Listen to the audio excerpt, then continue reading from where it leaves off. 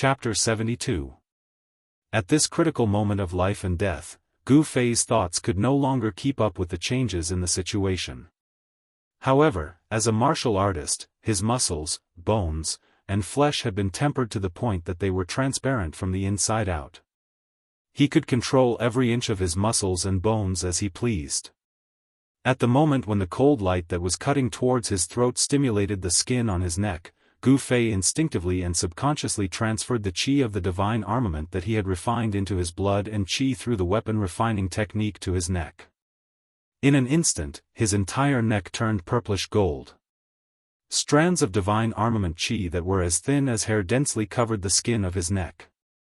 Clang! A crisp sound of metal rubbing against each other rang out. Gu Fei only felt a chill on his neck.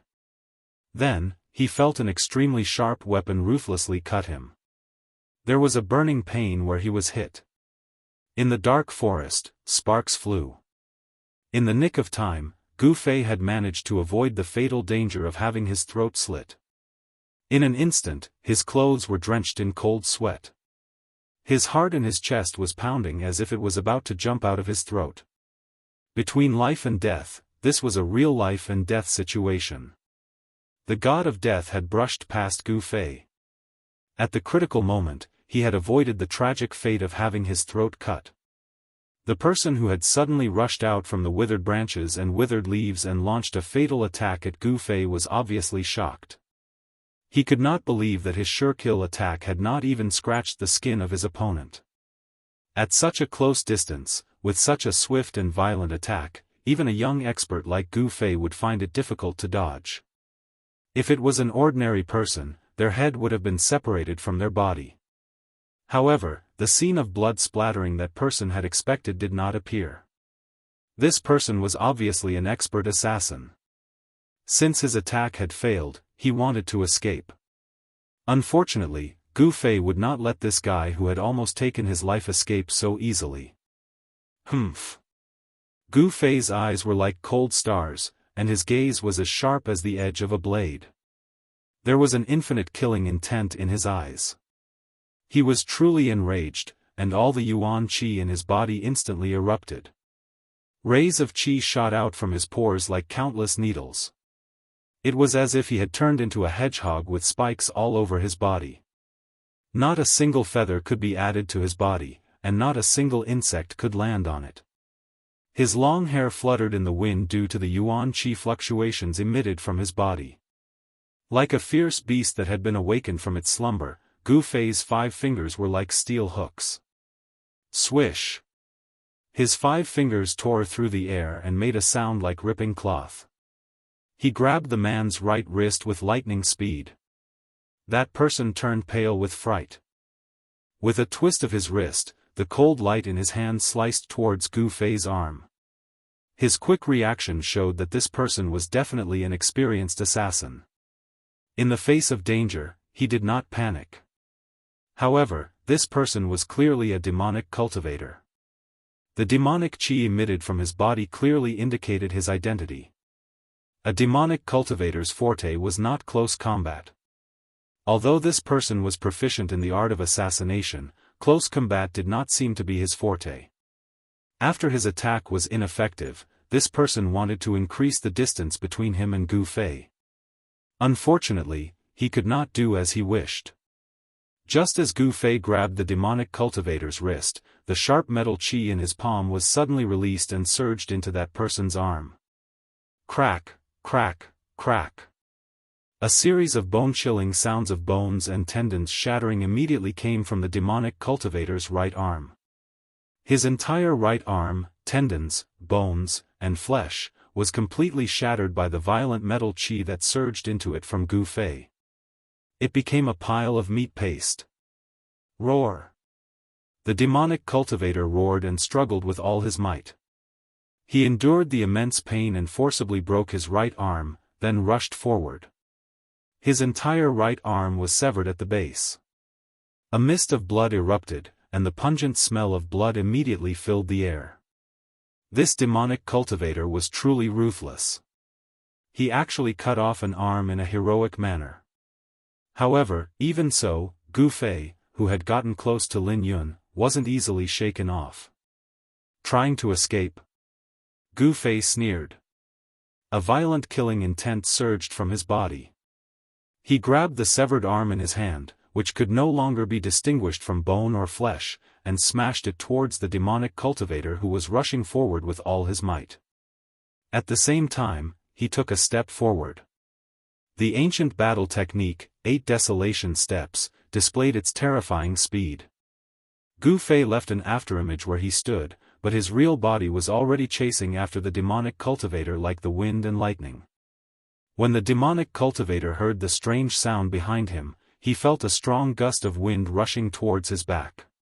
He hurriedly dodged to the side. Boom!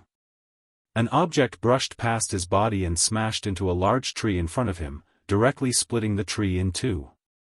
The upper half of the tree fell down, and the forest was immediately filled with dust. "You can go die now." A bone-chilling and suffocating voice sounded in the ears of this demonic cultivator. Then, a fist shrouded in golden light smashed towards his chest.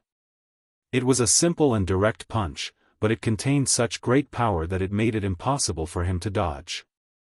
Just as the unstoppable golden fist was about to smash into the demonic cultivator, a huge wave of magic power surged from the demonic cultivator's body. With a pang, his entire body turned into a cloud of black chi and quickly rushed out of the forest. The heavenly demon body transformation technique? In the end, Gu Fei's punch was still a split second too slow. It was as if the punch had hit empty air, unable to exert any force. However, all of his power was gathered in his flesh, blood, tendons, and bones, so he could withdraw it at will. There was not the slightest bit of delay in his punch, so he withdrew it without any hesitation. Then, he pressed his palm towards the cloud of black chi. The force of his palm enveloped the sky and immediately blasted the demonic cultivator out of the surging black chi. The demonic cultivator seemed to have suffered a great impact. He staggered a few steps and spat out a mouthful of blood, almost falling to the ground. "You want to use your broken arm to activate a demonic escape technique and escape? You're delusional." Gu Fei took a step forward and instantly appeared behind the demonic cultivator. He opened his right hand and with a crack, his fingers directly pierced into the demonic cultivator's head. The force of Gu Fei's 5 fingers directly penetrated into the demonic cultivator's Naiwan palace and destroyed his origin spirit. The demonic cultivator's eyes rolled back and he died instantly. With Gu Fei's current cultivation level, he could be said to be undefeatable in the awakening self realm. It was difficult for him to meet an opponent of the same level. This demonic cultivator was only at the 7th or 8th ascending heavens realm. How could he be a match for Gu Fei? Only cultivators at the transcending mortality realm could threaten Gu Fei in a head-on battle. This demonic cultivator had actually made Gu Fei his target. He was truly unlucky. In just a short moment, he was killed by Gu Fei with lightning speed. There were all kinds of extremely cruel and horrifying secret techniques in the demonic path. Even if the physical body was destroyed, as long as the origin spirit did not dissipate, there might still be a glimmer of hope to avoid death. However, if the origin spirit was destroyed, the trace of life would return to the reincarnation cycle of heaven and earth. Even a powerful cultivator would not be able to save it. Pang! With a bang, the demonic cultivator's corpse fell heavily onto the withered leaves like a broken sack. His body was still twitching slightly. Gu Fei's 5 fingers, which had pierced through the demonic cultivator's skull, seemed to be covered in a layer of colorful light. There was not a single trace of blood on them. After killing this demonic cultivator, Gu Fei scanned his surroundings. Outside the forest, there would occasionally be bursts of strong light. Dan Qinzi and the demonic cultivator were still fighting. A heart-palpitating wave of demonic chi came from outside. The demonic cultivator's strength did not seem to be much weaker than Dan Qinzi, who was at the transcending mortality realm. At this moment, Gu Fei had already understood that the people of the Devil Dao had clearly calculated the place that they would definitely pass through, and had set up an ambush here in advance to ambush them. N. This is the wave emitted by Li Lingfeng's eightfold divine art. He's also fighting? Gu Fei suddenly looked to the left. He could vaguely see light flashing in the forest ahead. There was a blood-red light that exuded a terrifying evil wave. It swept up and down, and everywhere it passed, there seemed to be nothing that could stop it. Trees fell, and the trees that were swept by the blood-red light all withered, as if their life essence had been sucked out in an instant. It was extremely terrifying. Huh. Li Lingfeng, I heard people say that you are the #1 cultivator in the younger generation of the Taishan sect. It seems to be an exaggeration. Wanton laughter came from ahead. From the words, it was not difficult to imagine that the person was showing off his arrogance and seemed to have the upper hand. The blood-melting demonic blade. Is that demonic weapon in your hand? Li Lingfeng's words were a little flustered. It seemed that the blood-red light had a great background, making it difficult for him to remain calm. However, the eightfold divine art launched by Li Lingfeng's primordial 8 trigrams was also marvelous. Although the power of the blood-red blade was amazing, it could not do anything to him for a while. There were people fighting in all directions in the forest. Gu Fei sensed a few familiar waves of magical power. Ziyu, Dongfangchen, and the others had already fought with the demonic cultivators. Compared to the great battle that took place a few dozen miles away, the battle here could be considered as a small skirmish. Tens of miles away, on top of a mountain range, a devilish aura as black as ink blotted out the sky, emitting an extremely evil aura that struck fear into all living beings. Within a radius of 100 miles, all the animals that sensed this devilish aura frantically fled for their lives from the mountain range as if they had gone mad. Such a terrifying demonic chi covered half the sky. On the other side of the sky, raging flames burned the sky. In the sea of fire, there was a great righteousness that was the complete opposite of the demonic aura. In the demonic clouds, there seemed to be demonic dragons rolling, and in the sea of fire, there were faint 3-legged giant birds flying. The battle between the demon lord of 6 paths and Daoist Zhaoyang had reached a white-hot stage. Below the demonic clouds and raging flames, the mountains were shattered, and the earth was cracked. The terrifying cracks were like bottomless abysses. All of this was caused by the two of them. Chapter 73. Boom! A deafening explosion suddenly erupted, and the mountains shook violently as if doomsday had arrived. Several mountains below immediately collapsed, and rubble flew into the sky. It was an extremely powerful scene. The two great experts of the Imperial Void Realm, the righteous and evil, launched an intense battle. Devil Chi covered the sky and earth, surging and surging violently, covering a part of the sky and causing a part of the world to fall into darkness. However, in the next moment, countless flames emerged from within the demonic cloud. Pillars of fire broke through the surging demonic cloud and shot out, restoring light to the world. Two figures moved quickly in the sky, unleashing powerful divine abilities that were powerful enough to shake the heavens and the earth. Daoist Zhaoyang wore the most precious treasure of the Shaoyang Peak, the 9 suns' brilliant sky golden crow sky incinerating robe. 9 balls of fire surrounded him like scorching suns, sweeping away the heavy demonic chi. He fought with the great demon monarch of 6 paths. The aura emitted by the two experts was like a mountain, causing people to have the urge to look up. Even Gu Fei, who was dozens of miles away from the battlefield, could sense the powerful aura of the two peerless experts. He could not help but feel a trace of fear in his heart. He felt that he was as small as an ant in front of them. Fortunately, Daoist Zhaoyang and the demon monarch of 6 paths had misgivings. They intentionally avoided Gu Fei and the others, and the battlefield quickly moved far away. Even so, the shocking aura emitted by the two peerless experts caused the battle in this part of the forest to temporarily stop. Everyone was shocked and inconsolable. However, as Daoist Zhaoyang and the demon monarch of 6 paths left, the righteous and evil realms in the forest immediately recovered from the shock and continued to fight. In the dark forest, when Gu Fei was about to go and help his fellow disciples, a figure suddenly appeared in front of him like a phantom, blocking his way. It was a middle-aged man. He wore a black robe, and his temples were a little white. He was tall and slender, and his eyes were deep and sharp. The appearance of this middle-aged man caused Gu Fei to feel a sense of threat.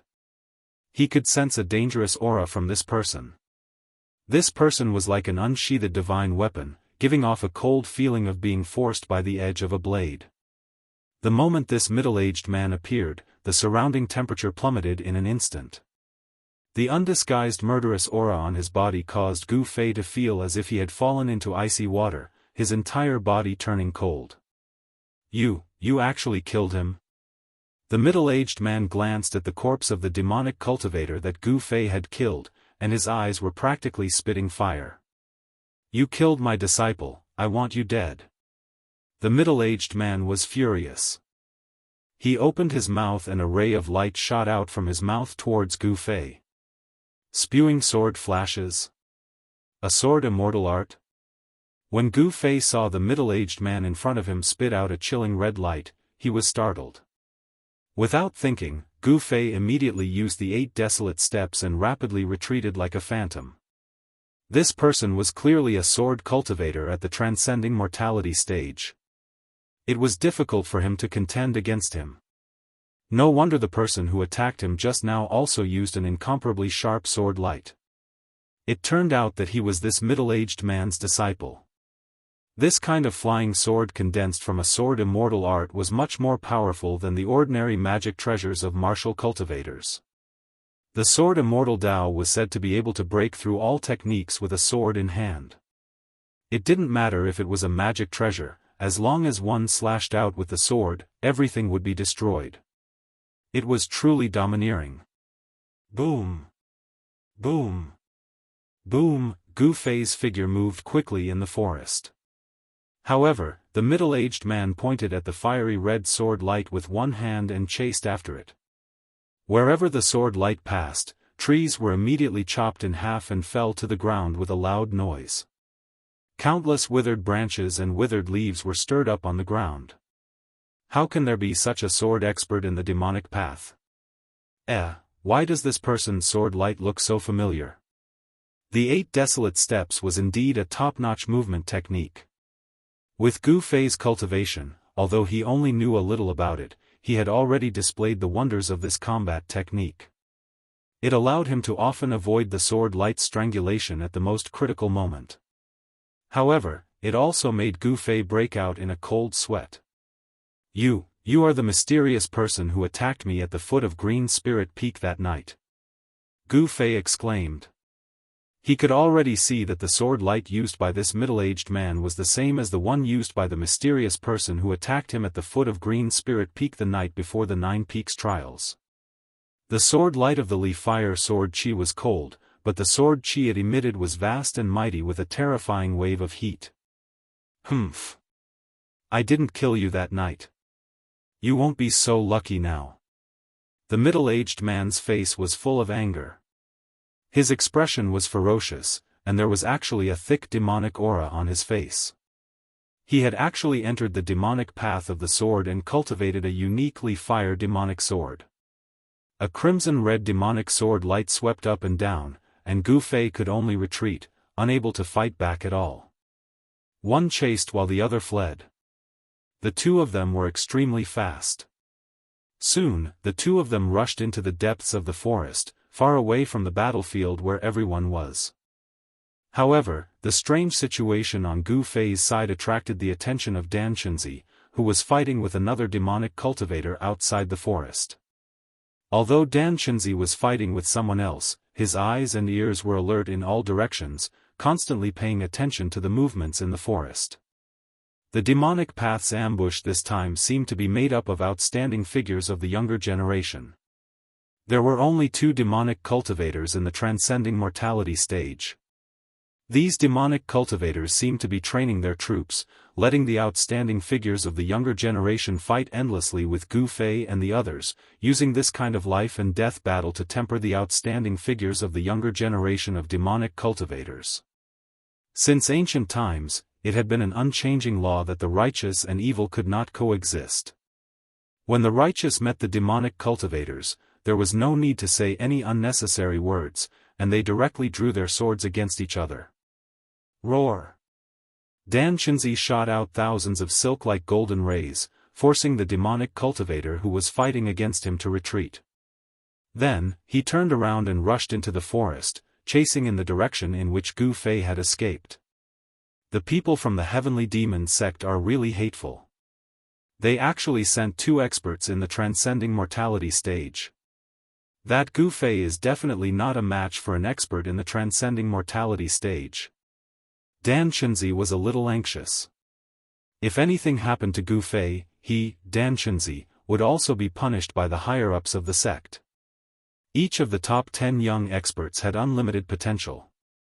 If any one of them was killed, it would be a great loss for the Supreme Mystery sect. Dan Chenzi, who was leading the team, would certainly not be able to escape the blame. Dan Chenzi, where do you think you are going? Your opponent is me. The demonic cultivator who was fighting endlessly with Dan Chenzi was a black-faced man with the back of a tiger and the waist of a bear. He used a supreme demonic technique to shoot out layers of demonic light, scattering the thousands of golden rays. Then, when he saw Dan Chenzi rush into the forest, he shouted loudly and immediately chased after him into the forest. Gu Fei used the 8 desolate steps with all his strength. Although the middle-aged man was in the transcending mortality stage, it was still difficult for him to catch up to Gu Fei, but Gu Fei also could not lose the middle-aged man. 4 extremely fast figures, one in front and one behind, ran through the forest. Soon, they had chased each other for dozens of miles. After rushing out of the forest, Gu Fei could not help but be dumbfounded. In front of him was a bottomless abyss. There was no way forward, and there were pursuers behind him. Gu Fei had actually fallen into a desperate situation. Chapter 74. In the face of the middle-aged man who was approaching step by step, Gu Fei's muscles tensed up, and his body faintly emitted strange crackling sounds. It was the sound of yuan qi rapidly surging in his body, flowing through his bones and joints. The middle-aged man with a gloomy face seemed to have transformed into a divine sword that had been unsheathed. His whole body surged with a cold sword aura that made Gu Fei feel great danger. Gu Fei did not dare to be negligent. He hurriedly spread the divine weapon qi of the short purple rod that had been smelted into his body all over his body. The silk-like divine weapon qi of the essence passed through his flesh and blood. His skin suddenly turned purplish gold, as if his body was cast from fine iron, giving people a feeling of unparalleled strength. Humph! Struggle on your deathbed, die. The middle-aged man smiled sinisterly, and then he formed a sword finger and pointed it at Gu Fei. The fiery red sword light that was circling and dancing around him suddenly shone brightly, and then emitted an unparalleled cold sword qi, shooting toward Gu Fei. This was a sword immortal flying sword.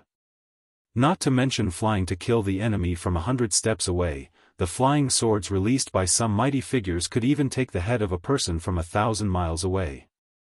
Killing people was as easy as taking something out of one's pocket. Moreover, the flying swords used by those who cultivated the way of sword immortals were not ordinary objects. They were tangible objects that were condensed from the essence of the 5 metals, which were rare in the world. Those who cultivated the way of sword immortals only had their swords in their lives. They breathed and exhaled at the sword every day, using their own essence, qi, and spirit to communicate with the sword, tempering it to be full of spirituality, and its power was unfathomable. With the current strength of Gu Fei's body, even if he could withstand the ordinary magic treasures of cultivators, it would be difficult for him to withstand the sword immortal flying sword that was refined from the essence of the 5 metals. However, Gu Fei had the weapon refinement technique. He had smelted the short purple rod that had been passed down from his master into his body. After the divine weapon qi of the essence spread throughout his body, he could ignore the sharpness of the flying sword. Want to kill me?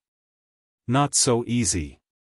Gu Fei bellowed angrily and directly punched at the crimson sword light that was about to strangle him.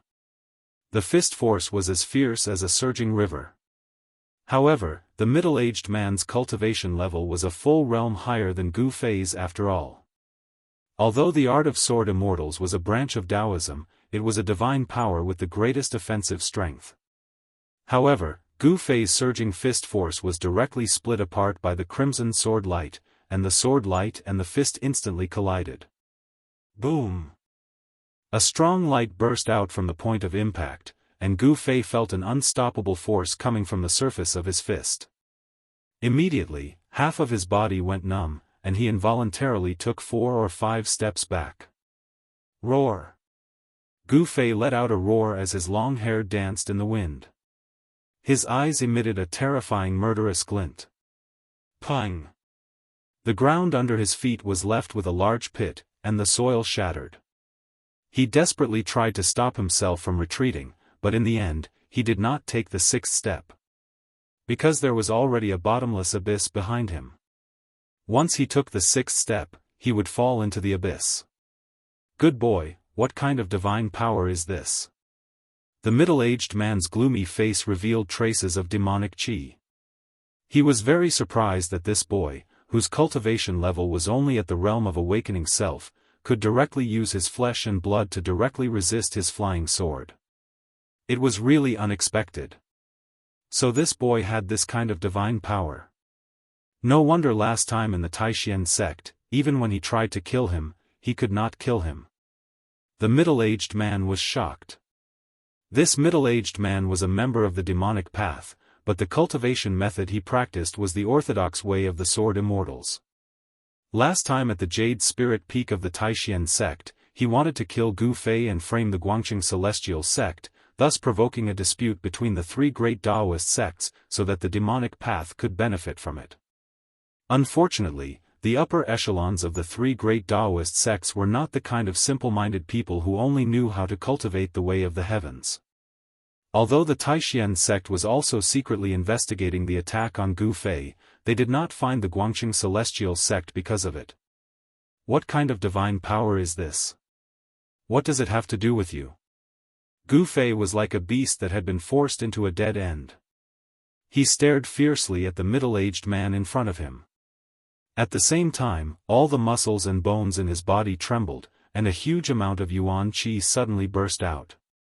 The half of his body that had been paralyzed by the huge sword qi on the flying sword immediately recovered. That's true. Why talk so much to someone who is about to die? The middle-aged man said as he waved his hand. The fiery sword light immediately flew toward Gu Fei like a waterfall.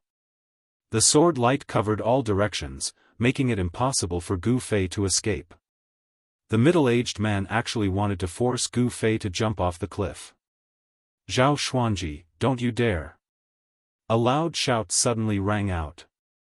Then, a vast wave of magic power rippled out from the forest behind him. Numerous golden threads shot out of the forest soundlessly like lightning bolts, flying towards the middle-aged man. Dan Chunzi? The middle-aged man was shocked. The sword light that had flown in front of Gu Fei was immediately called back by him, protecting him. Ding ding. Sparks flew everywhere. The middle-aged man used the sword light to protect himself, blocking the countless golden threads that were shooting toward him. The golden threads collided with the sword light, making a series of crisp sounds. The thousands of golden threads seemed endless, as if they had a mind of their own. They surrounded the middle-aged man and shot randomly. This sudden attack immediately caused the middle-aged man to be thrown into a fluster. The light of the sword was right in his face. Gu Fei had thought that he would not be able to escape death today, but things took a turn. Dan Chunzi, the uncle of the head of Taoist Peak, arrived in time, and Gu Fei was lucky enough to avoid being buried in the abyss. Gu Fei looked at the golden threads that were shooting out from the forest in front of him and found that these golden threads were actually extremely sharp golden needles. Damn it! The middle-aged man roared furiously repeatedly. He was about to kill Gu Fei in an instant and take revenge for killing his disciple, yet Dan Chunzi had suddenly attacked and spoiled his plans, and it truly caused him to be indescribably shocked and furious.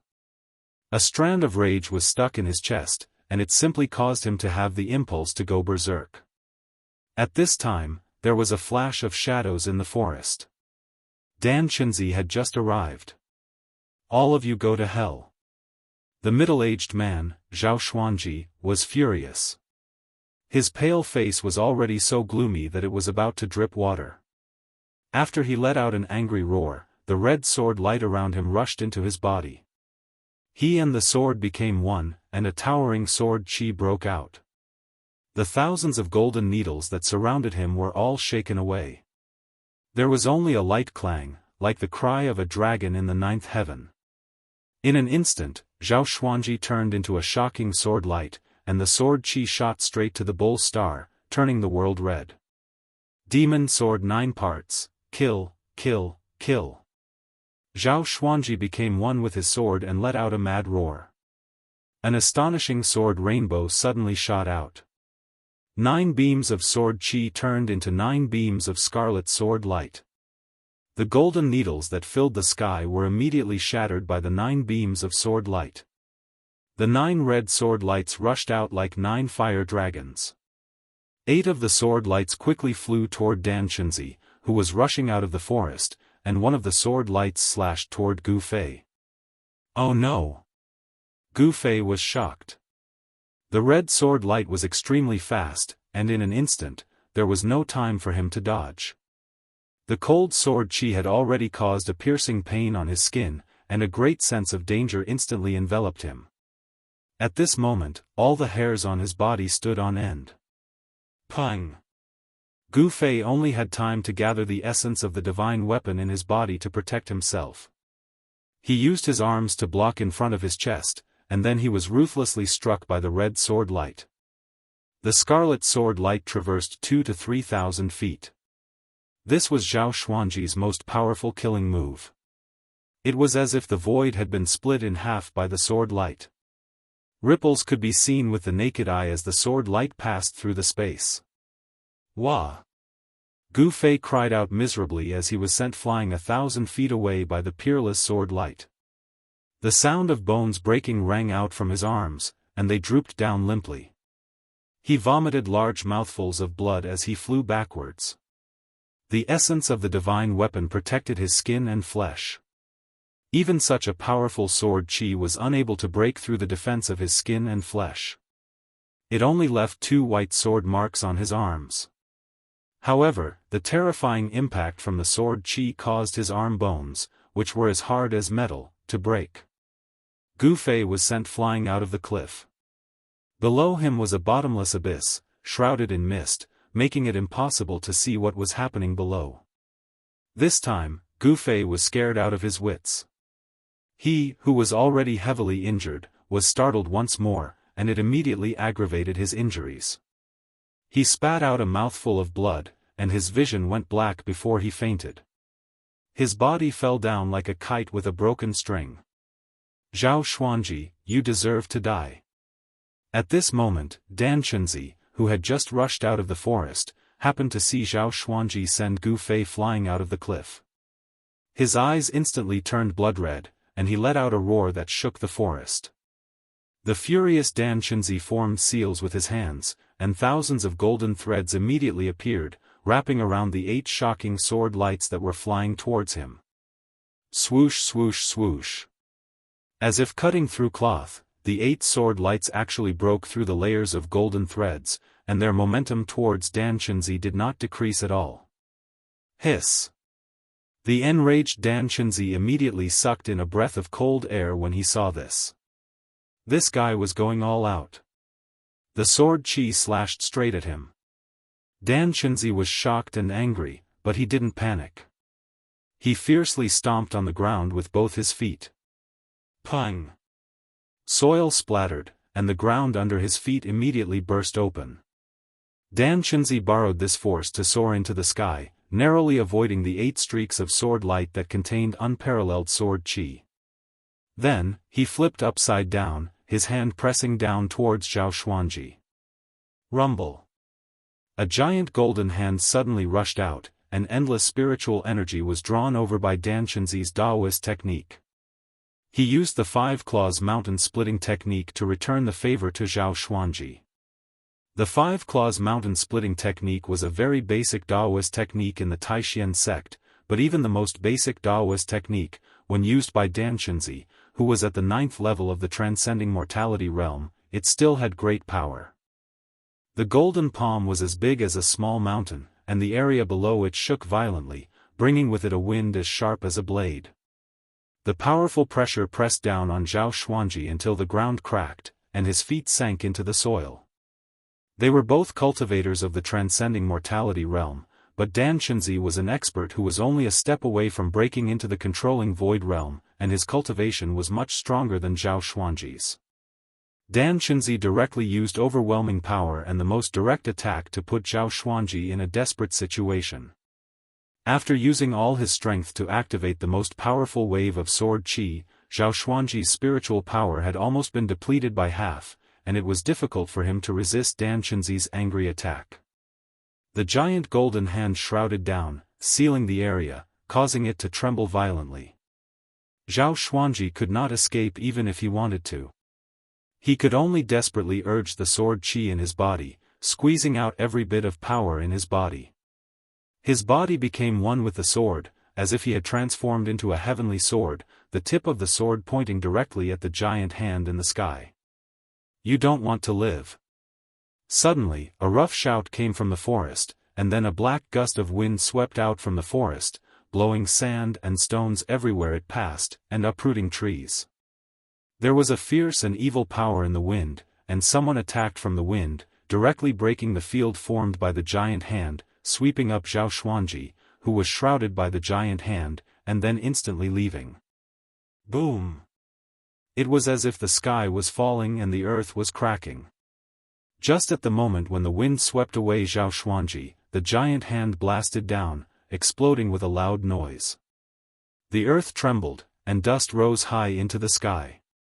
Then, there was a loud rumble, and half of the cliff collapsed. The scene was extremely shocking. Chapter 75. In the south of the Yan Kingdom, there was the Yunmeng Mountain. It was an ancient mountain range that was rarely visited by humans. This mountain range was filled with strange peaks and was surrounded by clouds all year round. It was as if there was a thin veil covering the mountain, hence the name Yunmeng. The Yunmeng Mountain was majestic and steep. Aside from the ancient forests that could be seen everywhere, there were also some beautiful sceneries. There were springs and waterfalls, as well as quiet valleys filled with flowers and the fragrance of flowers. It was said that there was no lack of cultivators in the mountain, but the people outside of the mountain had never seen any of them. The most convenient and time-saving way to cross the 800 miles of Yunmeng Mountain would be to take a boat on the waterway. A river called the Yan River flowed from the north to the south, passing through the Yunmeng Mountain and connecting the north and the south. It was the only way to get to the southern barren county of the Yan Kingdom. Whether it was a merchant traveling between the north or a visitor, they would all take a boat along the river. This was many times more comfortable than walking on land and crossing the mountains. There were many passenger boats coming and going on the Yan River. There were even merchant boats that came from the southern barren lands to buy precious herbs or the fur of various beasts. If it was an ordinary passenger ship, it wouldn't be a big deal. However, if it was a merchant ship that was fully loaded with goods purchased from the southern wasteland, there would be a lot of treasures on it. Naturally, there would be those desperados who wouldn't hesitate to take the risk of being beheaded and having their families exterminated just to rob that merchant ship. Therefore, on some merchant boats, there were many people who were skilled in martial arts to protect the boats. Of course, these martial artists only knew some martial arts. The true meaning of martial arts had long been lost in the secular world. As for some large caravans or merchant groups, they did not need to hire bodyguards or martial artists to protect their goods, because they had their own guards. At noon, 3 large boats sailed down the river. Their flags fluttered in the wind. From time to time, there would be groups of guards in light armor patrolling the deck of the boats. The security was tight. On the bow of the 3 boats, there was a large flag that fluttered in the wind. The flagpoles were several feet high, blue with yellow characters, and the two words, Haotian, were written on the flag. On the deck of the leading ship, there were three figures leaning on the railing, pointing at the scenery on both sides of the river. The cries of the apes on both sides of the river are endless, and the boat has already crossed the mountains. The scenery on both sides of the Yunmeng mountain is really good. It's rare to see it in other places. On the deck, a handsome young man with white teeth and red lips sighed softly. He was dressed like a young master of an aristocratic family. This young master's voice was clear and melodious. If it wasn't for the fact that he was dressed like a young master of an aristocratic family, one would think that it was a woman speaking. Young master. A pretty and cute maid in an emerald green dress called out. Suddenly, she covered her mouth and giggled. Then, she said, "The wind outside is strong. Young master, why don't you go inside?" Hee hee. Xiao Chui, my cultivation is one of the best among the disciples from the influential clans in Yanjing. I'm not weak, so don't worry. The handsome young master tapped the maid's head with his folding fan and smiled. It turned out that this young man, who looked like a young master, came from the capital of the Yan kingdom, Yanjing. Miss, No, young master, look. What's that? Suddenly, another maid in a light yellow dress beside the young man pointed at the river in front of them and said in surprise. Xiaoyu, how many times have I told you to call me young master outside? Don't call me miss, understand? The young man said to the maid named Xiaoyu unhappily. Yes, young master, there seems to be a person on the river in front of us. The maid named Xiaoyu pointed at the river in front of them and said in a panic. It turned out that this handsome young man was actually a tomboy, a girl dressed up as a man. At this time, the ship had already approached. About 100 feet in front of them, there really seemed to be a white figure floating in the water. That's the young lady dressed as a man, and the maid, Xiao Chui, also saw the white figure on the river in front of them at this moment. They were extremely shocked. Grandad Zhong. The young lady dressed as a man suddenly called out to the cabin. A breeze suddenly appeared on the deck. As the breeze passed by, a figure suddenly appeared on the deck. He came and went like the wind. This person who suddenly appeared was definitely a master, at least in the secular world. The person who suddenly appeared like a ghost was an old servant. He was dressed in a green gown, with a stooped body and white hair. Looking at his appearance, he was really an ordinary old man who couldn't be more ordinary. However, ordinary was only the appearance of this old man. Grandad Zhong, look. The young lady dressed as a man pointed at the river in front of them and said to the old man. Her words were very respectful. She didn't treat the old man as a servant, but as an elder. The old man called Grandad Zhong looked at the direction that the young lady was pointing at. He couldn't help but frown. His turbid eyes flashed with a ray of light. Grandad Zhong waved his right hand, and a silver light immediately sprang out of his sleeve. It was a silver whip. The silver whip flashed in the old man's hand like a spirit snake. It suddenly sprang out of the water and coiled around the person in the water. Then, he suddenly lifted his right hand. Voila! The person floating in the water was pulled out of the water and flew towards the ship. Grandad Zhong took 2 steps back, then reached out his hand to catch the person who was coiled by the silver whip and flew towards the deck. Then, he put the person on the deck. The person's clothes were tattered, and his eyes were closed. He was in a coma. He's still breathing. It seems that he can be saved. Grandad Zhong quickly checked the person's physical condition and found that the person was not dead yet. There was still a faint power surging in the person's body. Even if this person can be saved, so what? It has nothing to do with us. After saying that, Grandad Zhong put away the silver whip, then lifted the person with one hand and was about to throw him into the river. It seemed that Grandad Zhong didn't want to cause any trouble. This person was seriously injured, and the bones of his arms seemed to be broken. Who knew who beat him up like this? This person floating on the river looked a bit strange. After all, Granddad Zhong had been in Jianghu for a long time, so he was far more vigilant against these strange things than ordinary people. Granddad Zhong, wait. Since this person is not dead, let's save him first. Seeing that Granddad Zhong was about to throw the person back into the river, the young lady dressed as a man hurriedly stopped him. Chapter 76. He didn't know how long he had been unconscious. Suddenly, a clear and melodious sound of a zither entered his ears, causing Gu Fei to wake up from his drowsy state. The sound of the zither was like flowing water, extremely beautiful. It made people feel as if they were in the mountains, with a cool breeze blowing on their faces, making them feel comfortable. Sometimes, it was like rain pattering on banana leaves, as if a storm was approaching, and dark clouds were pressing down. Sometimes, it was romantic, and sometimes, it was sad and heavy.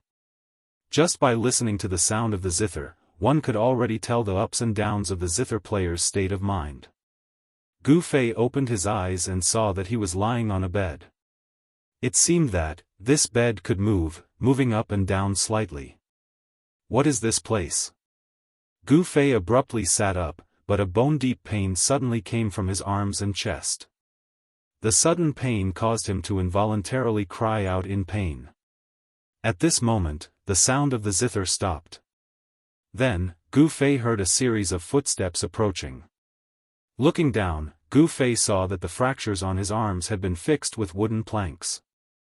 However, when he sat up on the bed, his injuries were shaken, so the pain was unbearable.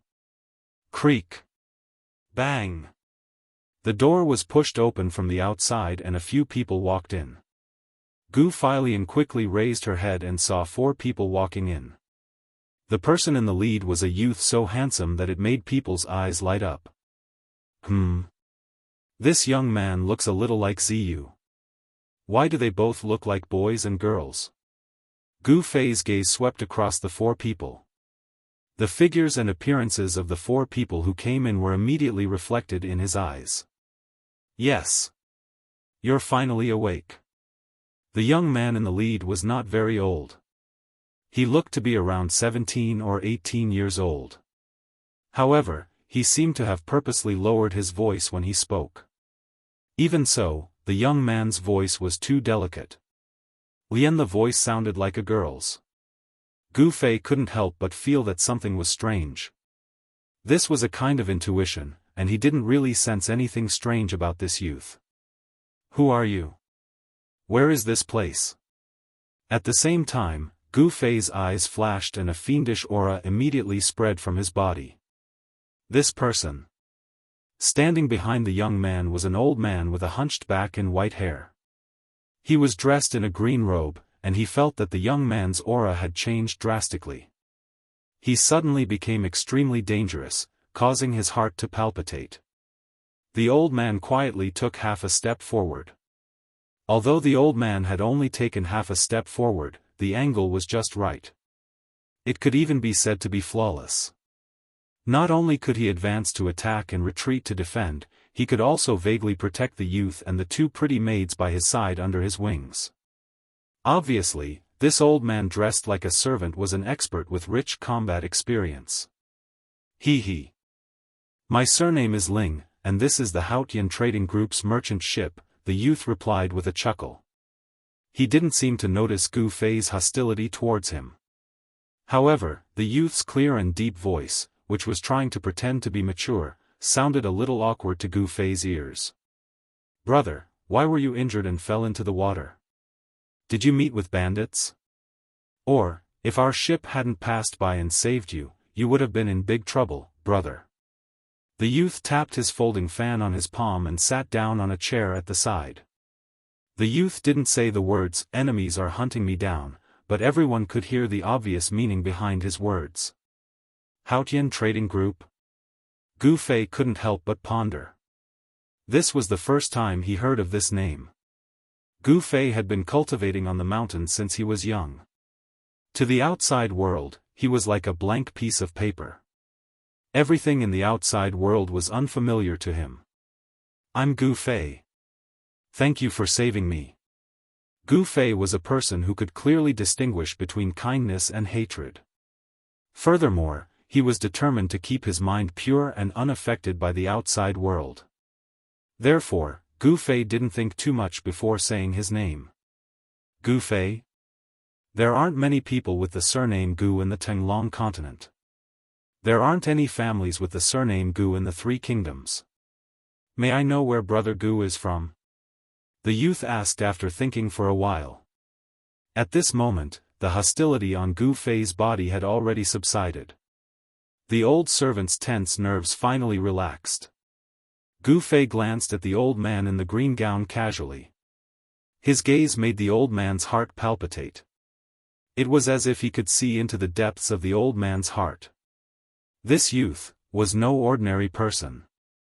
The old man couldn't help but be wary of Gu Fei. A person of unknown origin and who wasn't simple made the old man, who was used to seeing the world, feel uneasy. The old man naturally stood behind the handsome youth. In reality, he was protecting the youth at all times. Even the slightest movement in the surroundings couldn't escape his eyes. This person's body doesn't have any waves of spiritual power. He isn't a cultivator. Could it be that he's the same as me and practices the martial way?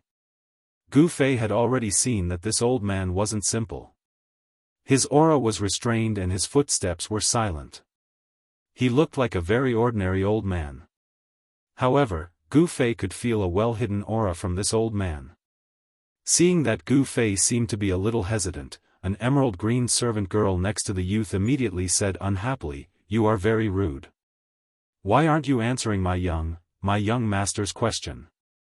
If my young master hadn't saved you from the river, you would have been fed to the tortoises in the river. Xiao Chui, don't be presumptuous." The youth waved the fan in his hand and looked at Gu Fei with a faint smile. He seemed to be reprimanding Gu Fei, but there was no reprimand in his words at all. Gu Fei looked at Xiao Chui, and there was no expression on his face. He said lightly, "I am from Taishan Mountain of the Qi Kingdom. I wonder if Brother Ling is satisfied with this answer." Gu Fei had been brought back to Taishan Mountain by his master, Wan Xianxia, when he was a child. He grew up on the mountain, so it wasn't wrong to say that he was from Taishan Mountain. Taishan Mountain? In the room, everyone's expressions changed. The old man standing behind the young man was also clearly shocked, a trace of surprise appearing on his face. The eyes of the youth named Ling suddenly lit up. He immediately stood up from his seat and closed the fan in his hand. He said with some excitement, "Could Brother Gu be a disciple of Taishan Mountain?" It was no wonder that the tomboy dressed as a man would be so excited. It was because the three great Taoist sects had an extraordinary status on the Tenglong continent. They were the three great Taoist sects that everyone yearned to join. And this youth named Gu Fei in front of them was very likely to be a disciple of the Taoist sects. How could these ordinary people not be surprised and excited? Now, one of the three great Taoist sects, the Taishan sect, opened their doors once every 10 years to recruit disciples. In the entire Central Plains, there was no one who did not want to be selected by the Taishan sect. They wanted to step into the ranks of Taoist cultivators and have the opportunity to understand the great path of immortality. And the two servant girls next to the youth were already tongue-tied. They looked at Gu Fei in shock, as if they were looking at a monster.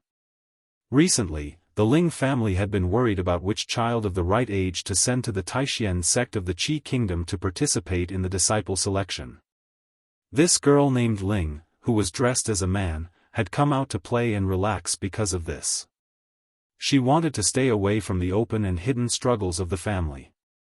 In a large family, no matter how smart the leader of the family was, no matter how powerful he was, there would inevitably be disputes for the sake of profit. Whether it was in the open or in the dark, mutual deception was the most annoying thing. Brother Ling also knows about the Taishan sect. When Gu Fei saw the surprised expressions of the crowd, he was startled. He did not understand. He had never been to the outside world, so of course he did not know what the three great Taoist sects meant in the Tenglong continent.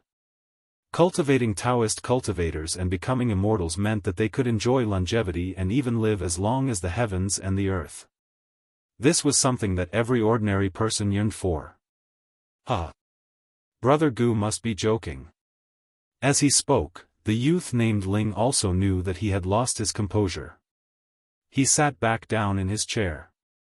The three great Taoist sects are the Taoist holy lands of the Tenglong continent. Who doesn't know about them? Oh.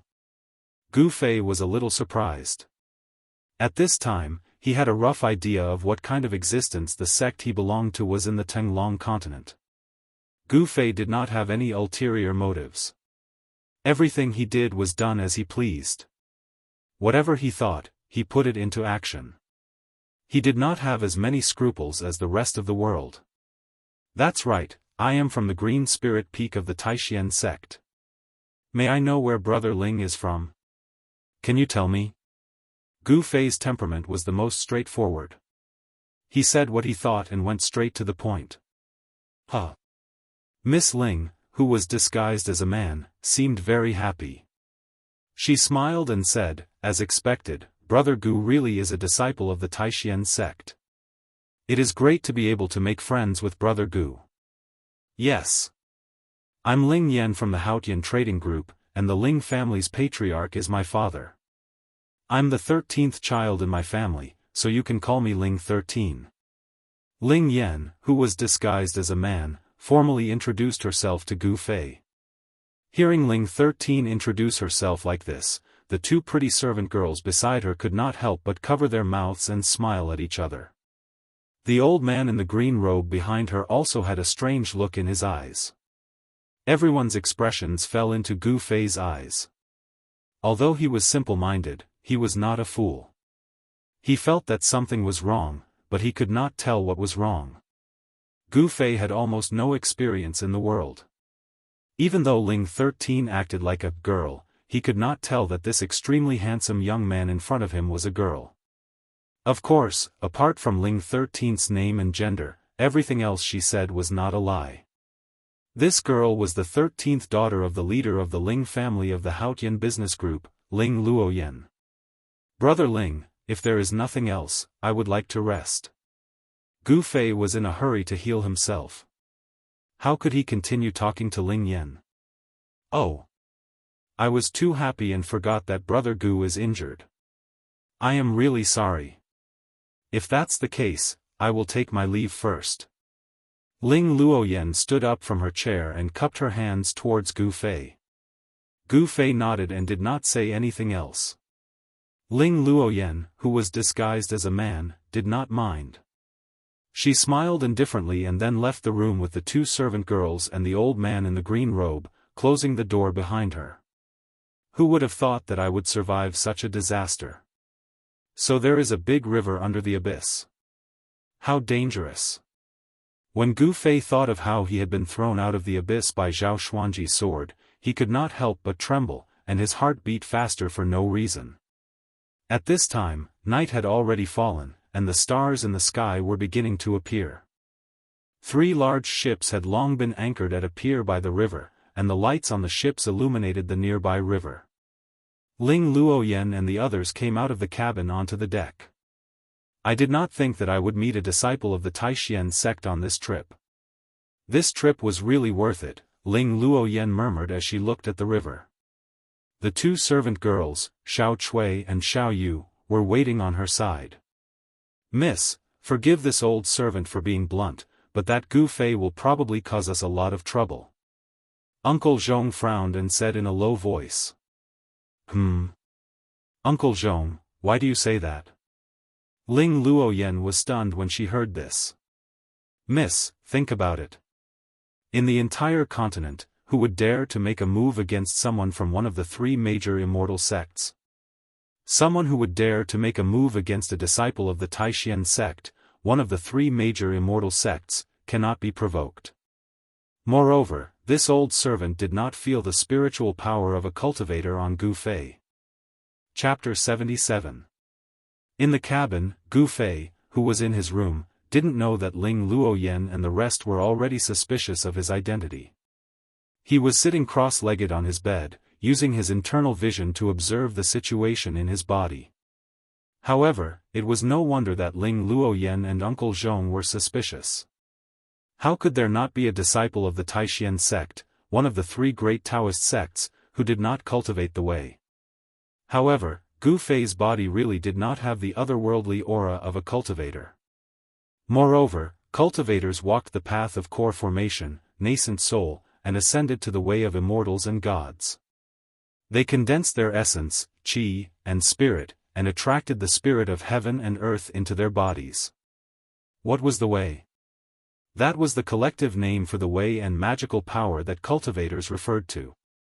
Therefore, there was bound to be a fluctuation of magical power spreading from the body of a cultivator. However, Uncle Zhong could not have imagined that Gu Fei was different from the Taishan sect. The cultivation method of the Green Spirit Peak was not a way, but a martial art. It was a kind of body-refining technique that originated from ancient times and was now lost. Therefore, Uncle Zhong could not sense the fluctuation of magical power on Gu Fei's body, and thus became suspicious of Gu Fei's identity. This was not something that Gu Fei could think of, and he did not need to think about such things. He was now at ease, and he was focused on advancing bravely on the path of martial arts. He could not be bothered with the gazes of others. Under the inner vision, Gu Fei found that not only were his forearms fractured, but even his sternum had cracked. Although Zhao Xuanji's sword could not break through Gu Fei's weapon-refining technique and could not hurt his flesh, the power contained in the sword light was too great. Even if it could not hurt Gu Fei's flesh, it had broken the bones of Gu Fei's forearms. That was not all. Gu Fei's hands were in front of his chest, and when the sword light hit his arms hit his chest. The huge impact caused cracks to appear on Gu Fei's sternum. What a powerful flying sword technique! Gu Fei was secretly alarmed. If he hadn't used the weapon refinement art to fuse the divine weapon qi into his body to block the flying sword light, he would probably have been killed by Zhao Xuanji's sword on the spot. Even so, Gu Fei already knew that not only had his muscles and bones been injured, but his internal organs had also suffered internal injuries. Zhao Xuanji, I will return all of this to you tenfold. Gu Fei had never wanted to kill someone so badly before. Zhao Xuanji had already threatened his life twice. The first time was at the foot of the Green Spirit Peak in the Taishan sect, beside the bamboo forest. At that time, Zhao Xuanji, dressed in black and masked, had strangled Gu Fei with the fiery sword qi, almost taking his head from his body. This time, he had sent him flying off a cliff. Fortunately, below the abyss was the Yan River that spanned 800 kilometers across the Yunmeng Mountains. Otherwise, even if Gu Fei's body was as tough as steel, he would still have broken his bones and died on the spot. The impact of falling from the bottomless abyss was simply too great, and Gu Fei would definitely not be able to withstand it. If he really smashed into the ground, not only would his muscles and bones not be able to withstand such a great force, even his internal organs would be shattered. Someone had already reattached his arm and fixed it with a wooden board, so Gu Fei began to use the body refinement art to heal his injured body. Gradually, a strange sound came from within Gu Fei's body. It was a soft and muffled explosion. As his tendons, bones, and flesh trembled, a huge amount of vitality emerged from his qi and blood, converging on his injured body. The cracks on his sternum immediately healed at a speed visible to the naked eye. Where his forearm was fractured, the vitality turned into threads of light that penetrated his flesh and wound around his broken bones. The threads of vitality gathered around the wound from all directions, connecting the bones and muscles, circulating qi and promoting blood circulation. The clotted blood that had accumulated in the broken bone was immediately forced out of his body. The pain in Gu Fei's wound gradually subsided, and a refreshing feeling slowly seeped into his muscles and bones, giving him an indescribable sense of comfort. At this rate of recovery, my arm will be able to move in less than 2 days. I estimate that it will be completely healed in 5 days. Gu Fei felt the condition of his wound and was already well aware of the state of his injury. As the saying went, it took 100 days to recover from an injury. This meant that if one's muscles and bones were injured, they wouldn't be able to recover without a few months of medical treatment. However, Gu Fei cultivated the body refinement art. Not only was his body 100 times stronger than an ordinary person's, but his flesh and blood also contained the vitality of the 5 elements. Even if his forearm was fractured, the broken bones and broken tendons could be regenerated in a few days, and he would be completely healed. It had to be said that Gu Fei's body's recovery speed was truly astonishing. This was perhaps the advantage of being a martial artist. Not only was his body strong, but he could also quickly recover from injuries. The Haotian merchant group's ship rested at the pier of the Yen River for a night, then set sail again when the sun rose. Even if the wind and water were smooth, the Haotian merchant group's ship could only travel 100 or 200 kilometers a day. Of course, this was also because the ship only traveled during the day. There weren't many boats that dared to sail on the Yen River at night, as it was simply too dangerous. There were countless dangerous shoals and submerged reefs along the waterways of the Yunmeng Mountain. Even during the day, there were still dangers. Who would take the risk to travel at night? In the next 2 days, apart from the servants who brought him 3 meals a day, no one else came to disturb Gu Fei. Perhaps because they knew that he was recuperating, even that handsome young man who looked like a girl didn't appear. Gu Fei couldn't have asked for more than anyone to disturb him, so he naturally seized the time to recuperate. Now, the broken bones in his forearms had already healed, and he could move them again. However, if he wanted them to be as good as new, he would have to continue cultivating for a few more days, using boundless vitality to refine his new bones and make them as hard as before. However, through the idle chatter of the other people on the ship, Gu Fei also learned about the general situation of the Haotian merchant group's 3 ships, as well as their destination. To Gu Fei's surprise, the destination of the Haotian merchant group's fleet was a town called Bluestone Town at the exit of the Yen River, outside the Yunmeng Mountain in the south. As Gu Fei's injuries gradually healed, not only his strength, but his acute spiritual perception also returned to the level it was before he was injured. During these 2 days, Gu Fei paid a little attention and spread his spiritual perception on the ship.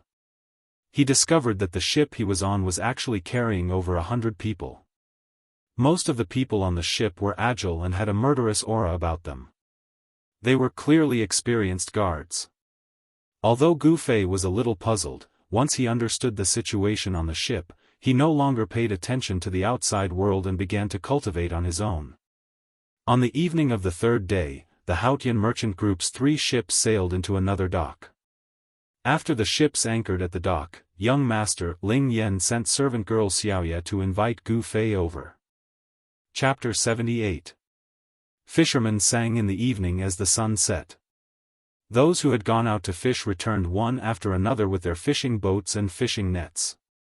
The Yen River basin within the 800 miles of the Yunmeng Mountains wasn't completely deserted. On both sides of the Yen River, where the water flow was steady and slow, there were docks every 100 to 200 miles for ships traveling from the north to the south to rest. Although it was in a primeval forest like the Yunmeng Mountains, there were many people living at the docks along the river. In order to ensure that this 800 miles of waterway would be unimpeded, the Yen Kingdom had set up relay stations at each of the docks, and there were even troops stationed in the relay stations. Even so, there were still many cases of bandits robbing merchant ships in these remote areas. Some fugitives were constantly eyeing this waterway that connected the north and the south. The Haotian trading group's 3 large ships were docked at the dock, their flags fluttering in the wind. In the evening, many people walked out of their cabins and stepped onto the dock, entering the small village at the dock to buy some food or daily necessities. At this time, Gu Fei followed the servant girl, Xiaoya, to the deck at the bow of the ship. There were more than 10 ships of various sizes anchored at the dock, but there was no doubt that the Haotian trading group's ships were the most eye-catching. Brother Gu, how's your injury? I've been busy with chores these few days and haven't been able to visit you. I hope Brother Gu doesn't mind. Ling Luoyen, who was disguised as a man, hurriedly stood up when she saw Gu Fei walk out of the cabin. Thanks to Brother Ling, my injury is no longer a problem. I'll be completely healed in a few days. Under Xiaoya's guidance, Gu Fei sat down at a carved red sandalwood table on the deck. When Ling Luoyen heard this, a strange look flashed across her eyes. At the same time, she also noticed that the wooden planks used to fix the broken bones on Gu Fei's arms had disappeared. Evidently, the broken bones in Gu Fei's arms had been reconnected and could be moved in the past few days. How could his injury have healed so quickly in just a few days? Although Ling Luoyen was shocked, she remained calm and collected as she sat down with a faint smile. Brother Gu's injuries actually healed so quickly. It's really surprising. Ling Luoyen said with a smile. She was very curious. Could it be that Gu Fei had taken an elixir of immortality? For normal people, it would take at least a few months for broken bones to regenerate. Ling Luoyen no longer doubted Gu Fei's identity. Actually, in these 3 days, Ling Luoyen hadn't been busy with the ship, but had used the Ling family's information network to investigate Gu Fei's identity. Although they were on a ship, and the ship was sailing in the Yunmeng mountain, Ling Luoyen had ways to communicate with the outside world. With the power of the Haotian trading group, news about the Taishan sect and Gu Fei quickly reached Ling Luoyen. My cultivation method is a little unique, so even if I'm injured, I can recover very quickly. Gu Fei told the truth and did not intend to hide anything. The reason why Gu Fei was so calm was because he already knew that there were no particularly powerful experts on the 3 ships of the Haotian trading group. Although this young man called Ling Luoyen also had a good cultivation base and was not an ordinary young master, he was still a far cry from Gu Fei. Even if Ling Luoyen was playing some tricks behind his back, he was not worried at all. Strength. Gu Fei had overwhelming strength. No matter what tricks he had, they were no match for his fists. Oh. Ling Luoyen was a little surprised and said, Brother Gu is from the Taishan sect, but if I'm not wrong, you don't seem to be a cultivator. Gu Fei couldn't help but smile when he heard this. This Ling Luoyen was interesting. With his cultivation base and knowledge, how could he see through me? It must have been that old man called Uncle Zhong who told him. In the past, he had heard from his master that in the secular world, the so-called martial arts techniques were just fancy but useless. Those who truly understood the true meaning of martial arts were as rare as phoenix feathers and unicorn horns. However, from the aura that Uncle Zhong exuded, he was clearly a cultivator and had already refined his qi and blood. However, it seemed that this person's cultivation had stopped there. Could it be that he had only scratched the surface? Had he not truly inherited the true meaning of martial arts? After Gu Fei left the mountain, he immediately met a warrior with a strong cultivation base. This made him a little curious. He faintly felt that in the secular world, there were crouching tigers and hidden dragons. I'm not a cultivator, and not everyone in the Daoist sect is a cultivator. Gu Fei replied. Although he had a straightforward personality, he was still very clear about what could be said and what couldn't be said, and he would never be vague about it. Oh. Ling Luoyen smiled non-committally. She didn't seem to want to continue discussing this with Gu Fei. She then changed the topic and said, Brother Gu, would you like to come ashore with me? Come ashore? Gu Fei was a little stunned. Looking at this person's manner, he must be from a wealthy family. What was there on the boat? Why was he going ashore? Could it be that he was going ashore to play? A small village by the pier. I've never been to such a place before. I want to go up and take a look. I'd like to invite Brother Gu to come ashore with me. In fact, this Ling family's 13th daughter, who was disguised as a man, had been on the boat for the past few days and was bored to death. Hearing Ling Luoyen say this, Gu Fei knew that if he didn't agree, it would be a little unreasonable. Moreover, it was this youth called Ling Luoyen who had saved him from the river. Gu Fei had never wanted to owe anyone any favors. There were no restraints in the world better than favors. This was the so-called agreeing to something is worse than owing someone money.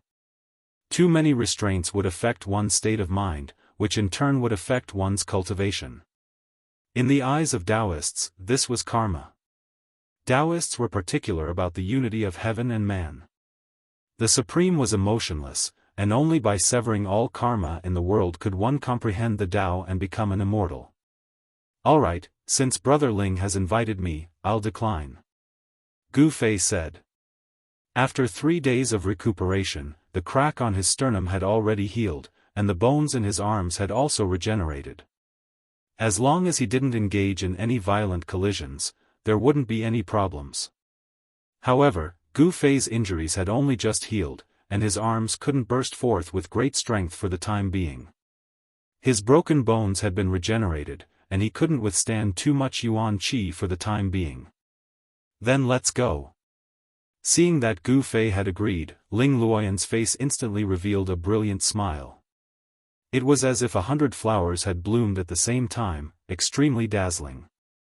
This. Gu Fei's eyes lit up. Her smile seemed like, when junior sister Zhao was happy, she also smiled like this. However, this brother Ling was clearly a man. Gu Fei had been cultivating the ancient body refining technique on Taishan Mountain's Ling Chui Peak since he was young. There weren't many female disciples in the sect, and the women he had seen were either Zhao Zairu or a few female seniors in the sect. How could he tell that the Ling Luoyan in front of him was a woman disguised as a man? In fact, if it was someone who had some experience in the world, they would have long seen that Ling Luoyan was a young girl, and a girl with a peerless beauty that could captivate even the birds, and put the moon to shame. Young master, do you want me to wait by your side for your orders? When Ling Luoyan and Gu Fei were about to go ashore, Uncle Zhong, who was wearing a green robe and had a stooped body, suddenly appeared behind them like a ghost. Aya, you scared me to death. Ling Luoyan's body suddenly trembled, and she almost fell from the edge of the boat because of the sudden voice that came from behind her. Uncle Zhong, you're going to scare people to death by appearing and disappearing like a ghost. Ling Luoyan said with a lingering fear in her heart. Her appearance was that of a girl. But in fact, she was really a girl. Only a person like Gu Fei, who was not familiar with the affairs of the world, would not be able to see it. I really deserve to die for scaring the young master, but I didn't do it on purpose, Uncle Zhong analyzed. Although he called himself an old servant, he was clearly different from the other servants. In fact, Gu Fei already knew that Uncle Zhong had been secretly observing him and Ling Luoyan. How could this be? Was he a man-eating beast that would eat Ling Luoyan? This feeling of being watched made Gu Fei feel very uncomfortable. Thus, when Uncle Zhong came out from the dark, his expression became somewhat displeased. Alright, you stay on the boat. I won't be at ease without you watching the boat. Ling Luoyan said. She did not want anyone to be between her and Gu Fei. Yes. Uncle Zhong took a look at Gu Fei and retreated. The two of them leaped onto the pier and disregarded the astonished gazes of the people on the pier as they headed towards the shore. Leaping from a boat that was dozens of feet high onto the pier was no different from suicide for an ordinary person. Dusk. The bright red sun above the mountains in the west gave off the last rays of the day, dyeing the clouds in the sky a fiery red, as if there were balls of fire burning in the clouds. The two of them were stepping on a bluestone pavement. Gu Fei realized that the bluestone pavement not only had traces of horses and carriages passing through it over the years, it was obvious that this pier had some history. Beside the pier was a relay station. At the entrance of the relay station, there were a few armored soldiers surrounding a table, shouting until their ears were red. There seemed to be an upside-down white porcelain bowl on the table. What are they doing? Gu Fei stopped in his tracks and asked curiously. From the looks of the soldiers, they did not seem to be quarreling. No way. Ling Luoyan looked at Gu Fei as if she was looking at a monster. You don't even know this? I don't know. Should I know? Gu Fei said with an awkward smile. His tone was very serious, and he was not putting on an act. Open. 4, 5, 6, 15 points, huh? I win, pay up, pay up. A bearded man who looked like a military officer lifted the upside-down porcelain bowl on the table and shouted loudly. They're playing a game. There are 3 square objects in the bowl with 6 sides, and each side has 6 points from 1 to 6. These objects are called dice, and they're betting on big or small. If they bet on a big number, they win, and if they don't, they lose, Ling Luoyan explained with a smile. Hearing this, the trace of surprise on Gu Fei's face immediately disappeared. He did not stay any longer and walked forward. No wonder there was only 1 in 10 million people who could transcend reincarnation. To a large extent, it was because they lost their will to play and ruined their future. The small village on the pier was actually not much to look at. After the 2 of them walked around the village, they came to a quiet forest outside the village. Brother Ling, is your ship heading south? Where's your destination? Gu Fei suddenly asked as the 2 of them walked on a small path in the forest. Gu Fei already knew that the Haotian trading group's ship was heading south. Ling Luoyan thought for a while before saying, the ship's destination is Bluestone Town after leaving Yunmeng Mountain, but our caravan is heading to Dragon Emperor City in the southern wilderness. Chapter 79. Southern Wasteland Dragon Emperor City? I didn't expect us to travel the same way, Gu Fei said in amazement. This was too much of a coincidence. Ling Luoyan's group had actually expanded their business to the southern wasteland? If Nangong Chu knew what kind of business group Haotian Business Group was, he wouldn't be surprised. Haotian Business Group could be said to be the largest business group on Tinglong continent. The Haotian trading group's tentacles had practically extended to every place in the continent where humans resided. The 3 kingdoms of the Central Plains, the Buddhist land of the West, the northernmost Devil Land, and even the extremely mysterious and illusory plentiful city Ghost Estate of Legend had business dealings with the Haotian trading group. Oh? Brother Gu is also going to the southern wasteland? We're going the same way. Why don't we travel together so that we can take care of each other? Ling Luoyan was a bit surprised, but soon became happy. If they could establish a relationship with Taishan sect, one of the 3 major Daoist sects, because of Gu Fei, it would undoubtedly be a great thing for Haotian Business Group. That's great. It was Gu Fei's first time going down the mountain, so how could he know how to go to the southern wasteland? Ling Luoyan's suggestion was exactly what he wanted. If he traveled with Ling Luoyan's caravan, he wouldn't have to worry about not reaching Dragon Emperor City.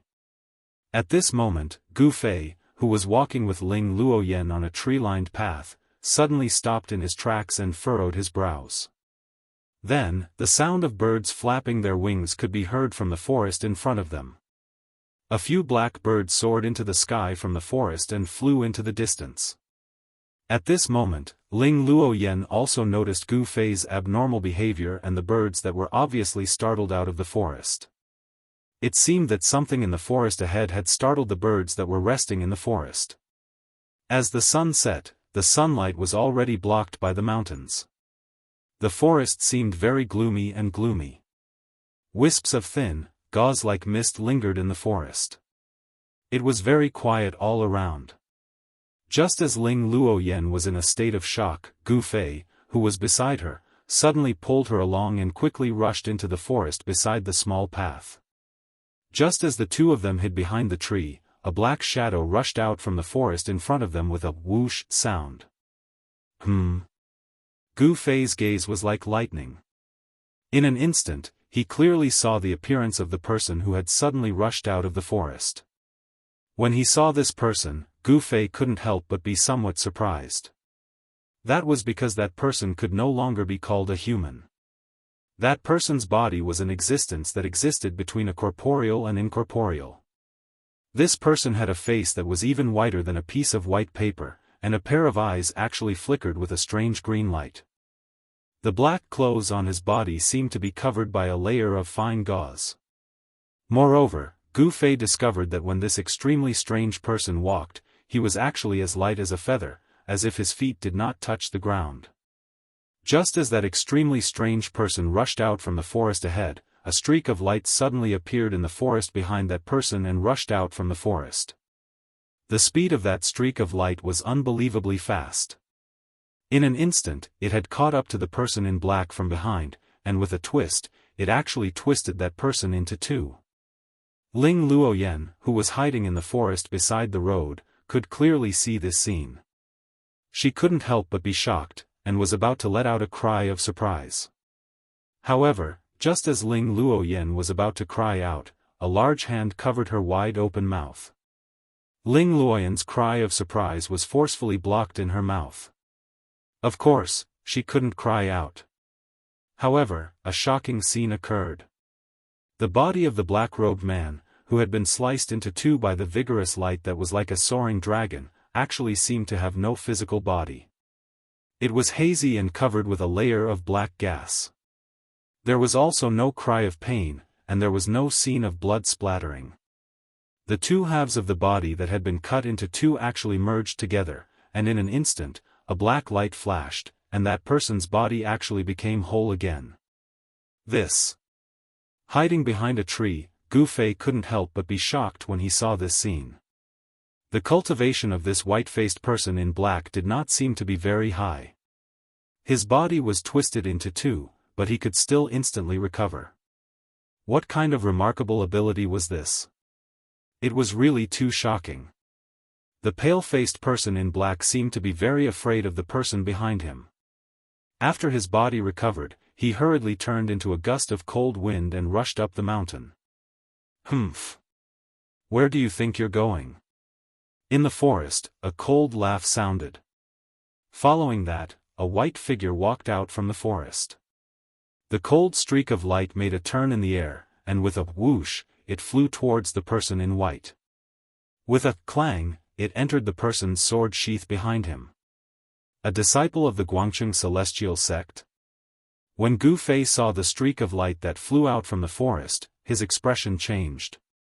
Then, he saw that the streak of light twisted the person in black who seemed to be covered in a layer of black gas, and then saw the person in white who walked out from the forest. Gu Fei's eyes immediately narrowed into a line. Why did the disciple of the Guangcheng celestial sect appear here? Gu Fei's heart was filled with questions. Who was that strange person in black who was being chased by the Guangcheng celestial sect? The person in white who walked out from the forest was a young man in white who carried a long sword on his back. After that young man kept his flying sword, he did not stop at all. He immediately used the divine movement technique and chased after the escaping gust of cold wind. Obviously, this young man from the Guangcheng celestial sect did not cultivate the sword immortal technique to the realm of one with the sword. He could not merge his body with the sword and control the sword to fly in the sky. However, that young man in white's divine movement technique allowed him to fly like the wind. He stepped on the treetops and chased after the escaping gust of cold wind like lightning. His speed was not slower than the escaping gust of cold wind. Go! Let's go take a look. A sharp light flashed in Gu Fei's eyes. Then, he extended his hand and hugged Ling Luoyan's waist. Flying up, he stepped on the treetops and chased after that young man in white.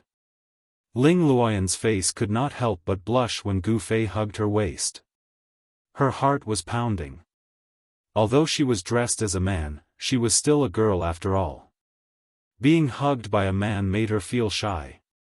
Ling Luoyan was the little princess of the Haotian business group. She was a proud daughter of the heavens who was pampered by her family. When had she ever been so close to a man? At this moment, Ling Luoyan's heart gave birth to a strange feeling. The three of them walked through the forest as if they were flying. Very quickly, they left the forest outside the small village on the pier and entered the mountains. In this primitive forest, 1,000-year-old trees had intertwined roots and 100-year-old vines intertwined. Under the trees that were 20 to 30 feet tall, there were all kinds of extremely dangerous ferocious beasts roaming about. After chasing for 100 miles, the young man from the Guangqing Immortal sect finally blocked the man in black who was escaping in front of them in a small valley. Gu Fei hugged Ling Luoyan and arrived outside the small valley. They hid behind a large rock outside the valley. Looking into the valley, they saw that the ghost-like black shadow was confronting the young man in white. At this moment, the sky had already darkened completely. However, this did not affect the vision of these practitioners. "Don't push me too far."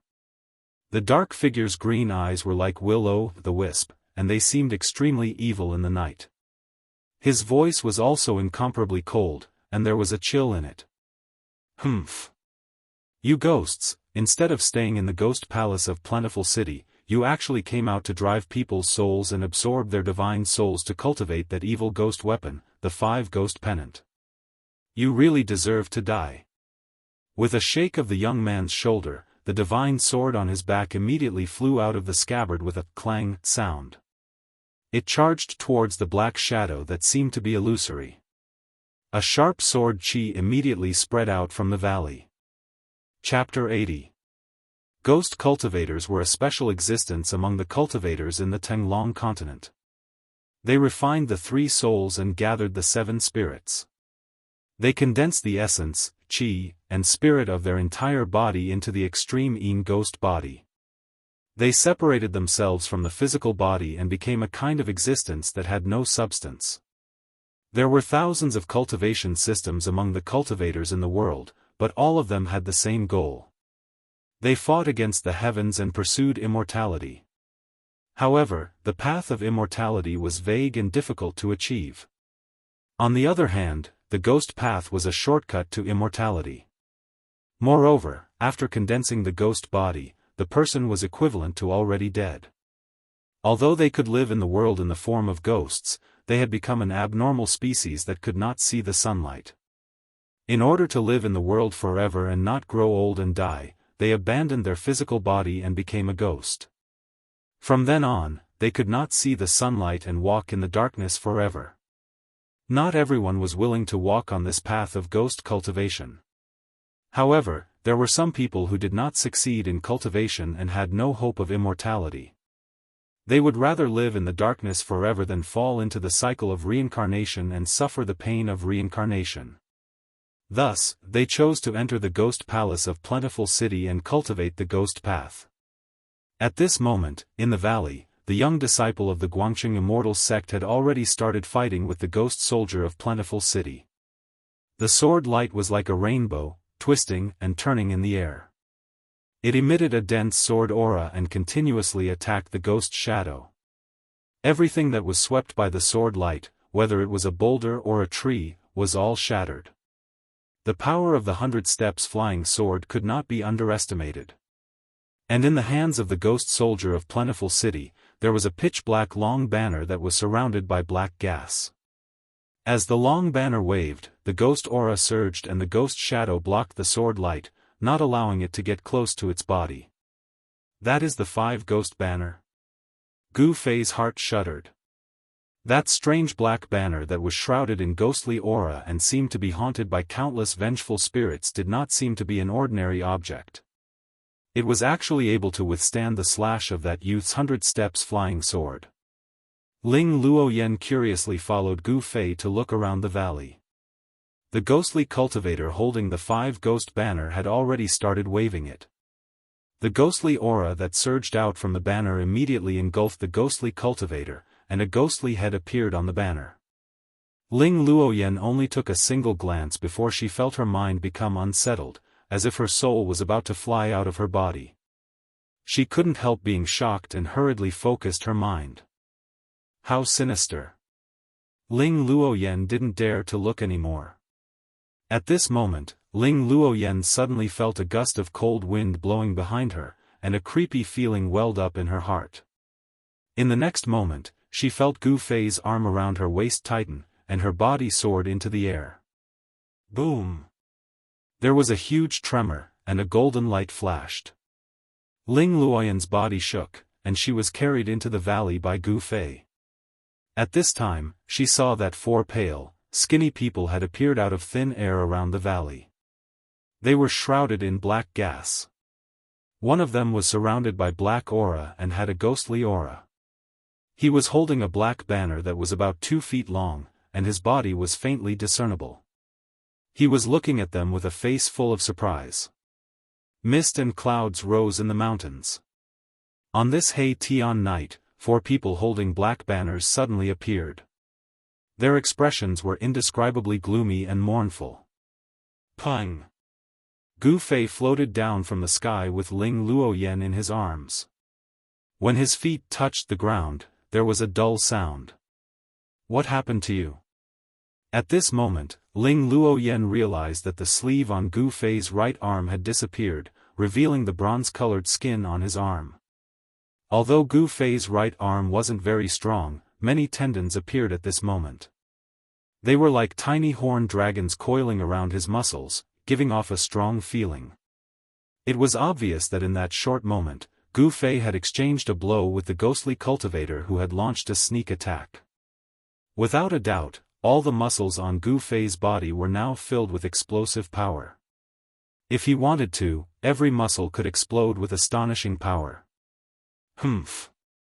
Sneak attack from behind, you scoundrel! Gu Fei's gaze was like a sharp sword as he stared at the ghostly cultivator who had just attacked him. The yuan qi in his body began to circulate rapidly. Only a small portion of his power was concentrated in his dantian, forming a 5-colored ball of light to refine the spiritual energy of heaven and earth that he had absorbed through his pores. Most of Gu Fei's power was actually refined into his muscles, bones, and flesh. Therefore, with just a thought, he could instantly launch a ferocious attack against his enemy. He didn't need to be like other cultivators, who had to spend time to cast spells or use treasures. Although the time it took to cast spells and use treasures was actually very short, it was that short instant that allowed Gu Fei to gain the upper hand when fighting against cultivators of the same level. The 2 people fighting in the valley didn't expect that there would be uninvited guests outside the valley. The young man from the Guangqing Immortal sect and the ghostly cultivator who was controlling the ferocious ghostly head with the 5-ghost banner were both shocked. When the young man from the Guangqing Immortal sect saw the other 4 ghostly cultivators holding the black banners, his expression instantly changed. With a split second of concentration, the ferocious ghostly head that was spitting out jade-green ghostly fire immediately spat out a mouthful of ghostly fire at the sword light. Buzz! The sword light that was spat out by the ghostly fire seemed to have dimmed a little. The young man was instantly shocked. The ghostly fire that the ghostly head formed from thousands of ferocious souls from the 5-ghost banner spat out was actually able to damage the split sword. It was beyond his expectations. Hee. There's a path to heaven, but you refuse to take it. The 5-ghost banner that the 5 of us refine just so happens to lack 3 ghostly generals. We'll use the souls of the 3 of you to refine the banner's ghostly generals. The 4 ghostly cultivators who suddenly appeared outside the valley held ghost banners that were shrouded in black qi and pressed towards Gu Fei and Ling Luoyen from 4 directions. Gu Fei's expression was incomparably grave. He could feel a huge wave of yin qi from the 4 ghostly cultivators, especially the 5 ghost banners in their hands. He could vaguely see ghostly shadows flickering on the banners, as if those ghosts were about to rush out from the black banners. The aura that was emitted from the black banners made Gu Fei feel uneasy. The cultivation of these ghostly cultivators didn't seem to be weak, and with the 5-ghost banner in their hands, the situation was very disadvantageous to Gu Fei and Ling Luoyen. At this moment, the ghostly cultivator who was fighting with the young man from Guangqing Immortal sect suddenly controlled the 5-ghost banner and retreated, abandoning the young man. The young man waved his hand, and the sword light immediately flew back to him. It danced around his body and swept away the cold ghostly qi that was surging towards him. Ghostly qi was something of extreme yin and extreme cold. It could corrode the yang qi in a person's body. If an ordinary person were to come into contact with a trace of ghostly qi, they would either fall sick or die. The ghostly cultivator didn't just let the young man from Guangqing Immortal sect go. Instead, he and the other 4 surrounded the 3 people in the valley. The 5 ghostly cultivators laughed sinisterly as they waved the 5 ghost banners in their hands at the same time. As the black banners danced, ghostly chi surged out and quickly spread out. In an instant, ghostly chi surged in all directions, and ghostly cries could be heard. The pitch-black ghostly chi sealed the entire small valley. 5 balls of pale green ghostly fire wrapped around 5 ghostly heads that were the size of car wheels. They emitted a terrifying and eerie aura, constantly appearing in the surging ghostly chi in the surroundings. Their hair was disheveled, their eyes flashed with green light, and their bloody mouths were wide open with fangs intersecting. Every ghostly head looked extremely frightening, as if they were evil spirits that came out of hell. "Brother Ling, what's wrong?" Gu Fei suddenly realized that Ling Luoyan, who he was hugging, seemed to be acting strangely. He hurriedly took a look and couldn't help but be shocked. At this moment, Gu Fei still didn't know that Ling Luoyan was a girl, nor did he know that her original name wasn't Ling Yan. However, the young man in Gu Fei's eyes, Ling Luoyan, had actually become dizzy at this moment, as if she had lost her mind. A layer of black qi even vaguely appeared on her face. Gu Fei knew that Ling Luoyan had been affected by the surrounding ghostly qi, and he couldn't help but become anxious. He hurriedly placed a hand on Ling Luoyan's back and sent a wave of pure yang qi into Ling Luoyan's body. Gu Fei had the body of a child, and the pure yang qi on his body was incomparably pure, without a single flaw. Moreover, after cultivating the ancient body refinement technique, the blood and qi in Gu Fei's body were extremely vigorous, and the powerful pure yang qi on his body was the nemesis of the extreme yin ghost qi. He. Obediently accept your death. A deep and cold voice came from within the surging ghostly qi. It was sometimes near, and sometimes far, making it hard for people to grasp. Gu Fei couldn't be bothered with these ghosts. After a wave of pure yang qi entered Ling Luoyan's body, the black qi on Ling Luoyan's face was immediately dispelled, and her face regained its normal color. Gu Fei couldn't help but be delighted. Roar! Even if I have to destroy my Dao power today, I'm going to exterminate all of you ghosts. The young cultivator from the Guangqing Immortal sect roared angrily. He actually bit the tip of his tongue and spat a mouthful of blood on the sword light. Wang! A crisp sword chime soared into the sky and resounded throughout the entire valley. The sword light in front of the young man instantly shone brightly, and grew to a height of 10 zhang. The young man formed a seal, and the bright sword light immediately protected the 3 people who were forced together in the middle. The sword light was like a dragon, and also like a bolt of lightning, forcing the surging extreme yin ghost qi away, making it difficult for them to take another step forward. I am the disciple of the Guangqing Immortal sect, Lu Yunhe. This is a pure yang pill, and it can dispel this kind of demonic qi. Quickly consume it. The young cultivator from the Guangqing Immortal sect suddenly took out 2 golden elixirs and handed them to Gu Fei and Ling Luoyan. Many thanks. I am Gu Fei from the Taishan sect, and this is my friend, Ling Luoyan. Gu Fei didn't act pretentious. After revealing his identity, he took the 2 elixirs from Lu Yunhe's hands.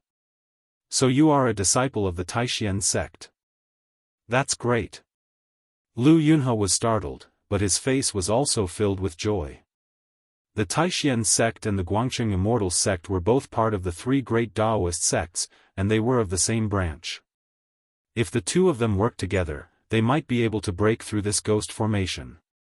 At this time, Ling Luoyan, who had received the pure yang qi from Gu Fei to force the extreme yin ghost qi out of her body, also woke up. After consuming the pure yang pill, the surrounding ghost qi couldn't touch her body anymore. As for Gu Fei, he didn't need to consume the pure yang pill at all. His body was full of blood and yang qi, and the extreme yin ghost qi couldn't get close to him at all. This. What's going on? I was scared to death. Ling Luoyan, who had woken up, couldn't help but scream when she saw the surging ghost qi around her. This was especially so when the huge ghost head suddenly spat out green ghost flames from the surging ghost chi and bit towards her. However, she was so scared that she almost fell to the ground. Chapter 81. The power of the sword light that was imbued with the essence of the young disciple of the Guangqing Immortal sect, Lu Yunhe, was greatly increased. It was no longer afraid of the profound ghost fire that was spat out by the ferocious ghost head that was condensed from the essence of thousands of souls on the 5-ghost banner. The sword light that was like a waterfall completely blocked the surging black gas and ghostly mist. The sword light formed a light screen that protected the 3 people within it. Good, good, good. The Guangqing Immortal sword is indeed extraordinary. Brothers, activate the formation and turn them into ashes. Then, capture their souls and refine them into the main ghost general of the banner. A soft and ethereal voice that seemed to have floated up from the depths of hell sounded out from the surging ghostly mist. When Gu Fei and Lu Yunhe heard this voice, they didn't feel any discomfort. They weren't affected in the slightest. However, when Ling Luoyan heard this voice, it was a completely different matter. The ghostly words drilled into Ling Luoyan's ears, immediately causing her to feel as if she had fallen into an icy cavern. Her entire body trembled as a chill ran down her spine, causing all the hair on her body to stand on end and goosebumps to fall to the ground. Don't be afraid. Gu Fei held Ling Luoyan's hand and said in a deep voice. His pair of bright eyes constantly swept across the surroundings. He wanted to find the 5 ghost cultivators of the ghost palace of Plentiful City that were hidden in the black gas and ghostly mist. Lu Yunhe, who was standing beside the 2 of them, looked at them with a strange expression. The intimacy between the 2 of them made him feel a little surprised. Weren't cultivators supposed to have a pure heart and few desires? Why was this Gu Fei so intimate with a girl? Compared to Gu Fei, Lu Yunhe had more experience in the world. From the first time he saw Ling Luoyan, he could already tell that this fair-skinned and extremely handsome youth was actually a girl disguised as a man, and not a man. At this moment, the 5 ghost cultivators had already activated the formation. 5 terrifying waves of evil energy spread out from the surging black gas and ghostly mist. Then, the 3 of them heard the sound of teeth grinding. Following that, 5 ferocious ghost heads the size of wagon wheels appeared from the black gas and ghostly mist. Their bloody mouths violently spewed green flames as they charged towards Gu Fei and the other 2 from 5 directions. The skulls of the 5 evil spirits were so solid that they seemed to have solidified into tangible objects. They directly and fiercely pounced on the sword screen formed by the dazzling sword light. When Lu Yunhe, who was controlling the sword light, saw this, his expression couldn't help but change. The attack of the 5 ghost heads was extremely ferocious, and it greatly increased the pressure on him. He hurriedly formed a sword seal and pointed towards the golden light. Wang! With a loud bang, the sword light exploded and swept away the 3 ghostly heads that were surrounded by ghostly flames that were charging at him like a bolt of lightning. Taking care of 3 sides was already the limit of Lu Yunhe's current sword path. After sweeping away the 3 ferocious ghost heads with the sword light slowed down.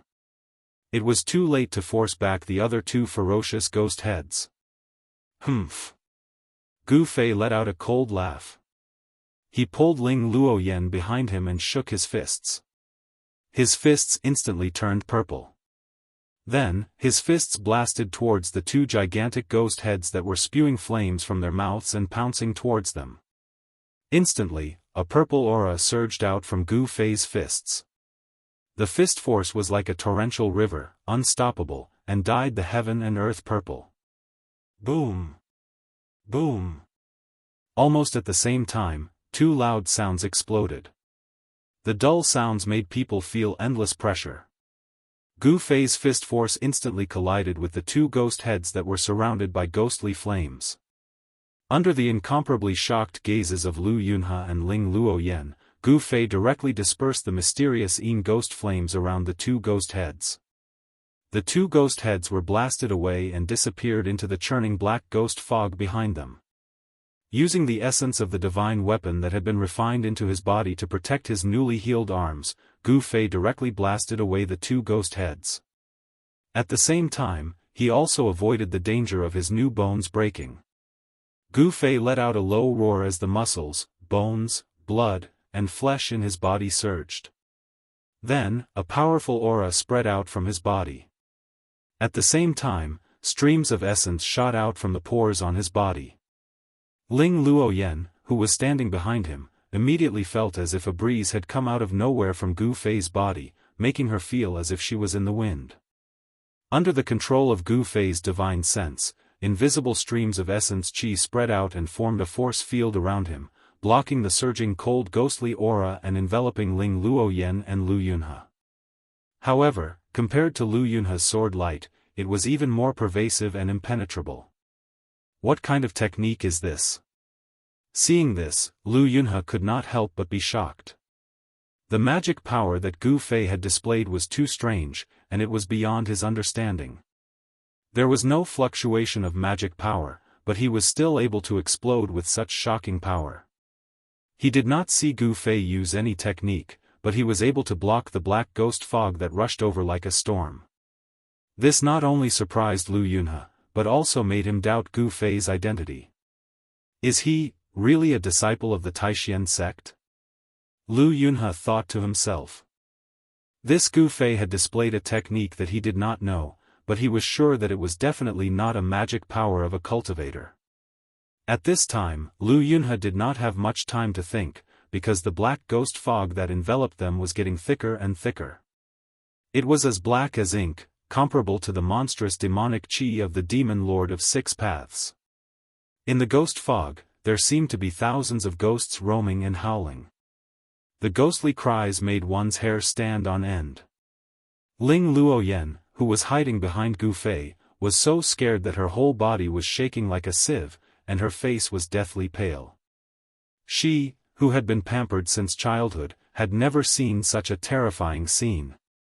In the ghost fog, the 5 ghost cultivators who were hidden in the fog were obviously very angry after the first wave of attacks from Gu Fei and Lu Yunhe. The 5 ghost streamer was refined by the 5 ghost soldiers of Fengdu over many years. It was refined from the essence of countless souls. It looked tangible, but it was actually intangible. It was a rare treasure in the ghost realm, and it was extremely powerful. However, it was obvious that these 5 ghost cultivators had not successfully refined the 5 ghost streamer. Otherwise, the ferocious ghost head that had condensed on the 5 ghost streamer would have spat out a mouthful of ghost fire and tainted Lu Yunhe's flying sword's essence energy, causing the flying sword to turn into ordinary iron. Pung! Suddenly, the ghost fog rolled, and a pale green ghost fire surged out from all directions. In an instant, the 3 people who were surrounded by the black ghost fog were enveloped in the monstrous ghost fire. However, the force field formed by the essence of the skin pores on Gu Fei's body, without his consent, any external force would be repelled and blocked by him. Not a single feather could be added, and the insects could not fall. Once the demonic ghost fire pounced on them, it was as if it had hit an invisible wall, and it could not advance even an inch. The 5 ghost heads, hidden in the ghost fog, spat out the pale green ghost fire with all their might. It was as if they really wanted to use the ghost fire to refine Gu Fei and the others. This profound ghost fire did not have the slightest bit of temperature. Instead, it was cold and oppressive. It was a kind of cold flame. Although it did not burn the 3 people, the cold air emitted from the ghost fire caused a thin layer of ice to form on the ground. Gu Fei was fine. He cultivated a body-refining technique, so his body was full of essence and blood, and it was difficult for the cold air to attack his body. However, Ling Luoyan and Lu Yunhe did not feel so good. Chapter 82. Not a single feather could be added, not an insect could fall, and not a single technique could touch him. Gu Fei used the essence qi that shot out from his pores to form an aura field that enveloped a radius of 50 feet. All kinds of ghost fire and ghost fog were blocked outside, and could not take a single step forward.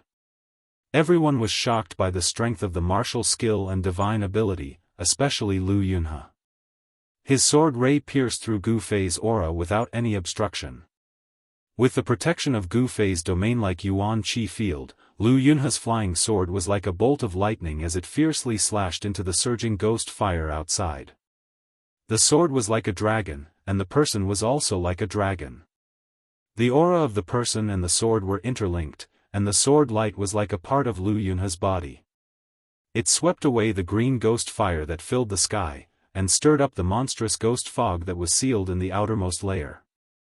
Wherever the sword light passed, ghostly cries and screams could be heard. Dozens of ghostly figures appeared and disappeared from the ghost fog. They were the evil spirits that had been refined from the 5-ghost banner. After being slashed by the divine sword, they once again turned into a cloud of mysterious Yin ghost qi. However, these ghosts relied on the fact that their bodies were refined from the true Yin Yuan spirit. They could separate and combine, gather and disperse, and were not afraid of the sword light's slash. At most, they would only need to be refined again, and then they would once again turn into evil spirits. As long as the 5-ghost banner was not destroyed, the thousands of souls' essence qi could be reborn with it, and could not be destroyed. We can't continue like this. How can we break this ghost formation? Gu Fei asked in a deep voice. He was currently circulating the 5 elements' true essence in his body with all his strength. Every time the pores on his body opened and closed, streams of pure Yuan Qi would spurt out. His muscles and bones emitted continuous crackling sounds, and every inch of his flesh and blood was emitting waves of powerful essence Qi, causing his body to be enveloped in a layer of 5-colored splendor. Streams of essence Qi circled around his body. His body seemed to be forged from fine iron, and it emitted an incomparably powerful pressure that caused Ling Luoyan's mind to tremble. It was as if she had forgotten the ability to think, and her mind was completely blank. Gu Fei's tall figure had already been imprinted in the depths of her heart. They're hidden in the ghostly mist, making it difficult to determine their location.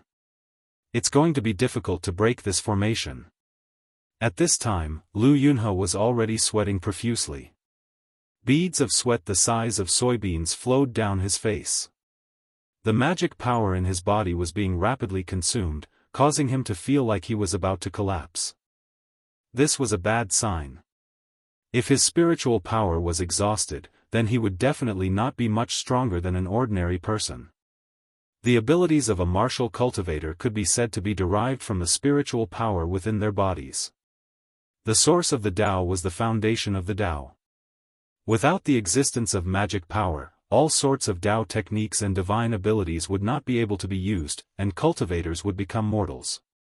Of course, such a situation only occurred to low-level cultivators who hadn't condensed a Tao core within their bodies. Cultivators who had formed a Tao core in their bodies could communicate with heaven and earth and breathe in the spiritual energy of heaven and earth. As long as there was an endless supply of spiritual energy, their magic power would not dry up. This was the reason why cultivators in the transcending mortality stage could have endless magic power. He. You want to break our 1,000-ghost devourer formation? Dream on. A sharp and unpleasant voice, like that of a night owl, came from the black mist of ghost flames. Kill. Lu Yunhe listened to the voice and pinched his fingers together. He suddenly pointed in the direction of the voice. The sword light was vigorous like a soaring dragon. In an instant, it tore through the void and shot over. The unparalleled sword qi swept away the layers of ghost qi. Faintly, a black shadow could be seen flashing and vanishing under the sword light.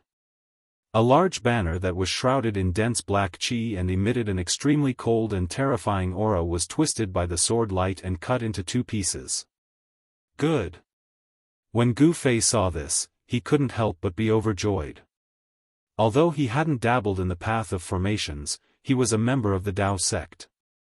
Even if he hadn't learned about formations, he knew that the power of a formation would sharply decrease when its magic weapon was destroyed. However, the ghost banner in the black smoke did not dissipate because of this. Instead, it continued to be broken and restored to its original state. Moreover, it swayed continuously, causing people to feel their minds shaking and their souls wanting to fly away. It was as if the 3 souls and 7 spirits were about to be pulled out of the body. Only then did Gu Fei know that these 5 ghost cultivators' ghost Dao magic was really powerful. The 5 ghost banners were condensed from the essence of evil spirits and spirits. They couldn't be underestimated. Perhaps only a pure yang magic weapon could destroy the 5 ghost banners. Gu Fei and Lu Yunhe hurriedly calmed their minds. They knew something was wrong. Dark clouds rolled around them like galloping horses. Mixed with the chilly wind and ghost howls, it was really terrifying to the extreme. Suddenly, there was a thud. Someone fell behind them. Gu Fei was shocked and hurriedly turned to look. He saw Ling Luoyan's eyes tightly shut. She fell to the ground with a face full of pain. She had already fainted. What's going on? The Xianyin ghost qi didn't penetrate into the area covered by my Yuan qi. How did he still get hit? Gu Fei was shocked. Actually, what he didn't know was that this 5 ghost banners was actually an extremely sinister magic weapon of the ghost Dao. Not only could it emit black ghost fog and condense the form of evil spirits, it could also bewitch the mind. Between Gu Fei and Lu Yunhe, one was a martial artist and the other was a sword cultivator. Their minds were incomparably firm, and it was hard for external objects to sway them. But Ling Luoyan was different. Her cultivation was far from Gu Fei and Lu Yunhe's.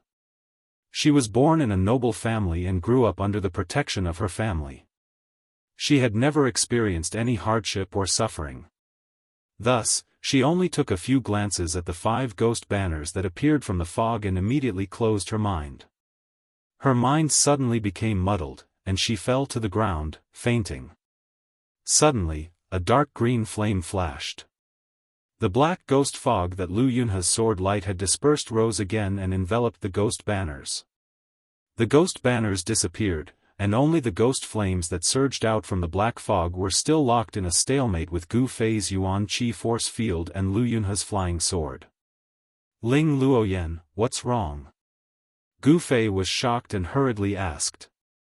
He was currently using all his strength to resist the green ghost flames that were surging in from all directions. His body was like being sandwiched in the middle of a large mountain, unable to move at all. She's fine. She's just bewitched by the ghost techniques of the ghost banners, Lu Yunhe said indifferently. Only then did Gu Fei relax. But he immediately realized that there was an indescribable strange feeling in his heart. He's unconscious, why am I so nervous? Boom! Boom! Boom! A part of the world trembled violently. The ghost flames and black fog sealed the heavens and trapped the earth. The ghost formation once again changed. Loud noises sounded continuously, and the power was vast. It was as if thousands of vengeful spirits and evil spirits had appeared. The chilly wind howled, and the black clouds rolled. Streams of terrifying lunar ghost energy attacked Gu Fei's force field, causing his body to shake violently. Gu Fei was shocked to find that the profound yin ghost flames from the ghost formation were refining his Yuan Qi force field. The range of the Yuan Qi force field was shrinking. 50 feet, 40 feet, he couldn't hold on any longer. His clothes were already soaked in sweat. His skin and flesh were trembling slightly. A powerful martial artist's Yuan Qi was surging in his body, flowing through his muscles and bones. There were bursts of explosive sounds. The thunder of the heavenly drum forged his muscles and bones. Even when he was fighting with others, Gu Fei's ancient cultivation method was still circulating. He was also cultivating. He was cultivating at all times. To him, fighting a life and death battle was also a way of cultivation. It could even be a shortcut. At this time, Lu Yunhe also noticed Gu Fei's strange state. He knew that the situation was extremely dangerous. The 5 ghost cultivators were actually planning to use the power of the ghost formation to drive the lunar ghost flames to refine them. If their bodies were refined and their souls were captured, they would become ghosts on the 5 ghost banner. There would only be one outcome. They would never be able to reincarnate, and their souls would scatter. If I ignore Ling Yan, I might be able to break out of the ghost formation. Gu Fei thought. His body was extremely strong, so he didn't have to worry about being attacked by the profound Yin ghost qi. If he were to disregard everything, Gu Fei would still have a chance of escaping. However, this young man called Ling Yan had saved him in the river. With this karma, if he were to escape alone, it would definitely leave a shadow of ingratitude in his heart, and a flaw would appear in his unwavering heart of cultivation. It would become an obstacle that was difficult to overcome in his cultivation, and this was something that Gu Fei could not allow to happen.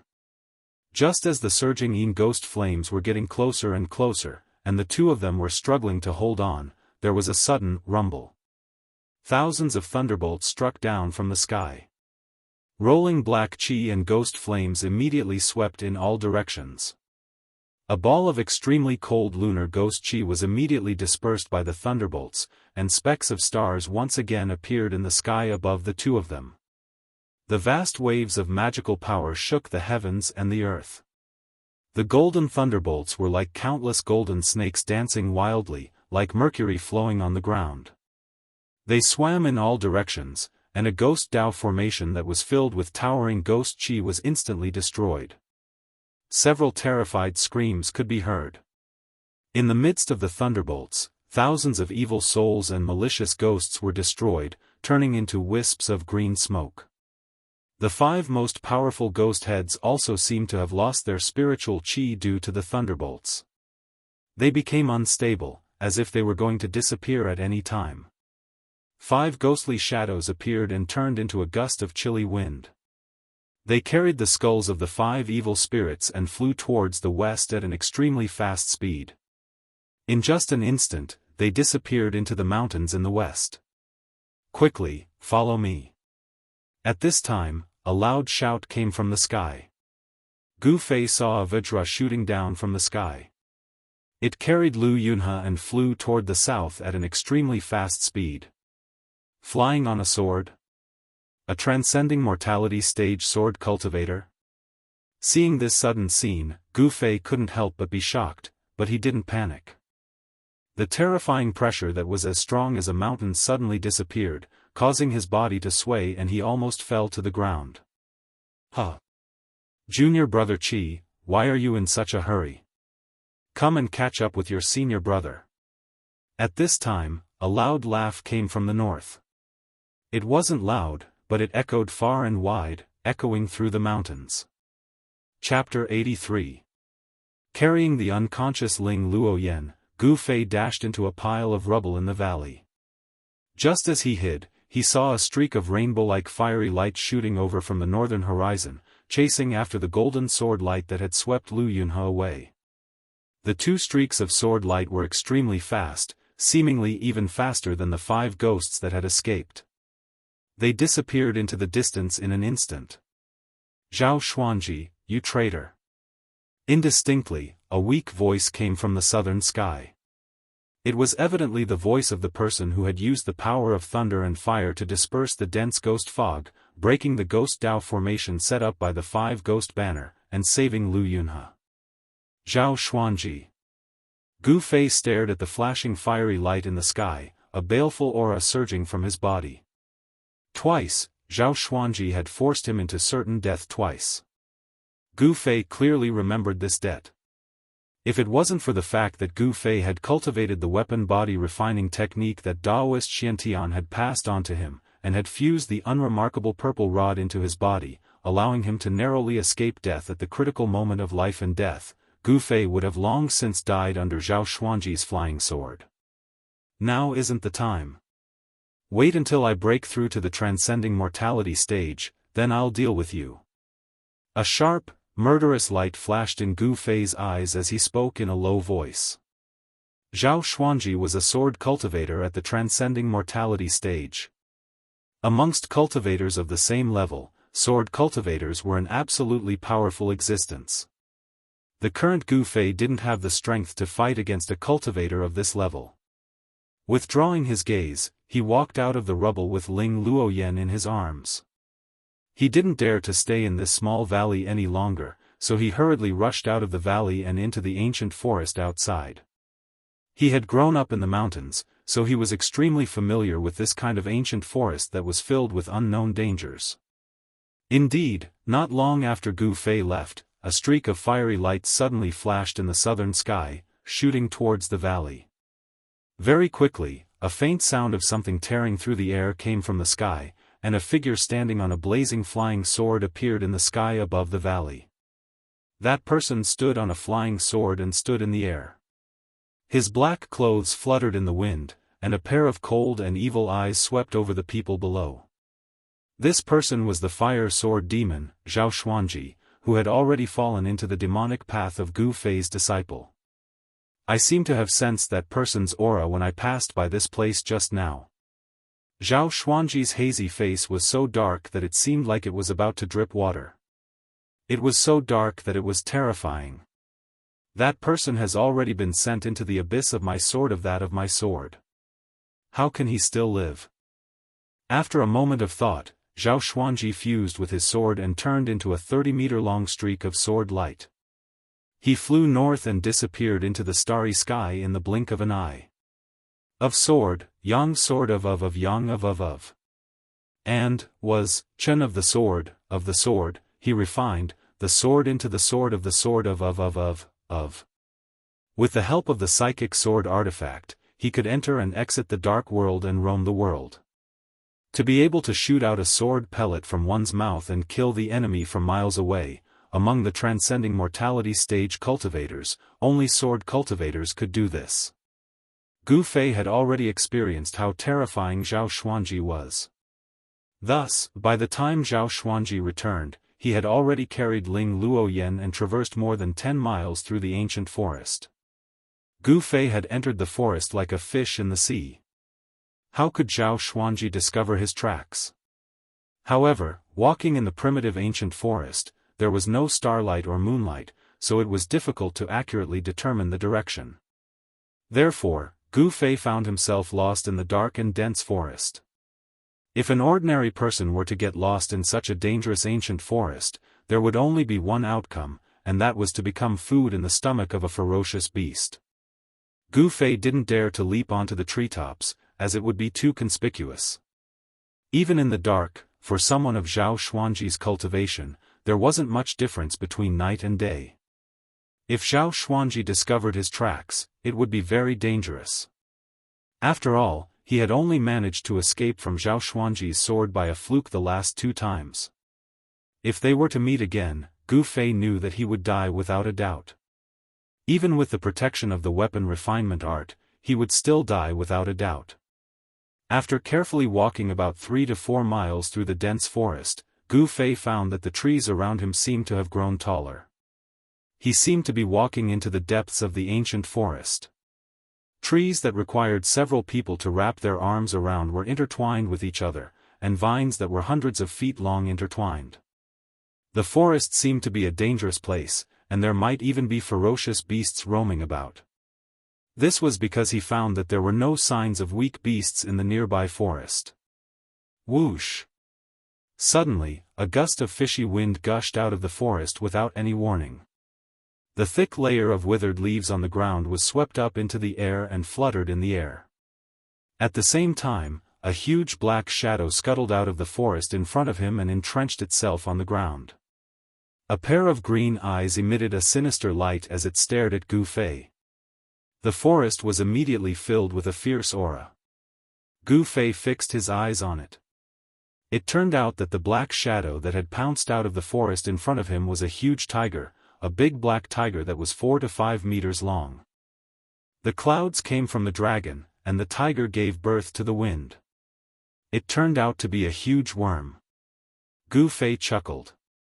He didn't think much of this ferocious tiger, but he seemed to have thought of something, and his expression instantly became extremely solemn. Swoosh! With Ling Luoyan in his arms, Gu Fei disappeared from where he was, and the next moment, he instantly appeared beside the huge tiger. At this moment, the huge tiger was shaking its head, wanting to let out a tiger roar that could intimidate all beasts. However, Gu Fei couldn't let this black tiger roar. In this quiet forest, the roar of this huge tiger could probably be heard dozens of miles away. If Xiao Xuanji was still nearby, it would be terrible. Turning his body and kicking his leg, Gu Fei's right leg swept out at the tiger's head like a rapidly swinging whip. The force of his leg compressed the air, instantly producing a low explosive sound that sounded like thunder. It was as if the air had exploded from his kick, and the atmosphere screeched, making one's heart skip a beat. Pung! Crack! The huge tiger, which weighed hundreds of kilograms, was sent flying by Gu Fei's kick, producing a bone-chilling sound of bones shattering. The ferocious tiger was also very pitiful. It had wanted to roar and show its might, then pounce on the food that had been delivered to it. However, before it could roar, it was kicked by someone. Its skull was shattered on the spot, and blood spurted out of its 7 orifices as it flew out like a broken sack. Pung! It smashed heavily onto the withered branches and withered leaves, causing the entire ground to shake. The broken leaves on the ground were mixed with dust and rose into the air. This giant tiger lay motionless on the ground. It was as dead as it could be. Chapter 84. Half an hour later, at the bottom of a short mountain in the primitive forest, there was a cave. The entrance of the cave had been blocked by branches and leaves, and there was a bonfire in the cave. The entrance was blocked by branches, so there was no need to worry about people discovering the fire from afar. Beside the bonfire, there were 2 people. One of them seemed to be asleep, lying on the ground, while the other was sitting cross-legged on the ground. From time to time, he would flip the golden and glossy pieces of meat on the wooden rack. The tempting smell of meat lingered in the cave. I haven't eaten tiger meat in a long time, it's so delicious. The man sitting beside the bonfire, eyes staring at the roasted meat on the rack, almost drooling, was Gu Fei. The youth lying on the ground was the cross-dressing Ling Luoyan. Although Ling Luoyan had been bewitched by the soul-stealing technique of the 5-ghost banner, her spirit had not been taken away by the banner, so she was only unconscious. However, although Ling Luoyan's spirit had not been taken away by the 5-ghost banner and had become a walking corpse, it had still damaged her spirit, so she did not wake up so quickly. Gu Fei had expended a lot of his yuan qi after the battle, and when he calmed down, he immediately felt his muscles ache and his bones go limp. He had given it his all in tonight's battle. The yuan qi in his body vibrated his muscles, bones, flesh, and blood, seeping into every part of his body. When Gu Fei looked inside himself, he could see a faint layer of 5-colored light shrouding his bones. Gu Fei's cultivation seemed to have deepened. Every time he fought a life-or-death battle, he could feel himself improving. As long as the 5-elemental yuan qi in his body completely refined the muscles and bones in his body, and the yuan qi that had been refined into his bones reached a full state, then he would have completed the bone transformation. His muscles and bones would all become vessels to store yuan qi. After that, he would take the last step of transforming his flesh and blood, and Gu Fei would only be a step away from the transcending mortality realm. It was easy to say, but extremely difficult to do. Gu Fei had just stepped into the 8th heavenly layer, and was still thousands of miles away from the bone transformation realm. However, he believed that as long as he continued to train and improve a little every day, he would eventually be able to take that step. In the ancient primitive forest, the night was far more dangerous than the day. Most of the poisonous insects and ferocious beasts liked to hunt at night. That was why Gu Fei had found this cave. He planned to spend the night in the mountains and find his bearings before leaving the mountains at daybreak. Looking at the beast meat roasting on the fire, Gu Fei's appetite was aroused. He swallowed a mouthful of saliva and directly reached out to tear off a piece of meat that weighed a few kilograms. Not caring if it was hot or not, he threw it into his mouth and chewed. The few kilograms of beast meat was quickly devoured by him. After letting out a burp and rubbing his slightly bulging belly, Gu Fei walked to the cave wall in satisfaction and sat down cross-legged with his back against it. Although the entrance of the cave wasn't big, the inside of the cave was very spacious. Originally, this cave had an owner. The owner of the cave was a black bear, but it was chased away by Gu Fei. The unlucky black tiger, on the other hand, had one of its hind legs torn off by Gu Fei and thrown into the forest as food for other ferocious beasts. This place was already far away from the small valley where he had fought the ghost soldiers of Fengdu. Therefore, Gu Fei was no longer worried that Zhao Xuanji was really so resourceful that he could find him in this primitive forest. Therefore, as usual, he let a wisp of his soul sense wander outside his body, constantly sensing the movements in the outside world, and then immersed himself in cultivation. His slender and strong body didn't move at all. He began to guide the surrounding wood essence into his body, and then let it flow throughout his body. The wood essence nourished his flesh, muscles, and bones, making Gu Fei's body full of vitality, like a new sprout of flowers and trees in spring. At the same time, while absorbing the wood essence, Gu Fei also guided the power of the stars from the outside world to penetrate into his body through the top of his head. Among the 5 elements, the power of the stars belonged to the metal element. As time went by, streams of green wood essence swirled around Gu Fei's body, while the top of his head was shrouded by a cluster of faint starlight. As he operated his cultivation method, the ground around where Gu Fei was sitting also began to rise and swirl around him. The water and fire essences drifting between heaven and earth were also gradually gathered by him. He was guiding the power of the 5 elements of heaven and earth to condense the 5 elements inside his body. The outside world was the outside world, and the inside of Gu Fei's body was equivalent to the inner world. The power of the 5 elements of heaven and earth and the inner 5 elements inside Gu Fei's body formed a subtle connection in Gu Fei's body. Channeling the inner 5 elements and the outer 5 elements was a body-tempering method, and it could also be called a divine ability. Not only could cultivators communicate with heaven and earth, but martial artists could as well. Wisps of imperceptible, holy light formed by the power of the 5 elements flowed inside of Gu Fei's body. The wood essence nourished his fleshly body like sweet dew, while the star power gave his internal organs, bones, and flesh a layer of golden light. His internal organs were being strengthened, and the power of the 5 elements inside of him didn't repel each other. On the contrary, there was a feeling of complementing each other, like milk and milk, blending together. Time seemed to stop as Gu Fei immersed himself in the wonderful realm of cultivation. Plants were the most abundant thing in primitive forests. It was a moonlit night, and the sky was filled with endless stars, while the earth was filled with endless earth power. The power of the stars, wood essence, and earth power gathered more and more, while the power of water and fire were the weakest among the 5 elements. Gu Fei was enveloped in a hazy layer of colorful light, and his whole body was emitting a faint light. At this moment, he had ascended to an ethereal state. Although his eyes were closed, the surrounding scenery appeared clearly in his mind. He gave off a light and graceful aura. Every inch of his body was surging with colorful light. The 5 elements and the 5 elements interacted and blended in Gu Fei's body. The impure essence in his flesh, blood, tendons, and bones was expelled through his skin. His flesh and blood were constantly purified and improved by the purest origin of the 5 elements. Gu Fei's physique was changing without him knowing it. The rising sun emitted a soft light, illuminating the heaven and the earth, as well as the 800 miles of cloudy mist mountain. Light shone through the gaps in the tall treetops, sparkling with dew and specks of light. Gu Fei, who was sitting cross-legged with his back against the cave wall, opened his eyes. A faint layer of colorful light quickly faded from his eyes. The bonfire in the cave had long since been extinguished, leaving only faint smoke rising from the ashes.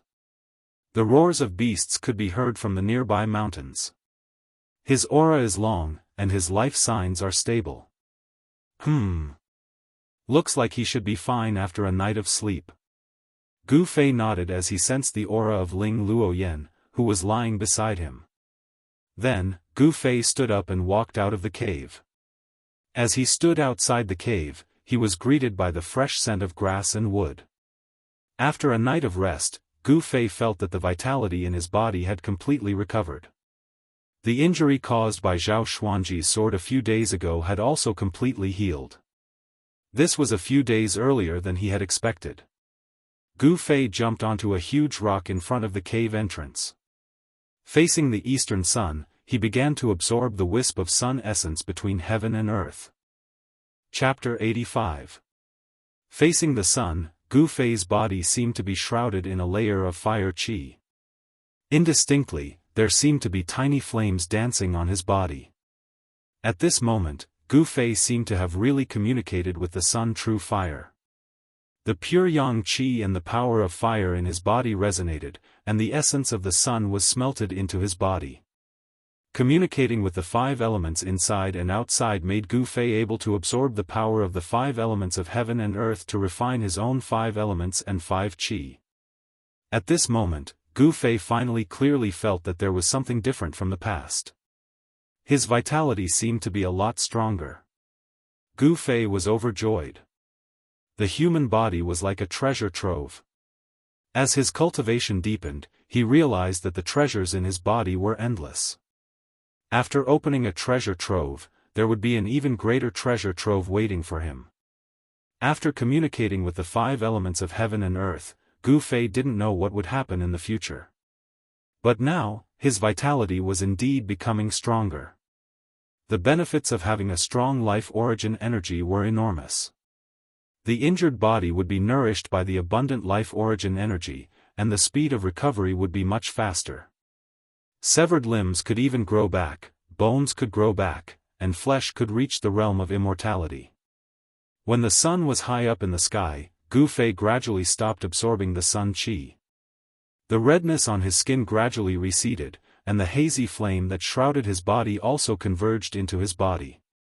After a night of cultivation, although Gu Fei did not make any breakthroughs in his cultivation, he felt that his body seemed to be much lighter and more powerful. The 5 elemental qi in his body was lively, constantly nourishing his blood, flesh, tendons, and bones. He gently moved his body. Swoosh! He jumped down from the rock and rushed into the forest. A few afterimages flashed past. He waved his hands and shot out a few dazzling blade-like auras. Wherever they passed, the giant trees were chopped down one after another. With a rumbling sound, the fallen giant trees in the forest set off clouds of smoke and dust, and leaves fluttered in the air. At this time, a figure appeared at the entrance of the cave. Seeing the figure moving quickly in the forest, she was shocked. Gu Fei, she saw too many surprises in this person. Swoosh! In the next moment, a figure flickered at the entrance of the cave. Gu Fei appeared in front of Ling Luoyan, leaving behind a series of afterimages that had yet to dissipate. You're finally awake. Gu Fei looked at Ling Luoyan's face and saw that she was sickly pale.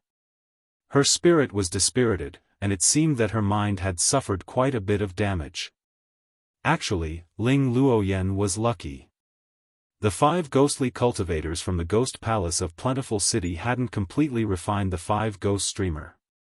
If it had been a fully refined 5 ghost streamer, with just a shake of the streamer, regardless of whether it was a human or a beast, their souls would be extracted and turned into nourishment for the streamer. What is this place? Ling Luoyan looked around and asked.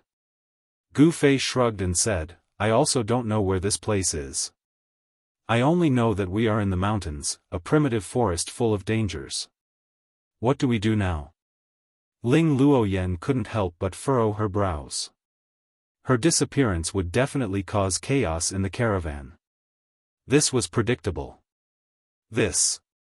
You should be more familiar with this mountain than I am. Gu Fei smiled awkwardly. This was his first time leaving the mountain, so how would he know where he was?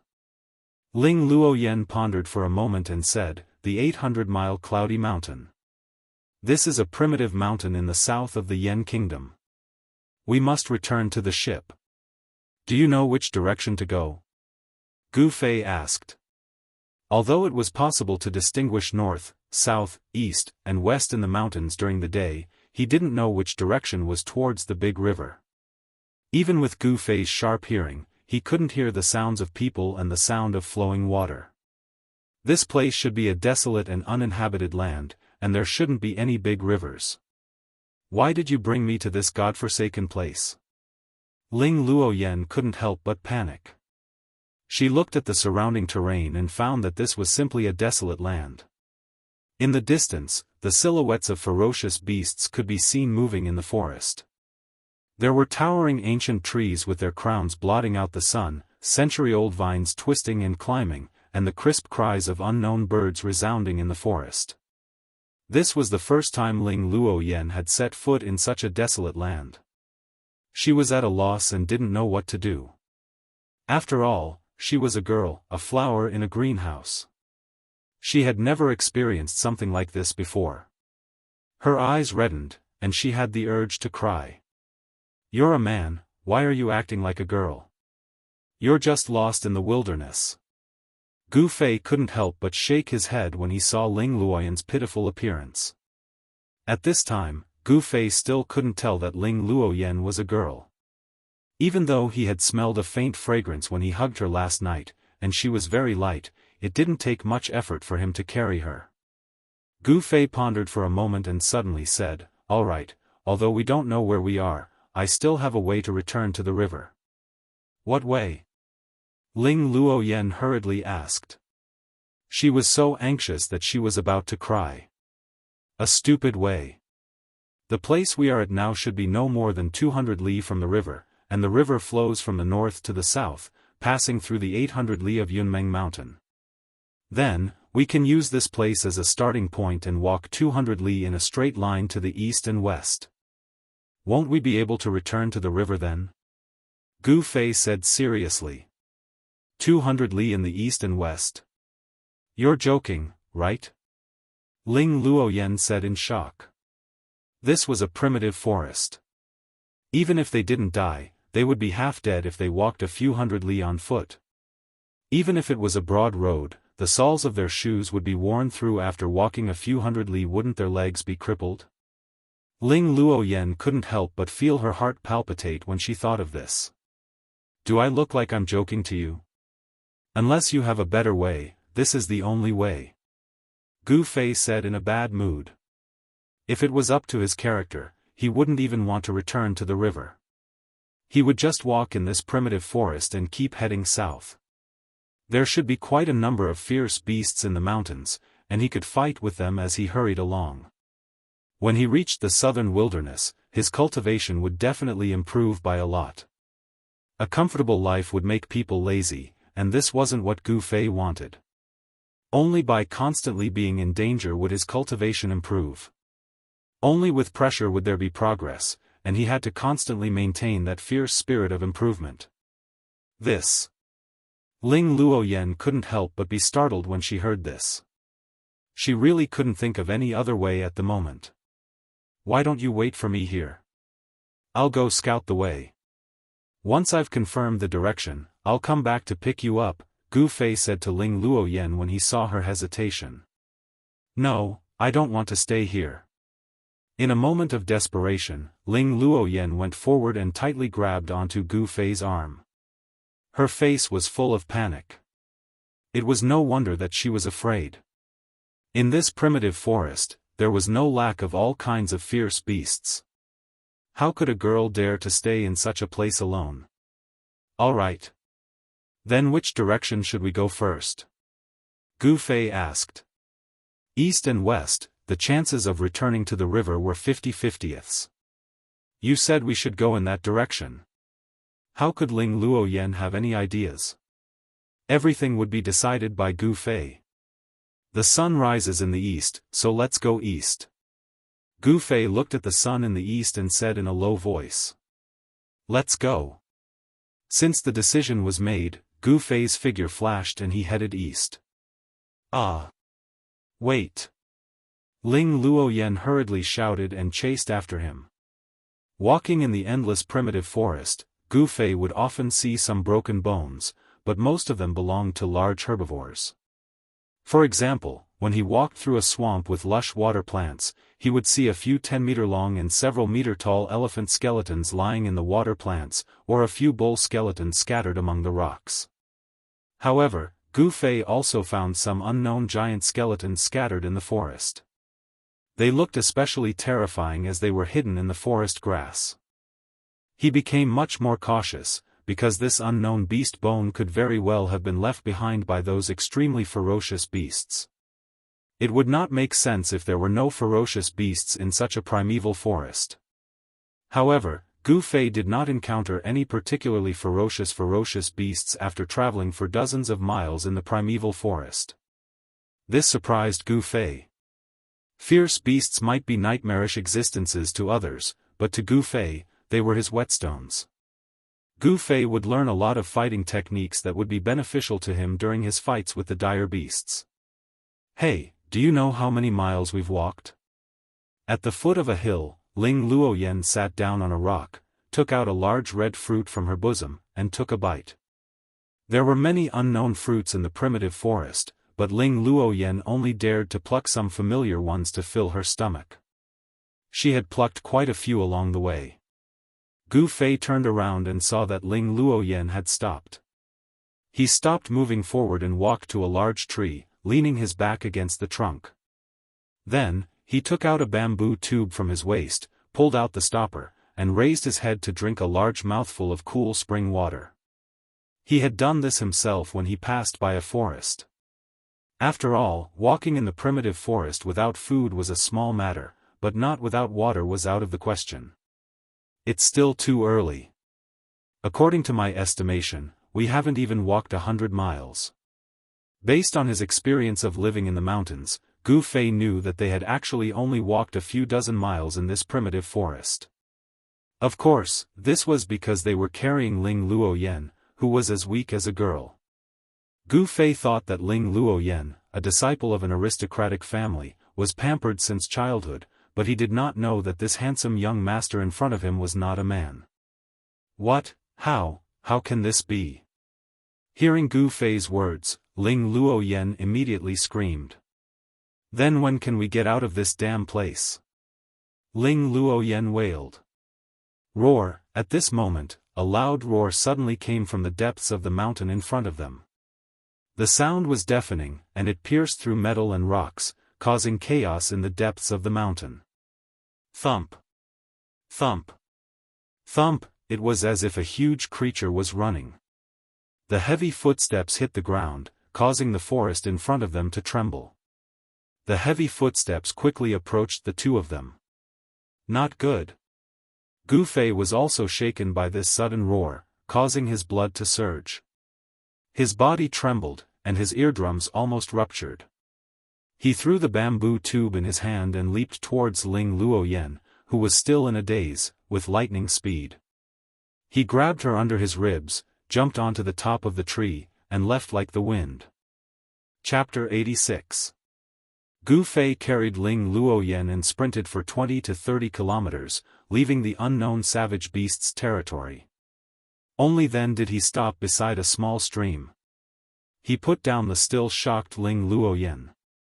Gu Fei looked around and realized that this was a rare place with picturesque scenery. The mountain spring water converged into a small stream. The water was so clear that one could see the bottom, and one could vaguely see some unknown fish swimming in the stream.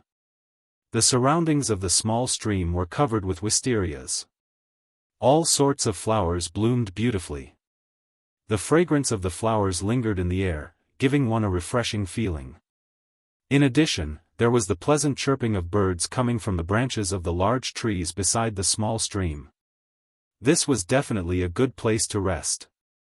The tall trees blocked the scorching sun in the sky, and there was a large area of shade under the trees. Gu Fei sat down on the protruding root of a huge tree. He still had lingering fear in his heart. That savage beast just now was the most powerful savage beast he had ever seen. Even a transcending mortality realm cultivator would have to retreat if they met this savage beast. What was that? Ling Luoyen was so shocked that her face turned pale, and she asked with a trembling voice. Although she hadn't seen what that thunderous roar looked like, just the roar alone was enough to make one's heart tremble. One could imagine how terrifying that savage beast was. The 800 miles of Yunmeng Mountain is indeed not simple. It actually has such a powerful savage beast, Gu Fei muttered to himself. He didn't answer Ling Luoyan's question, as he was also frightened. Just now, they had unknowingly barged into the territory of a terrifying savage beast. I don't want to stay in this godforsaken place anymore. Hurry up and think of a way to get us out of here. Ling Luoyan had witnessed the cruel law of the jungle this time, and it could only be described as ghastly. Humph. How can you see the rainbow without going through a storm? If you can't even endure such a small pain, how can you step into the ranks of the strong? Gu Fei said disapprovingly. The performance of this ridiculously handsome youth in front of him, who had white teeth and red lips, made him a little disappointed. Were all aristocratic family disciples this week? Gu Fei couldn't help but think of Wang Yuanji, who often bullied him in the past. Wang Yuanji was a fellow who bullied the weak and feared the strong. When Gu Fei's cultivation was low, he would bully Gu Fei as he pleased, but once Gu Fei's cultivation increased by leaps and bounds, he no longer dared to find trouble with Gu Fei. However, Dongfang Chen was also a descendant of an aristocratic family, and he was a decent opponent. It seemed that not all aristocratic family disciples were mediocre. Gu Fei looked at the sky. After a round of torment, the sun was already high in the sky. It was noon. Fei thought, Luoyan, and Gu Fei, and Gu Fei, Luoyan, Gu Fei. Ling Luoyan glared at Gu Fei and said loudly, who said that to become an expert, one has to be a savage in the mountains. Hehe, if you want to leave this place quickly and return to your comfortable ship, there's actually another way. Gu Fei suddenly looked at Ling Luoyan with an evil smile. What do you want to do? Ling Luoyan asked. Hehe, if you want to leave this place quickly and return to your comfortable ship, there's actually another way. Gu Fei suddenly looked at Ling Luoyan with an evil smile. What do you want to do? When Ling Luoyan saw Gu Fei's expression, she subconsciously tightened her clothes and shrunk back a little. Gu Fei walked towards Ling Luoyan with an evil smile and reached out to grab her. Don't. Ling Luoyan was afraid and immediately dodged. Don't, my ass. Gu Fei cursed in a low voice, then used one hand to clamp Ling Luoyan under his ribs. His feet stepped on the ground, and he flew up, jumping onto the crown of a nearby tree. So he wasn't up to no good. Ling Luoyan couldn't help but blush as she thought of this, revealing an infinite amount of shyness. Moreover, she was dressed as a man, so compared to when she was dressed as a woman, it added a different charm. Tui, what am I thinking? So embarrassing. However, deep in Ling Luoyan's heart, she also felt a little disappointed, as if Gu Fei didn't do what she had expected. The thoughts of a girl were really hard to fathom. She obviously wanted to do it, but once it really happened, she would reject it. Was a woman's heart really like a needle at the bottom of the sea? Gu Fei clamped Ling Luoyan under his ribs and stepped on the crown of the tree, flying towards the east. He didn't dare to pass through the territory of the unknown and terrifying beast, so he took a big detour and avoided it. Just the roar of the unknown beast was enough to shake the heavens and the earth, shaking one's soul. One could imagine how powerful the beast was. If he really met the beast head-on, Gu Fei would definitely die.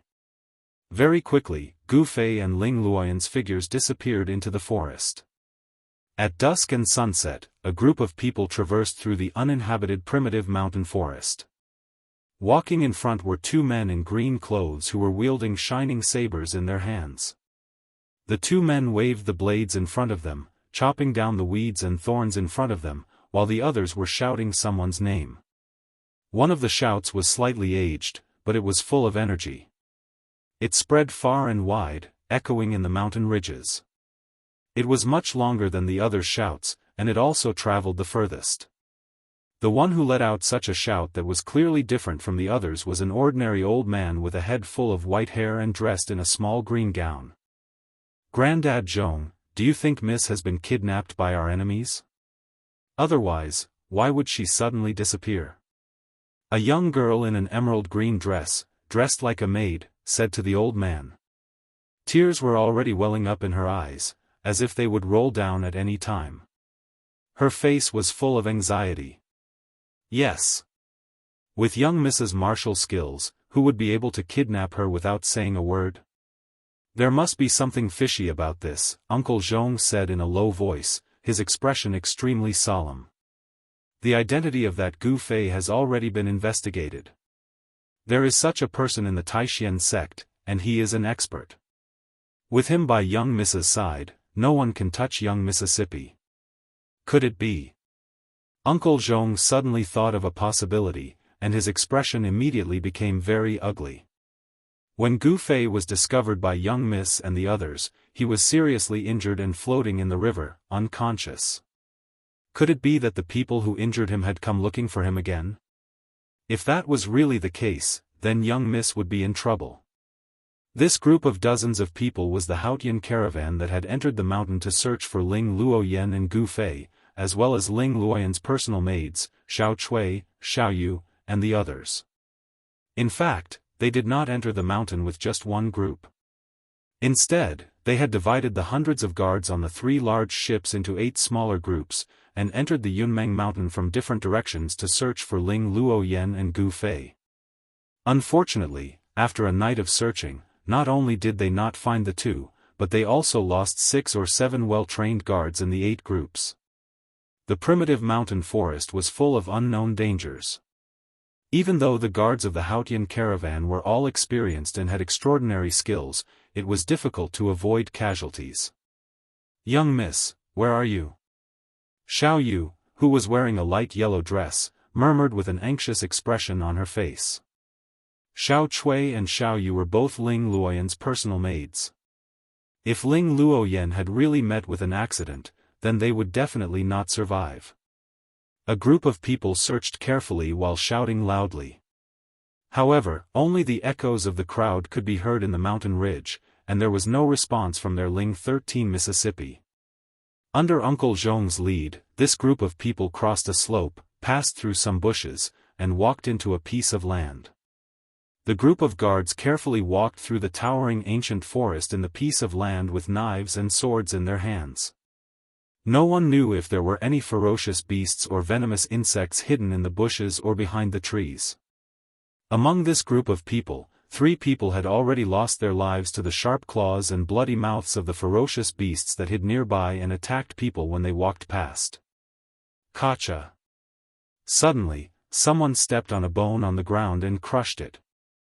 Everyone was startled and stopped. Seeing that there was nothing strange, the group continued forward. Gotcha! Another sound of bones being stepped on was heard. There seemed to be many white bones hidden in the misty forest. At this moment, the crowd's shouts gradually weakened.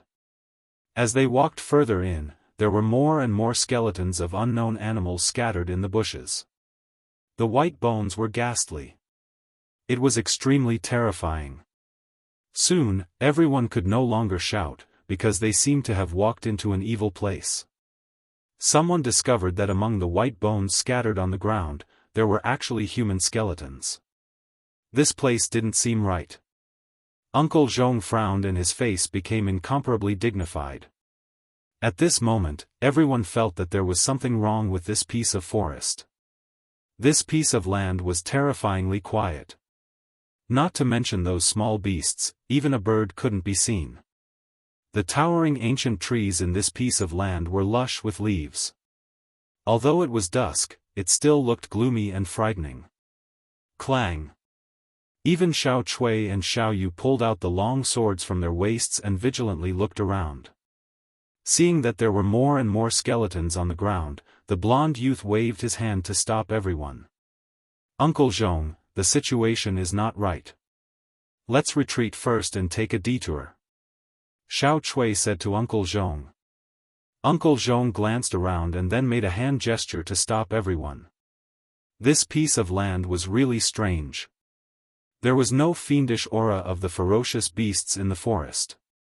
It seemed that there were no powerful beasts entrenched here. Everyone relaxed their hands and feet and slowly retreated, wanting to leave this piece of land. Puff! Suddenly, a ghastly white bone claw stretched out from the leg of a guard wearing a green robe and holding a saber, and instantly grabbed the ankle of that guard. Ah! Fong! Chapter 87. No one knew when, but a layer of grey mist rose from the Pan-di and shrouded the sky, causing the heaven and earth to darken. The sunlight of dusk could no longer shine into the Pan-di. The sky was grey as if a part of the world was pressing down, causing people to feel endless oppression. The dense forest of the Pan-di was ghostly and extremely evil. The trees in the Pan-di were originally very tall and lush. As a result, the light became even darker as if the night had fallen. In the depths of the forest, there seemed to be spots of pale green ghost fire. There seemed to be a kind of creepy evil power that shrouded the entire Pan-di. Be careful. Be on guard. The group of guards immediately cried out in alarm.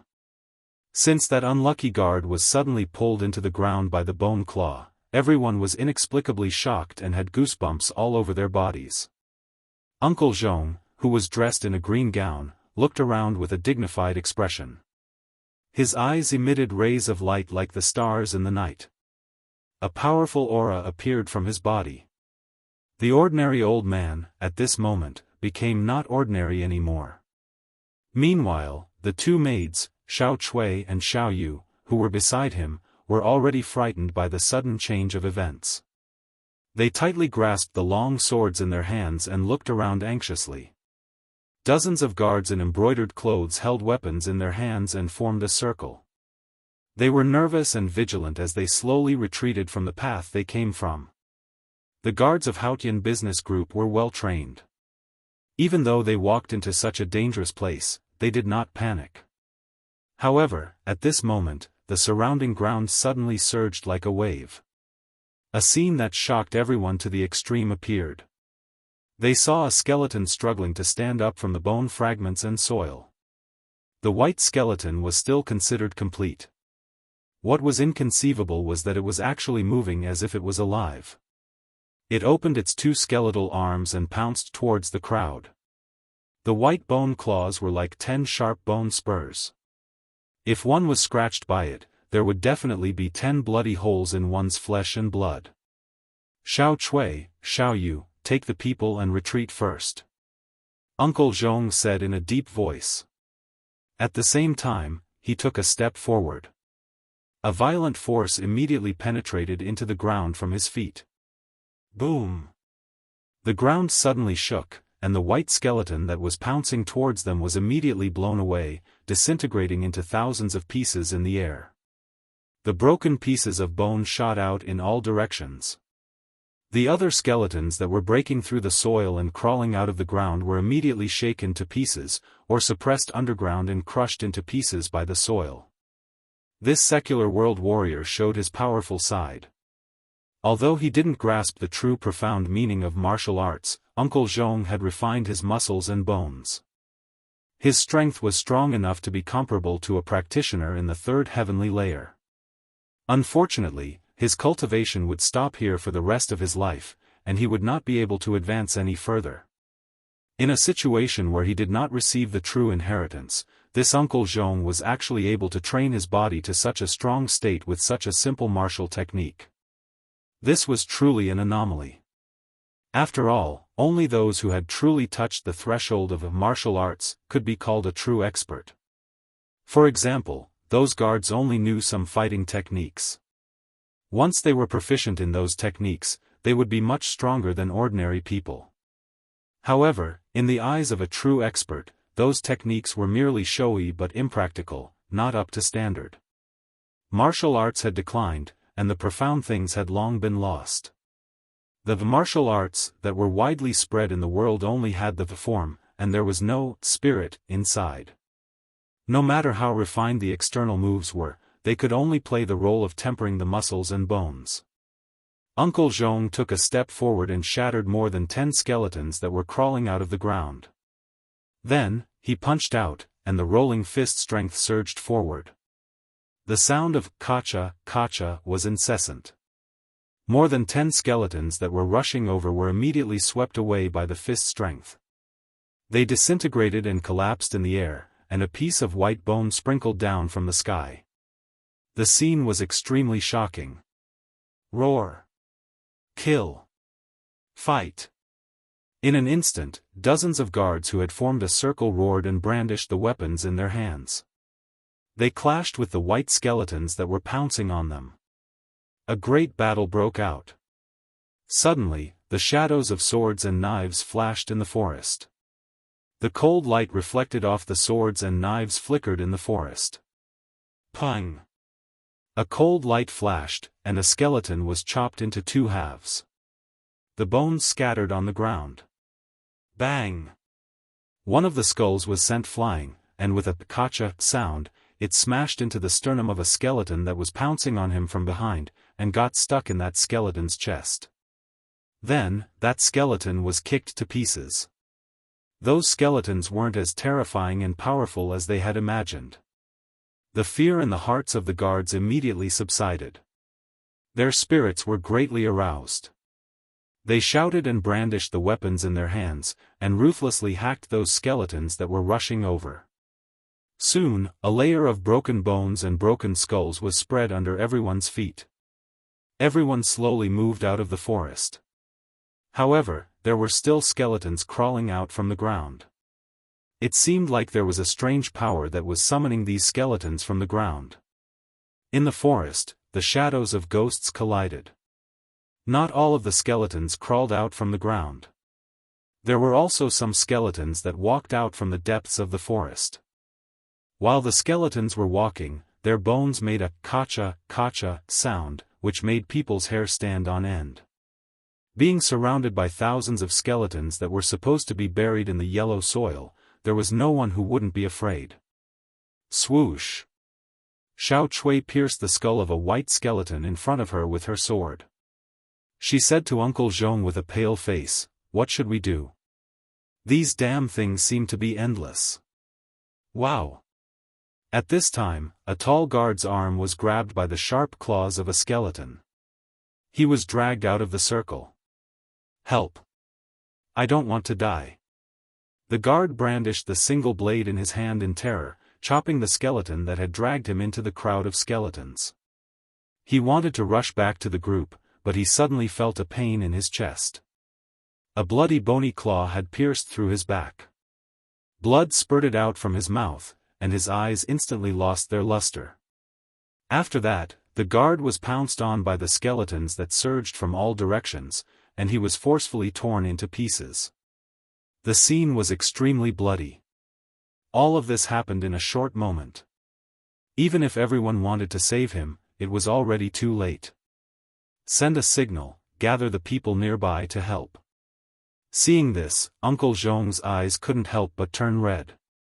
This group of guards that followed Ling Luoyan was personally trained by him.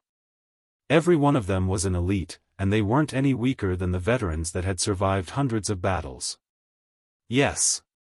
Servant Xiao Yu immediately took out a signal flare from her bosom, lit the fuse, and with a "pang" sound, a fist-sized fireball immediately shot up into the sky, rushing towards the layer of hazy fog in the sky. With a loud "pang" sound, that fireball exploded in the sky tens of feet high. A fireball that was like a brilliant firework appeared in the sky. Even though it was dusk and the sky was still bright, the light that the fireball emitted was extremely eye-catching, and it didn't extinguish for a long time. In particular, that loud bang could be clearly heard within a radius of dozens of miles.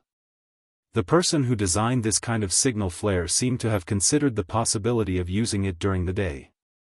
Even if the fireworks in the sky couldn't be seen, the sound could still be heard. The sound traveled tens of miles, and when the people nearby heard it, they would also gather in the direction of the sound. Chapter 88. The ghastly white skeleton seemed to have received some sort of summons when this extremely evil ghost howl rang out. They fought to be the first to pounce at the crowd. They bared their fangs and brandished their claws, looking much more ferocious than before. The sound of the white bones colliding and the movement of the joints was extremely ear-piercing. Outside the defensive circle formed by the crowd, there were skeletons everywhere. What greeted their eyes was a dazzling white, densely packed together.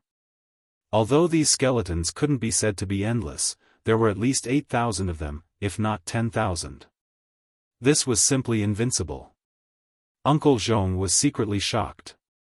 He knew that if he delayed any longer, he would either be torn apart by the thousands of white skeletons or be exhausted and die of exhaustion. Skeletons were not humans. These evil creatures did not know what exhaustion was. However, humans were different. Their physical strength was limited. The fierce killing and waving of the weapons in their hands consumed their physical strength. If they could not break out of the encirclement of the white skeletons, they would die after their strength was exhausted. Which divine emperor of Black Voodoo cult is here? Please come out and meet me. Uncle Zhong smashed dozens of skeletons that were charging at him with one punch and shouted loudly. He knew that he had fallen into someone's ambush. Someone had calculated the place that they must pass, set up an ambush, opened the pocket, and waited for them to walk into the encirclement. This made Uncle Zhong, who was extremely experienced, very frightened. Uncle Zhong's shout was filled with vigorous true qi. His voice was transmitted far away, echoing in this gloomy place. He. I didn't expect someone to know about the existence of our Black Voodoo cult. This is really surprising. As soon as Uncle Zhong finished speaking, a cold voice that was even more unpleasant than the wailing of ghosts and the howling of wolves came from the depths of the Pandi. It's really the people of Black Voodoo cult. We're in trouble. Hearing the voice coming from the depths of the Pandi, Uncle Zhong felt a chill down his spine.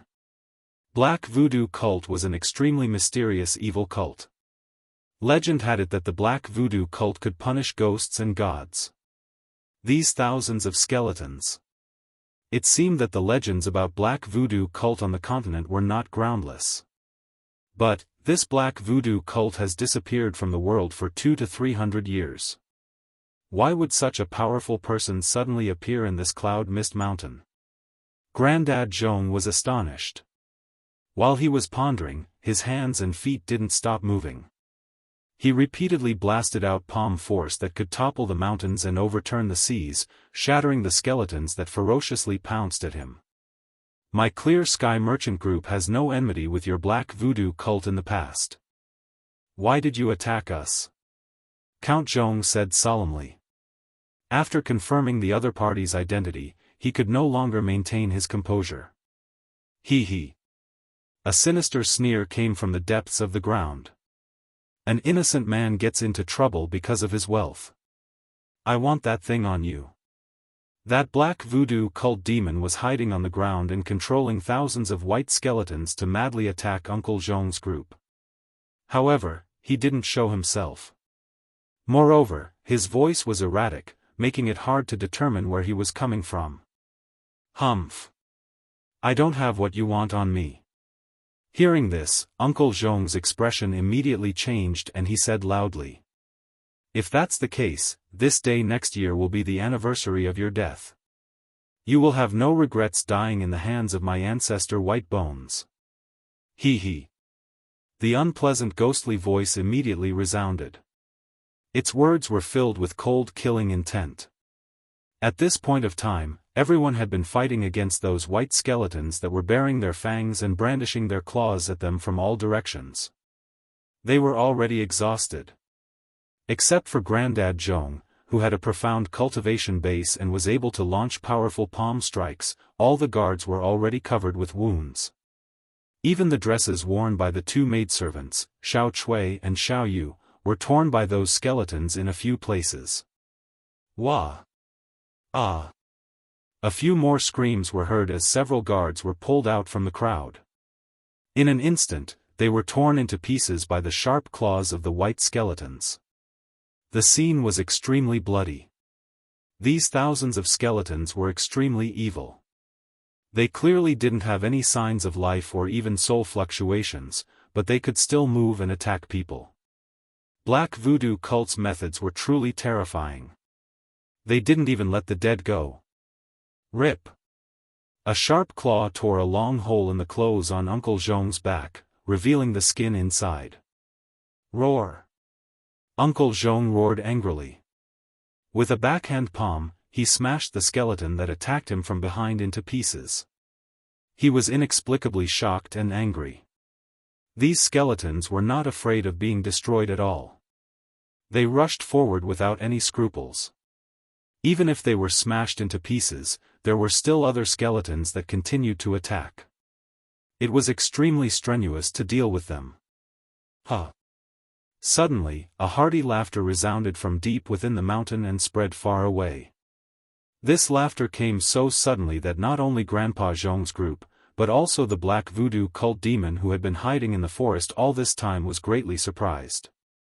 A little demon dares to call himself an ancestor? How laughable! After that, a voice resounded from within the forest, and it was filled with undisguised disdain. Hearing this voice, the guards who were fighting desperately with the white skeletons didn't have any reaction.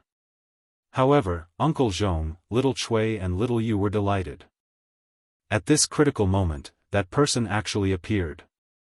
Who are you? The black voodoo cult demon who called himself Ancestor White Bones hiding in the dense forest was shocked and angry. It seemed that he was quite afraid of the person who suddenly spoke. The entire place had been covered by his strange evil art. He didn't even notice that the person had come in from outside. This was enough to prove one thing. That person was stronger than him. How dare you look down on me? You're courting death. The black voodoo cult's ancestor White Bones seemed to be furious. He let out an extremely sharp and angry shout. A light green demonic smoke floated out of the dense forest. The flowers and grass that came into contact with this smoke immediately withered at a speed visible to the naked eye. Everyone, hold your breath. Don't breathe. Seeing that, Grandad Zhong was shocked at once. He hurriedly shouted at those guards. Obviously, the light green mist that spread out from the dense forest was a kind of extremely poisonous thing. At this moment, the white skeletons that were attacking the guards actually stopped for a moment. Then, like a tide, they quickly retreated in all directions. The movements of these skeletons were neat and orderly, as if they were a well-trained army of white bones. How did he do it? Everyone was inexplicably surprised. Uncle Zhong was even more shocked. The black voodoo cult's ancestor White Bones was really frightening. The scattered white skeletons quickly moved through the forest. However, there were still thousands of skeletons that surrounded Uncle Zhong and the others and could attack them at any time. Chapter 89. That person has appeared. Miss must be nearby. Xiao Chui, who was already drenched in sweat, whispered happily to Xiao Yu, who was standing beside her with a sword in her hand. The two maids were obviously not ordinary people. They had strong combat strength, but after the battle, their clothes were torn and their hair was disheveled. You're right, but, let's talk after we get out of this damn place. Xiao Yu glanced at the white skeletons that surrounded them, and the hand that was holding the sword couldn't help but tighten. Roar! Come out! How dare you look down on me, you must be prepared to die. The voice of the White Bones ancestor was like that of an owl. He roared again and again. His sharp voice seemed to penetrate everyone's eardrums, making them feel uncomfortable. I'm right beside you, but you can't see me. Who can you blame? The voice sounded again. You. The White Bones ancestor only had time to let out an extremely frightened cry. Then, everyone saw a dazzling golden light suddenly burst out of the dense forest, and a turbulent wave of yuan qi surged out of the forest. Don't. Then, a gloomy and terrifying wave spread out. The White Bones ancestor seemed to be in big trouble, and it seemed that someone was attacking him. Die. Suddenly, the golden light turned into a raging flame, and suddenly burst out of the forest. Wherever the flame passed, not only were the trees instantly burned to ashes, but also the wandering skeletons in the forest. The light green demonic fog was burned by the flame, turned into a wisp of green smoke, and dissipated with the wind. In the depths of the dense forest, within a radius of 20 to 30 feet, everything turned into a sea of fire. The flame burned the sky, and all the visible and invisible things were all swept into the raging flame that seemed like a heavenly fire. Although Grandad Zhong and the others were far away, they could still feel an extremely hot airflow blowing on their faces. That high temperature burned their skin to the point of pain. Wah! A short but extremely shrill scream was heard. Vaguely, a person in a black robe could be seen struggling in the raging flame a few times, and then was swept up by a burst of fire and burned to ashes. Wow! With a sound, the thousands of white skeletons that surrounded Uncle Zhong and the others seemed to lose some kind of power, and all fell down. Looking at the white skeletons on the ground, the guards were all shocked. That black voodoo cult guy died? Killed by someone? The raging flame that erupted from the depths of the dense forest seemed to quickly retreat after burning the black-robed person, and disappeared in an instant. Only the area that was burned was still smoking. Just as the raging flames burned the black-robed demon into ashes, in the depths of a nameless mountain in the Tenglong continent, there was a temple built with black stones. One of the 4 jade-green ghost flames that were being worshipped on the altar was suddenly extinguished for no reason. Then, an angry roar came from a gloomy swamp a dozen miles away from the temple. A huge figure rose up from the depths of the swamp that was shrouded in black fog like a devil. Who? Who dares to kill my people? A cold voice came from the depths of the swamp. The black fog that shrouded the swamp immediately shook, and a huge demonic shadow appeared and disappeared in the black fog, emitting an endless amount of fiendish and evil aura. The black mist on the periphery of the swamp was swept away. Within the swamp, the pitch-black muddy water was tumbling, constantly bubbling with a fishy smell. Skeletons were floating in the ink-like muddy water. Whoosh! A figure flashed in front of everyone, and a young man dressed in white was already standing in front of them. Gu Fei? Uncle Zhong blurted out as soon as he saw the young man. The young man dressed in white who appeared in front of everyone was Gu Fei. The signal flame that the maid Xiaoyu had sent out had attracted Gu Fei. Gu Fei didn't think that a demon from the black voodoo cult would force Uncle Zhong and the others into a desperate situation. It seemed that it was because of something on Uncle Zhong's body. Of course, Gu Fei had no interest in that thing on Uncle Zhong's body. He was focused on cultivation, and what he was most afraid of was being tempted by the outside world, which would shake his courageous heart. Gu Fei, where's our miss? Seeing that the mysterious person who killed the demon in the depths of the forest was Gu Fei, Xiao Chui was happy at first, but then she hurriedly asked. What's your miss? Could it be? Gu Fei's expression immediately darkened. His eyes shot out a sharp light as he stared at Xiao Chui. He wasn't stupid. If he still didn't know what had happened at this time, then he really was stupid to the extreme. This. Under Gu Fei's sharp gaze, Xiao Chui's heart couldn't help but tremble. It was as if she was being stared at by a terrifying beast. A chill rose from the bottom of her heart, and her entire body shivered. Oh no! Standing next to Xiao Chui, Uncle Zhong immediately cursed inwardly. He had lived for most of his life, and it could be said that he had one foot in the grave. How could he not know of Gu Fei's current situation? He couldn't help but secretly raise his guard. He was afraid that Gu Fei would become enraged and attack everyone. That would be a disaster. Even Black Voodoo cult's forefather White Bones had been killed by Gu Fei in an instant. Who else here could be a match for him? At this time, the maid Xiaoyu was also secretly shocked. This Gu Fei definitely thought that their miss was deliberately deceiving him and hiding her identity as a female. Right now, no one knew how Gu Fei would react after learning that Ling Luoyan was a female. The feeling of being kept in the dark, or even deceived, was definitely not a good one. Alright, you. Gu Fei's sharp gaze swept across the faces of Uncle Zhong, Xiao Chui, Xiao Yu, and the others. His expression was frighteningly dark. Poof! Gu Fei's right hand tightened, and the sinister little white bone banner in his hand immediately started burning. Creak, creak, creak, creak. The little banner let out a sound like oil being squeezed as it burned. A layer of demonic light surged out, and there seemed to be layers of illusions dissipating within the light. In an instant, the demonic energy inside the little white bone banner was refined by the fierce flames, and the little white bone banner instantly turned into ashes. The moment the little white bone banner turned into ashes, the thousands of white skeletons lying on the ground in the forest, in the grass, all silently turned into a pile of bone powder at the same time. Everyone stared at this scene in shock. They didn't even dare to breathe loudly. Everyone could feel the violent, fiendish aura from Gu Fei's body. This white bone banner was probably the evil object that forefather White Bones used to control the thousands of skeletons. However, Gu Fei had instantly refined it with the pure yang true fire of the 5 elements. Humph! Gu Fei sneered, turned around, and left.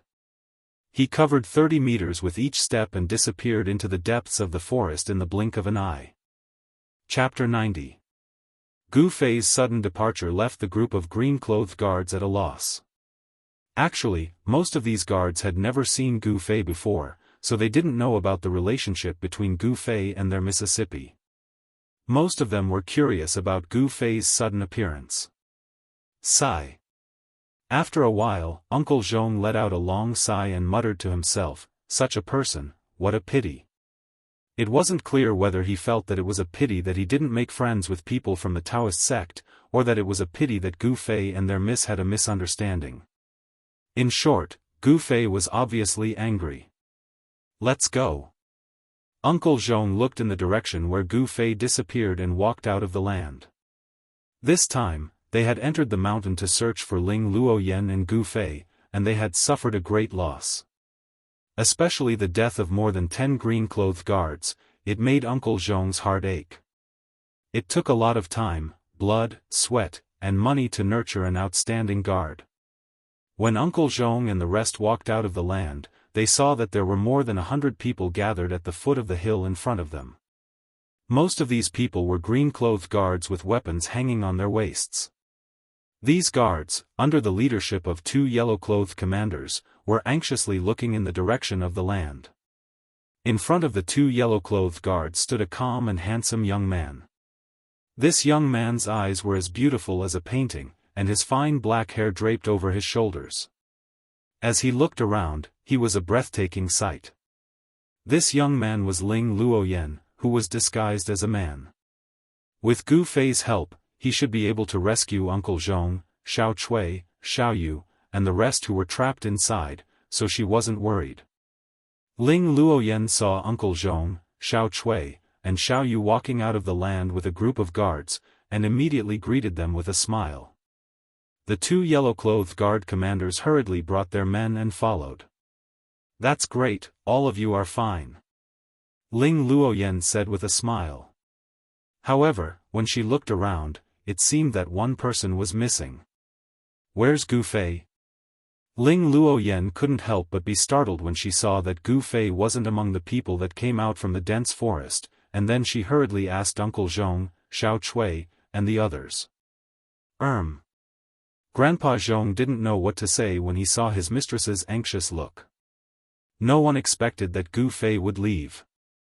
Miss Gu Fei." Xiao Chui was so frightened that she wanted to say something, but stopped. Her eyes were fixed on her toes, not daring to make eye contact with Ling Luoyen. "Xiao Chui, tell me, what's going on?" Ling Luoyen's voice turned cold when she saw Xiao Chui's expression, and her face seemed to be covered by a layer of frost. "Miss, I was anxious. Gu Fei, he already knows that you are a girl."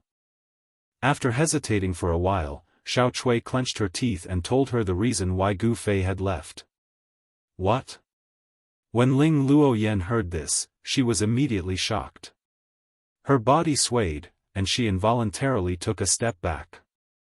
What should we do? Ling Luoyan panicked and lost her composure, not knowing what to do.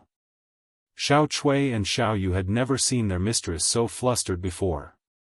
They couldn't help but look at each other as they thought, could it be that the mistress has fallen in love with that Gu Fei?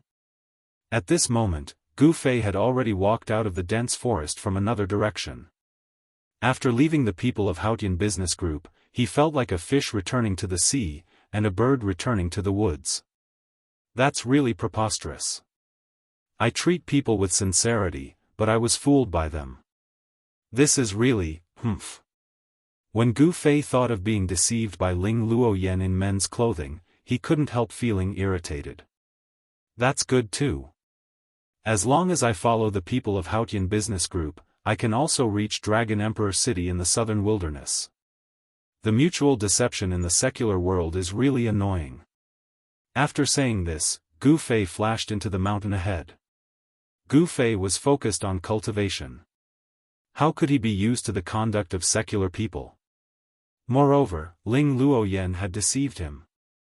He also didn't want to travel with the people of Haotian business group. Gu Fei's thoughts were very simple. If he wanted to do something, he would do it without any worldly restraints.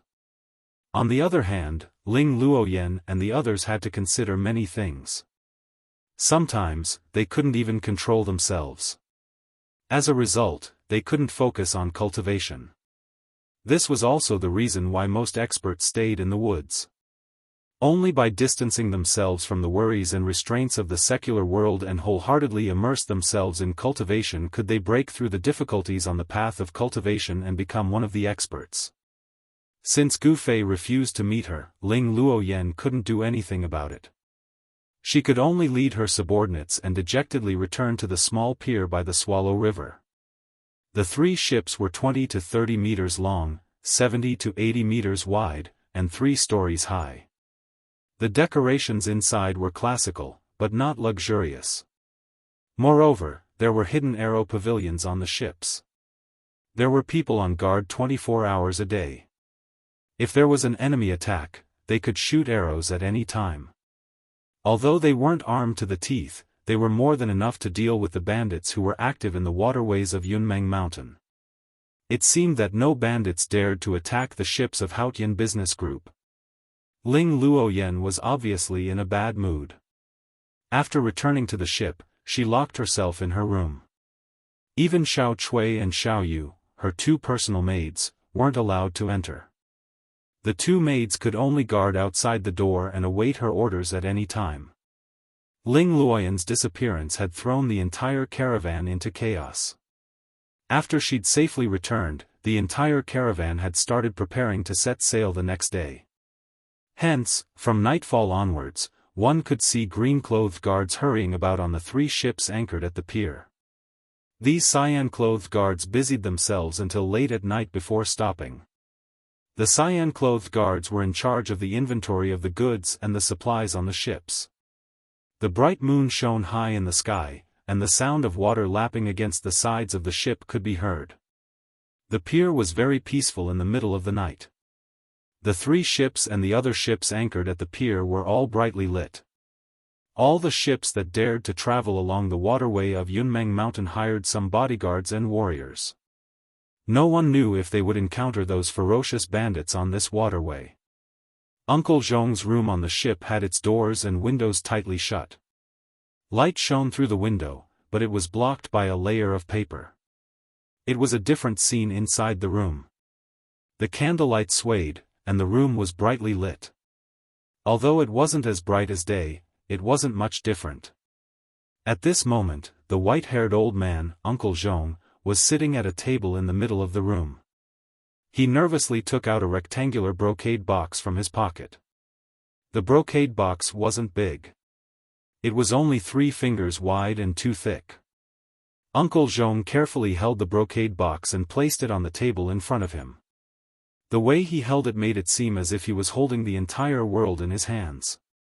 Chapter 91. How could such a small brocade box be so extraordinary? Even being sealed by talisman, it still gave out a faintly ferocious qi, which was really creepy.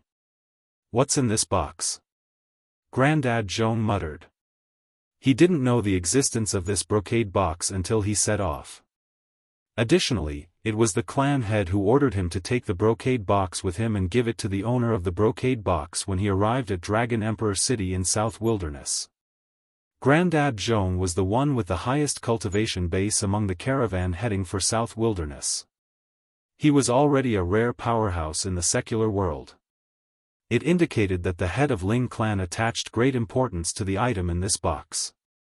Grandad Zhong gazed at the small brocade box on the table in front of him for quite a while before putting it away in his private pocket meticulously. However, when Grandad Zhong put away the brocade box, he suddenly changed his face. Closely after that, he punched towards the window in front of him on the right. Bang! Under the impact of Grandad Zhong's extremely powerful palm strength, the window instantly turned into sawdust and scattered in all directions. Vaguely, a black shadow flashed and disappeared outside the window. Whoosh! Grandad Zhong darted out of the broken window like an arrow. Under the moonlight, a black shadow was walking on the misty river in the distance. In a split second, the black shadow disappeared over the river. Dandelion, what a guy! At the sight of this scene, Grandad Zhong couldn't help but admire this guy's lightness skill. Only by the buoyancy of his skin, he could treat the billows as flat land. At this moment, rapid footsteps drifted from the surroundings. Soon, 7 to 8 people had arrived. They were guards in cyan clothes who came here to check after hearing the noise. "It's okay here, you can leave now." At the sight of these guards, Grandad Zhong couldn't help but frown as he waved his hand towards them. Only he knew about the brocade box. Even Ling Luoyan didn't know that he was carrying such a brocade box. It was top secret. "Yes, sir." The 7 or 8 guards immediately bowed to Uncle Zhong and then retreated. When these guards saw the broken window behind Uncle Zhong, although they were bewildered, they immediately retreated. These guards were also very clear about what they could know and what they could ask. Even if they knew something, they had to pretend they didn't know. They couldn't say it, let alone ask. After the guard left, Grandpa Zhong couldn't help looking at the direction where the man in black disappeared and murmured, "Who was that?" He didn't need to ask to know that the person peeping outside the window was definitely after the small brocade box in his arms. What was inside the box? Uncle Zhong's curiosity rose rapidly. Why did so many people come for it? First, it was Black Voodoo cult's forefather White Bones, and now this mysterious person. It seemed that this box had an unknown secret, and many people wanted it. Grandpa Zhong pondered for a while, but he still couldn't think of a reason, so he turned around and jumped into the room through the broken window.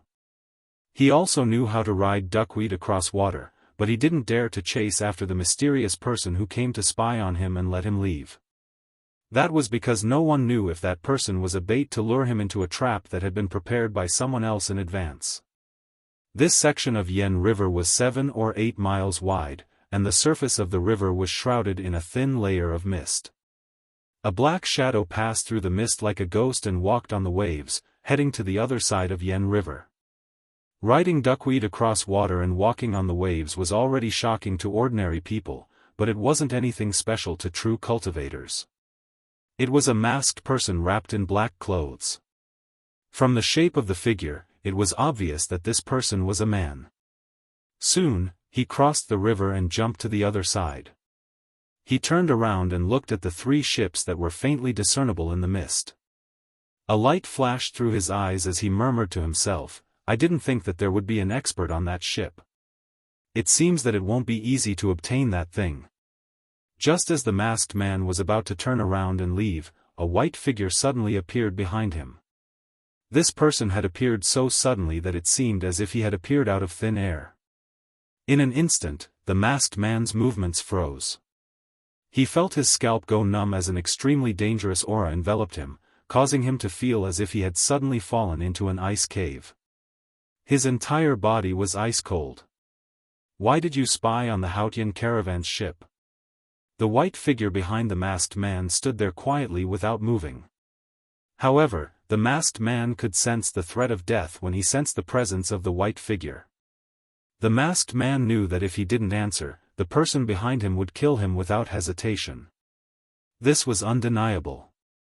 It's for something. In a situation where his life was seriously threatened, the masked man had to admit that the threat posed by the person behind him was too great. His life or death was in the hands of the other party. "What is it?" the man asked again.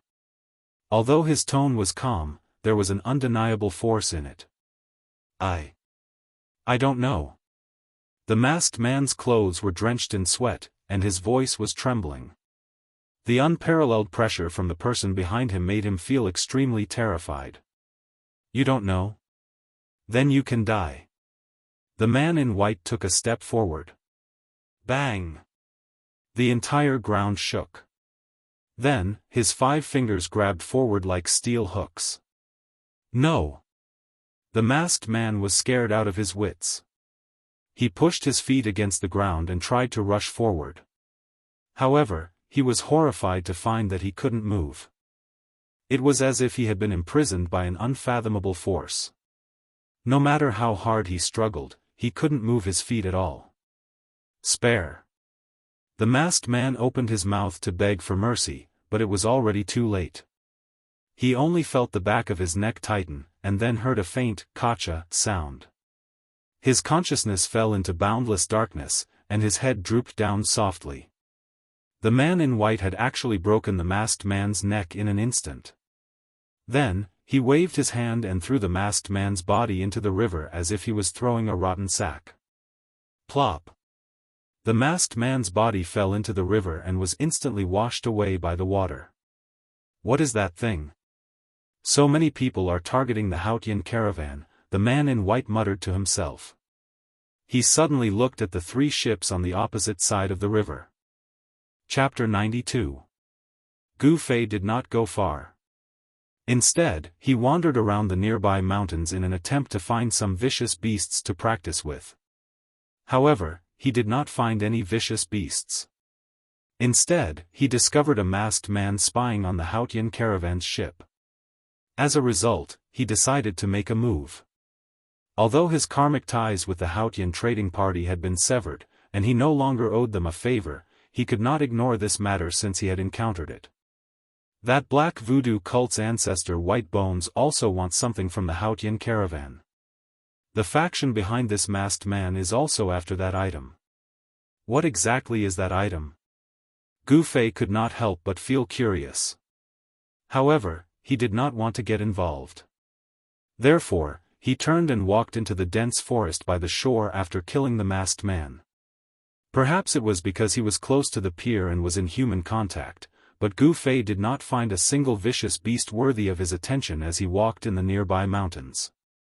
What he did not know was that the Kingdom of Yen would soon send experts to the various piers along the waterway of the Yunmeng Mountains to eliminate the powerful vicious beasts in the nearby mountains so that they would not threaten the normal operations of the piers. Therefore, how could there be any traces of vicious beasts in the mountains near the piers? 4 hours before dawn, Gu Fei arrived at a stone wall. He discovered that there was a smooth concave platform about 50 to 60 feet above the stone wall. The nearby forest was relatively dense, so he decided to rest there. Even the mountains near the piers were filled with endless danger in the dark of night. Resting on the cliff was a wise choice. Under the stone wall, Gu Fei abruptly pushed off the ground with both of his legs. His body shot into the sky like a sharp arrow, rising 200 feet into the air. Only then did the momentum of his upward charge dissipate. I can only reach this height without circulating the primal qi in my body. Gu Fei's mind spun and he used up all of his momentum. His body paused for a moment and was about to fall, but Gu Fei's right foot tapped against the stone wall and his body immediately shot up again. Just by relying on the explosive power of his muscles and bones, he could climb up this precipitous cliff like it was flat ground. Swish! Swish! Swish! After swaying a few times on the cliff, Gu Fei had already stepped onto the platform. His gaze swept across the area, and every detail of the platform was immediately reflected in his eyes. Not bad. Gu Fei nodded. This concave platform on the mountain wall was only 20 to 30 feet in circumference, but there was not a speck of dust on it, perhaps because of the wind and the sun. Gu Fei sat cross-legged with his back against the stone wall. The lights of the distant pier flickered. Under the shroud of darkness, he could vaguely see the ships docked at the pier. Tigers, leopards, jackals, and wolves roamed the nearby forest from time to time. Occasionally, one or two roars could be heard. Gu Fei slightly closed his eyes and remained motionless. His entire body gradually relaxed. He did not circulate his cultivation method. Although the mountain was filled with endless plant essence qi, he did not guide the surrounding primal qi into his body. He just sat quietly, seemingly doing nothing. He allowed his thoughts to wander above the 9 heavens, drifting between heaven and earth. He was in a trance, as if he was half awake and half dreaming. Gu Fei gradually could not feel the passage of time. His thoughts were completely relaxed, and his mind gradually merged with nature. It was as if his body and mind had become one with the heaven and earth. He seemed to be able to hear the thoughts of the trees and flowers. He seemed to be able to feel the pulse of the heaven and earth. He himself seemed to have become a part of nature. In fact, humans were originally one of the myriad things in the world, a member of the heaven and earth. As humans grew, they would unknowingly break away from the heaven and earth. A gentle breeze blew, and all kinds of fragrances of plants floated up from the bottom of the cliff. At this time, Gu Fei entered into a state of forgetting himself and the world. The stars in the sky slowly faded, and light began to appear in the eastern horizon. The darkness that shrouded the earth gradually receded. When the first ray of sunlight shone from the horizon, Gu Fei withdrew from that mysterious state and then opened his eyes. Without deliberately cultivating, Gu Fei's mind had undergone a baptism, and his state of mind had been improved. Naturally, his cultivation had reached the peak of the 8th heavenly layer. This time, the improvement of his cultivation seemed to be a matter of course. On the path of cultivation, every insignificant improvement would accumulate, and at a certain time, it would naturally cause his cultivation to take a big step forward. Gu Fei stood up, and the temperament of his body seemed to have changed a little. He was no longer showing off, and his sharpness and killing intent had been greatly restrained. His body then had an otherworldly aura. Previously, Gu Fei was like a piece of jade that had not been polished. Although the quality was good, it was not revealed. But now, this piece of jade was being polished. Are they about to leave? Gu Fei's deep gaze seemed to be able to penetrate the void. On the distant pier, he could clearly see the people walking on the 3 big ships. Who? Gu Fei directly jumped down from the cliff, and the speed of his body's fall became faster and faster. Boom! With a loud sound, the hard rocky ground was trampled into a pit half the depth of a person. The ground cracked, and stone chips flew everywhere. About a height of 500 to 600 feet. Purely relying on my body, I can withstand the impact when landing. Gu Fei secretly nodded. He was very satisfied with the strength of his body. If it was an ordinary person, even if they had iron bones, but if they jumped from such a height, even if their muscles, bones, and skin were not injured, their organs would be severely shaken, and it was inevitable that they would suffer internal injuries. The organs were the most vulnerable parts of a person's body. If they were shaken, it was easy to be injured. However, Gu Fei had already tempered his body to the point that the inside and outside were one. His organs were also strengthened, and they were as tough as skin and flesh. If I use Yuan Qi inner strength to reduce the weight of my body, then the speed of my body's fall will be reduced a lot. If I use a combat skill to reduce the force, I can fall from a height of 1 to 200 feet without relying on any external objects to reduce the force. Gu Fei was very clear about his own strength. After being tempered day and night, his body had become tough to an unimaginable extent. If he wanted to advance a step further, then he would have to refine his skin and flesh to the point of being brand new and completely reborn. Gu Fei walked out of the stone pit step by step. Having reached the awakened 8th celestial layer, his strength had increased by quite a bit. At the very least, he was confident that he could easily defeat Li Lingfeng, who had awakened 9th celestial layer. Chapter 93. As the sun rose in the east, the docks gradually became lively. Merchants traveling between the north and the south, pot-bellied ship owners, and fierce-looking guards with weapons shuttled back and forth on the docks. The wealthier a person was, the more he was afraid that others would harm him. Therefore, there were always murderous bodyguards around the rich. People came and went at the docks. After a whole night's rest, everyone was full of vigor and vitality in the early morning. The people of the Haotian merchant group also started to get busy. Black-robed guards hurriedly walked on the ship. About an hour later, the Haotian merchant group's ship left the docks along with the other ships docked at the docks and headed south with the wind and the current. Gu Fei had already set off. He was not worried that the Haotian caravan's ships would disappear right under his nose. He went down the river alone. Furthermore, the terrain was steep, and the forest was lush, so he went in that direction. For 2 days in a row, whenever the Haotian merchant group docked at the riverside docks at dusk, Gu Fei would go into the mountains to find the exotic beasts and fight them. Along the way, he indeed encountered a few exotic beasts in the mountains along the river and fought them. Tonight should be the last night. Gu Fei stood on the top of a mountain and gazed into the south. Under the starry sky, a huge river flowed through the endless primitive jungle. The terrain was flat, and there were no mountains or ridges. Although Gu Fei hadn't contacted the people of the Haotian merchant group in the past 2 days, he had vaguely heard their conversations. It would only take 1 day for the fleet to leave the cloudy mist mountain and arrive at Bluestone Town the next evening. One had to admit that the Tenglong continent was truly vast. Bluestone Town was only the periphery of the southern desolate region. It was still 1,000 miles away from the southern desolate region to the southern desolate Dragon Emperor City. Even the southern desolate Dragon Emperor City wasn't the center of the southern desolate region. The real center of the southern desolate region was the 100,000 mountain range, a truly boundless wilderness. The 100,000 mountain range was full of mysteries and unknown dangers. Legend had it that someone had seen the figures of primordial savage beasts in the 100,000 mountain range. Even void-controlling stage cultivators weren't willing to set foot in there. The 100,000 mountains, the Ruin Heaven Realm.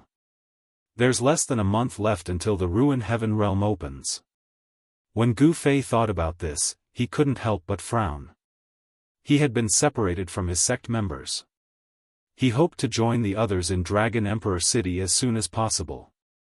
The people of the 3 major Taoist sects would meet each other in Dragon Emperor City before entering the innumerable huge mountains together. There was less than 1 month left. If nothing unexpected happened, they should be able to arrive at Dragon Emperor City within 1 month. Roar! At this moment, the roar of a ferocious beast suddenly rang out from the depths of the mountain ridge. Immediately, there was a strange movement in the depths of the mountain ridge. Then, countless night birds could be seen soaring into the sky, flying out from the mountain ridge in front of them in a panic. All kinds of wild beasts also ran out of the mountain ridges. Among the fleeing beasts, there were a few behemoths. They were giant elephants that were 6 to 7 meters tall. Hundreds of beasts ran madly, trampling the ground, giving off rumbling sounds like muffled thunder. Standing on the top of the mountain, Gu Fei's eyes were as sharp as lightning bolts.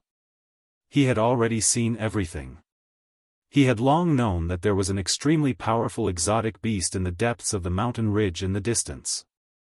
All powerful exotic beasts had a common characteristic: they would leave a violent, ferocious, and tyrannical chi in the vicinity of their appearance, which would frighten all the beasts. Once such a fierce beast showed its might, it would definitely wreak havoc in all directions, causing all the beasts to flee in fear. Humph! I dare not challenge that savage beast in the depths of Yunmeng Mountain, but this fierce beast. An extremely sharp killing light flashed across Gu Fei's eyes. Then, he leaped up and rushed down the mountain.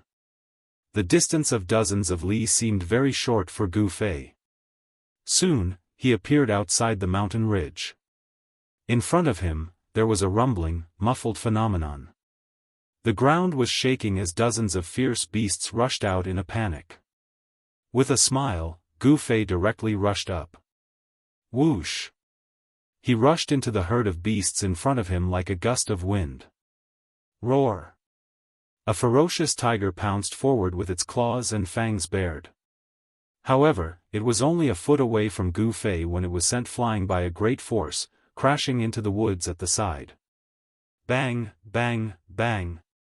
At that moment, a huge elephant charged toward Gu Fei like a moving mountain. The elephant's legs were like huge tree stumps, leaving a deep footprint on the ground with every step it took. Move aside. Gu Fei waved his right palm and a powerful palm force surged out, sweeping towards the giant elephant. Rumble.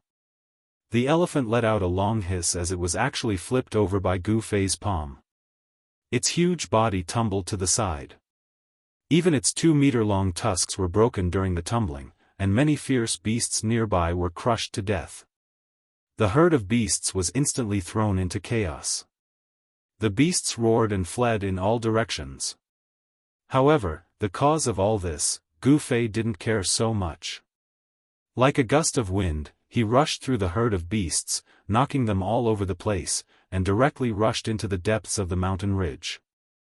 On top of a huge boulder in the mountain ridge, a shocking scene was happening. A huge humanoid monster was roaring at the moon. Bang! Bang! Bang! That huge demonic figure that was 6 to 7 meters tall was beating its chest like a thunderous war drum. This was a violent ape that emitted an endless fiendish aura. It had a huge demonic body, light yellow fur, a sinister head, and blood-red eyes. All of this made it look especially frightening. Roar! The violent ape let out an angry roar that shook the surroundings. The nearby forest trembled, causing tens of thousands of beasts to cry out in pain. The depths of the mountain ridge was once again in chaos. Good. As expected, he's not a bad opponent. A white figure walked out from the forest. With a single step, he covered 10 meters. His figure flickered continuously, and in the blink of an eye, he was near. Roar! Seeing that someone had actually barged into its territory, the violent ape on top of the huge rock immediately turned its ferocious head around. Its blood-colored eyes emitted an endless ominous glint as it viciously stared at the uninvited guest. Big guy, come. Let's have a spar. The person who came was Gu Fei. He directly arrived in front of the huge rock and stared at the violent ape that was the size of a small mountain. He spoke as if nothing had happened. Roar! It was unknown if the violent ape understood Gu Fei's words, but it let out an angry roar towards the sky. After that, it leaped up from the huge rock and fiercely pounced towards Gu Fei. It extended its huge claws. Clang! With a sound, 5 sharp, jet-black claws that were a foot long immediately shot out from its palms and clawed towards Gu Fei's head. The huge palm was like a mountain, and it created a fierce wind, causing Gu Fei to have a feeling of suffocation. The sharp claws were like swords, and they quickly slashed through the air, leaving behind 5 rays of black light. The sharp claws made Gu Fei feel as if he was facing 5 incomparably sharp swords. Good! Gu Fei let out a light shout. At the same time, he separated his legs and his body suddenly sank. With a pa-li sound, the rocky ground beneath his feet immediately exploded. Chapter 94. Who? An extremely strong gust of wind surged out from the point of contact between the fist and the claw. Immediately, sand and stones flew around Gu Fei, the sun and moon lost their light, and a circle of air waves surged out in all directions. The huge claws in Gu Fei's fist were not symmetrical at all. When the violent ape's claws opened up, it covered a radius of 2 meters, forming a sharp contrast with Gu Fei's fist. However, it was Gu Fei's seemingly weak fist that sent the violent ape's claw flying. Even the violent ape's body, which was like a small mountain, was sent flying backwards. However, Gu Fei was not in a good condition either. The violent ape's claw was extremely powerful, and when the fist and claw collided, the hard rock beneath Gu Fei's feet immediately became as soft as tofu.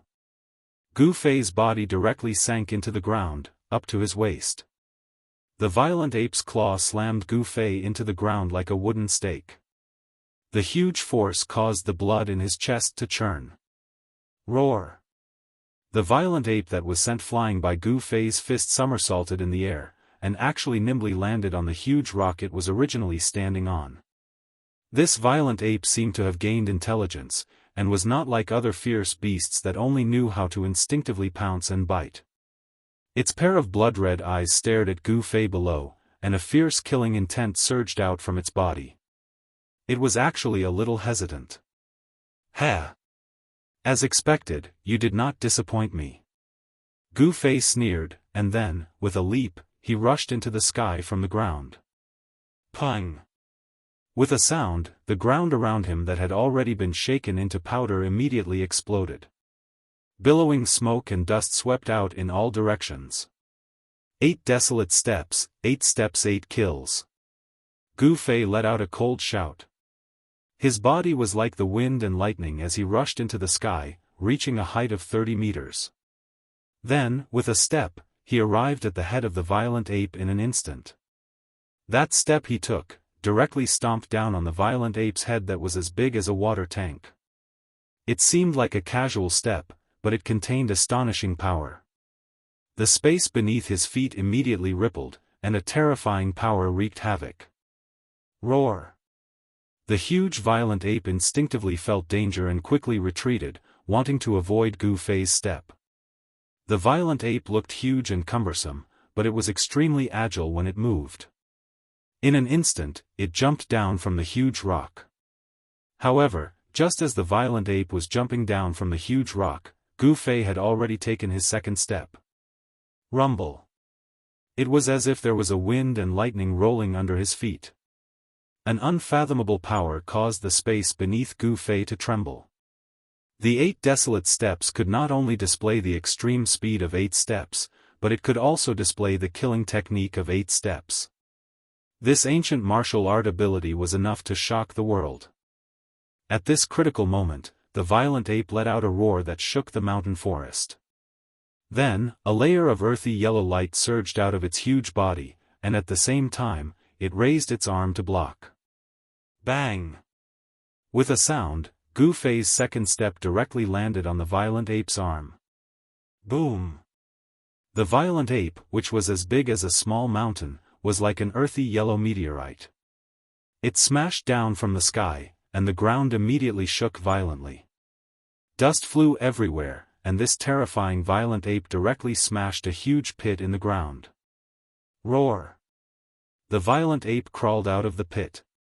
Bang, bang! It madly beat its chest, and continuously roared at Gu Fei who was on the huge rock. This violent ape was extremely wild. The earthy yellow light on its body danced like a flame, and its fierce aura was enough to make Gu Fei's heart tremble. Earth elemental power? The power that surged out of the violent ape was not unfamiliar to Gu Fei. This violent ape could actually control the earth elemental power, which really made Gu Fei feel surprised. Everything in the world could not be separated from the 5 elements of yin and yang. However, there were very few vicious beasts that could truly control the 5 elements of yin and yang. This was because the vicious beasts that could use the 5 elements of yin and yang to cultivate were no longer vicious beasts, but existences that had evolved into demonic beasts. Demonic beasts were half demonic beasts. They were not real demons, but they had already shed their bestial nature.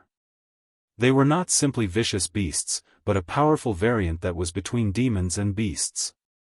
If they could finally grow into demons, then the cultivation of this variant would not be lower than that of a transcending mortality realm cultivator, and their intelligence would not be lower than that of a human. Roar! The furious violent ape fiercely rushed out of the pit, turned into a yellow shadow, and rushed towards the huge rock that Gu Fei was standing on. Boom! A loud sound rang out, and immediately rubble flew across the sky. A huge rock that was the size of a small mountain was directly smashed by the furious demonic ape. Stone fragments shot out in all directions, and the earth quaked and the mountains shook, as if the end of the world had come. Good fellow! Gu Fei soared into the sky, and his protective aura blocked all the flying stones outside his body. However, below, the violent ape's thick and strong arm that was like a tree directly grabbed him from below. Chi. The 10 sharp claws were like 10 demonic swords that emitted a dark light, as if they were going to tear the void apart, and made a heart-palpitating sound. Gu Fei's expression changed, and he used the desolate steps. Swoosh! In an instant, he left an afterimage on the spot, and in the next moment, as if he had teleported, he appeared 10 feet away, and avoided the violent ape's thunderous grab. There was no way to exert force in the air, but the desolate steps could allow Gu Fei to change his position within a short distance. Gu Fei's body rapidly descended from the sky, but the moment his feet touched the ground, countless sharp stone pillars abruptly pierced out of the ground with a swoosh swoosh swoosh, preposterous. The sudden turn of events shocked Gu Fei. Pang! 7 to 8 spiked stone pillars instantly collided with his feet and body. This demonic ape could actually control the thick earth power to launch such an attack, which made Gu Fei feel inexplicably shocked. This violent ape was not simple, and it could already use supernatural power. If ordinary cultivators encountered this kind of attack from sharp stone pillars that suddenly pierced out from the ground, they would only end up with flesh and blood. Even if Gu Fei had a steel-like body, he still felt as if his body was being bombarded by 1,000 catty heavy hammer.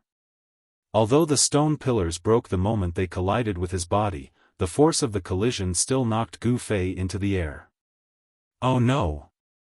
Gu Fei couldn't help but cry out in his heart. Sure enough, the violent ape, Pang! It rushed over with large steps, and the densely packed stone pillars on the ground were crushed by the violent ape, unable to harm it in the slightest. Whoosh! The violent ape rushed out from the sky full of dust, and with a roar, it directly punched towards Gu Fei.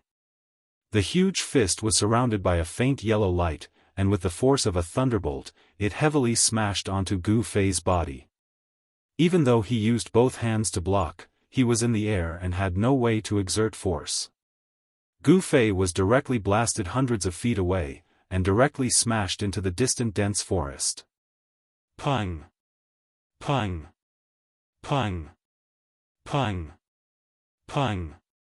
After smashing through 7 or 8 trees in succession, Gu Fei finally stopped his retreat and rolled in the forest among the withered leaves. A musty smell entered Gu Fei's nose. Underneath him was a layer of soft mud made of withered branches and withered leaves. The sound of trees breaking and falling echoed in the air. Chapter 95. The terrifying ape, which was as large as a small mountain, swooped down from the sky, stirring up a piercingly cold gale that caused the trees below to shake violently. Withered leaves and branches were swept up into the air. An endless ferocious aura filled every inch of space in the forest, causing Gu Fei to feel a sense of suffocation. The demonic ape, which was covered in light yellow fur, pounced with the weight of Mount Tai. It was extremely ferocious. Its blood-red eyes were like demonic stars, emitting an endless evil and ferocious light. It vowed to tear the creature that dared to offend it into pieces. The thinking of a ferocious beast was very simple. The demonic ape felt threatened by Gu Fei. Therefore, its most immediate thought was to eliminate the threat that was Gu Fei. Come at me. Gu Fei fiercely straightened his back. His bones and tendons immediately emitted crackling sounds. His tendons and bones roared like thunder. He raised his head to look at the demonic ape that was pouncing down from above. A trace of madness appeared on his face. He wiped the trace of blood from the corner of his mouth and a powerful force erupted from his body. His long hair that was like a waterfall fluttered in the wind. Roar! Gu Fei roared, and his expression became extremely ferocious.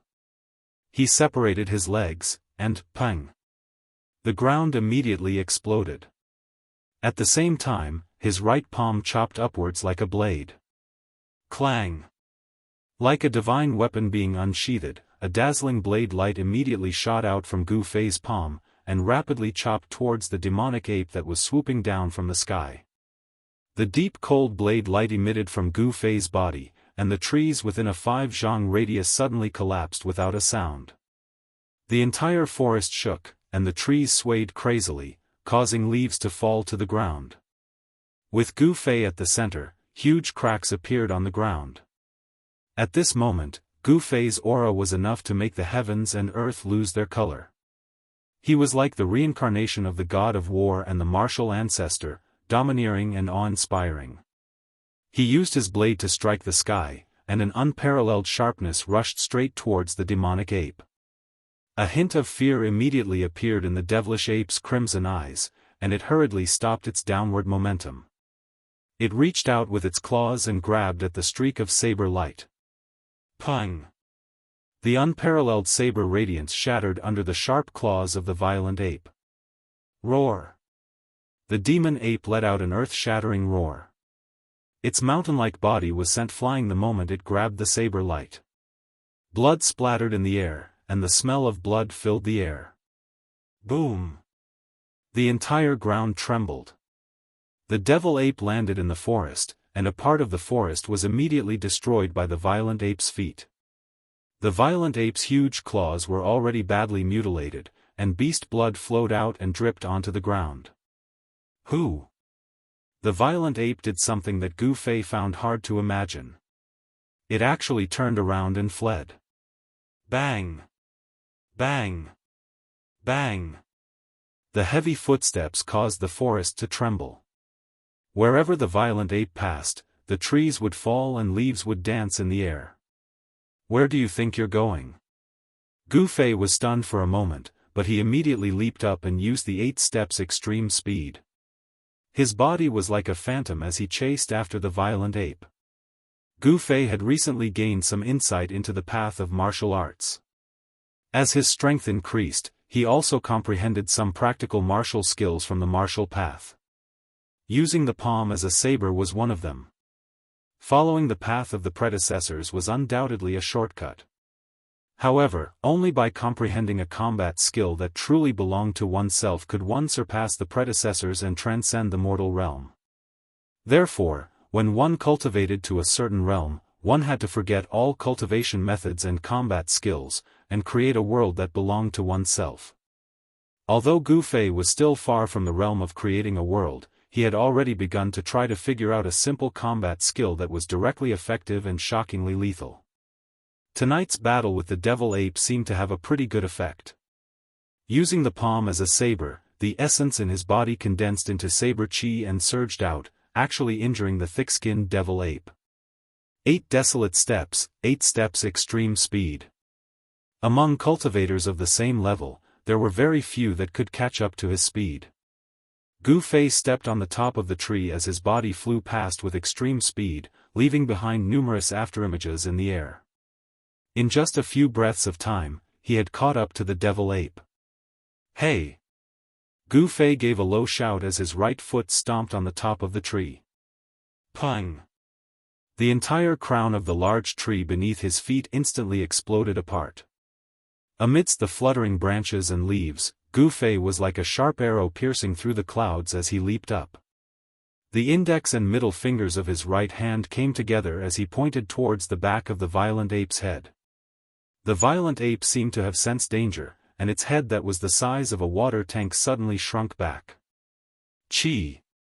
A streak of extremely swift and fierce finger chi barely grazed past the violent ape's scalp and left behind a faint trace of blood. Roar! With a furious roar, the violent ape that was running at high speed actually turned around in an instant. Raising its right claw, it slapped towards Gu Fei, who was leaping in the air like a door. Who? It was as if a tornado had appeared in the air as the huge claw set off a violent gust of wind. Before it even reached him, Gu Fei's long hair was already flying behind him from the impact. Gu Fei's expression was terrifyingly gloomy. He did not dodge or evade, the essence in his body surged, and only when the huge palm was about to hit him did he move his finger like a sword, pointing towards the center of the huge palm. Qi. The finger force was as resplendent as a divine light as it shot out from the tip of Gu Fei's finger. It was as if it tore through the void and pierced through space as ripples spread out from wherever the finger force passed. Pfft. A bloody hole the size of a fist immediately appeared on the palm of the violent palm of the devil ape. Fresh blood spurted out from the bloody hole.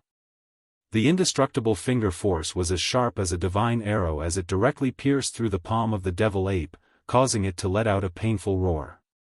Although the devil ape, whose intelligence had yet to be awakened and whose bestial nature dominated everything, was astonishingly powerful and terrifying, it was still not a match for a martial arts expert like Gu Fei.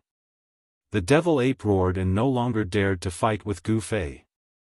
It turned around and fled for its life. In an instant, it rushed out of the dense forest and ran towards the depths of the mountain ridge. Humph! Gu Fei sneered and hurriedly chased after it. At the same time, his right hand shone with a purple light as a cold divine weapon Qi was drawn out from his body.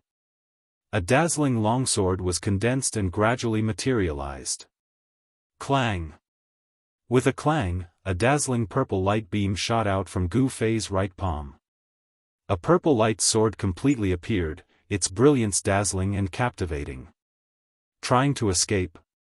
It's a pity that you must die tonight, Gu Fei said in a low voice. With his 8 steps extreme speed, he had already caught up with the devil ape. His long hair fluttered even though there was no wind. A cold light flickered in his eyes, and his tall and straight body emitted an extremely tyrannical aura. Die! Gu Fei shouted and raised his right hand. The violet light divine sword immediately shot towards the demonic ape like a bolt of purple lightning. Pfft! The purple sword light pierced through the back of the devil ape's heart and came out of its chest, bringing with it a large amount of blood. The devil ape let out a sorrowful roar as its rapidly running body smashed into the ground with a boom sound. It slid on the ground, smashing the mountain rocks into pieces and creating a loud noise. Everywhere it passed, whether it was rocks or trees, they were all smashed into pieces. The devil ape's huge body slid for a full 20 to 30 feet before it stopped. At this moment, the dazzling purple sword light made a turn in the air and flew back towards Gu Fei, directly entering his body. Chapter 96. The weapon refinement body transformation was a rare martial skill. Not only could it refine magic weapons into essence Qi and integrate it into the body, but it could also guide the essence Qi of magic weapons that had been refined into the body out of the body, transforming it into a real magic weapon. Unfortunately, the short stick passed down by Gu Fei's master was not a complete magic weapon. Judging from the unparalleled sword Qi it contained, Gu Fei could only guess that the short purple stick was a sword hilt. Therefore, when Gu Fei guided the magic weapon Qi in the blood and Qi in his body out, it could only turn into an energy sword. Even so, this energy sword was like the 100 steps flying sword of a sword immortal. It could be controlled outside the body to kill enemies and was not inferior to a flying sword. However, Gu Fei's weapon refinement body transformation was not the way of a sword immortal after all, so its range was limited. At most, he could take the head of someone from 100 steps away. After all, the martial way magic was not the way of a sword immortal. It could not be like a sword immortal, who could take the head of an enemy from 1,000 miles away with a flying sword. The huge demon ape lay on the ground. Its blood-colored eyes, which were the size of an ordinary person's fist, had long lost its luster. There was a bloody hole in its chest that was spurting out bright red blood. Soon, a puddle of stinking blood gathered under the violent ape's body. How can there still be energy fluctuations? This is impossible. Gu Fei came to the side of the demon ape's corpse with a puzzled look on his face. He had killed many fierce beasts, but he had never encountered such a thing. Once a fierce beast died, its power would dissipate and there could no longer be energy fluctuations on its body. Unless, Gu Fei thought of a possibility. Therefore, he leaped onto the huge demon ape's body. A bright light rushed out of his right hand and struck at the demon ape's abdomen. That was where the energy fluctuations were coming from. Very soon, Gu Fei found the source of the energy fluctuation. As expected, there was an earthen yellow crystal that was even larger than an adult's fist hidden in the abdomen of the devil ape. Gu Fei held the strange crystal and jumped down from the demonic ape's body. The crystal in his hand was like a gem, emitting a misty brilliance. It was a kind of earthy yellow brilliance, the result of the thick earth qi that seeped out of the crystal. The hazy earthy yellow brilliance made this crystal look dreamy and magnificent, as if it was the most perfect masterpiece of the heavens. The crystal was rhombus-shaped, like an earthy yellow crystal, and it shone with hazy and resplendent light. Yes. In another 10 or 20 years, this devil ape will probably transform into a demonic beast.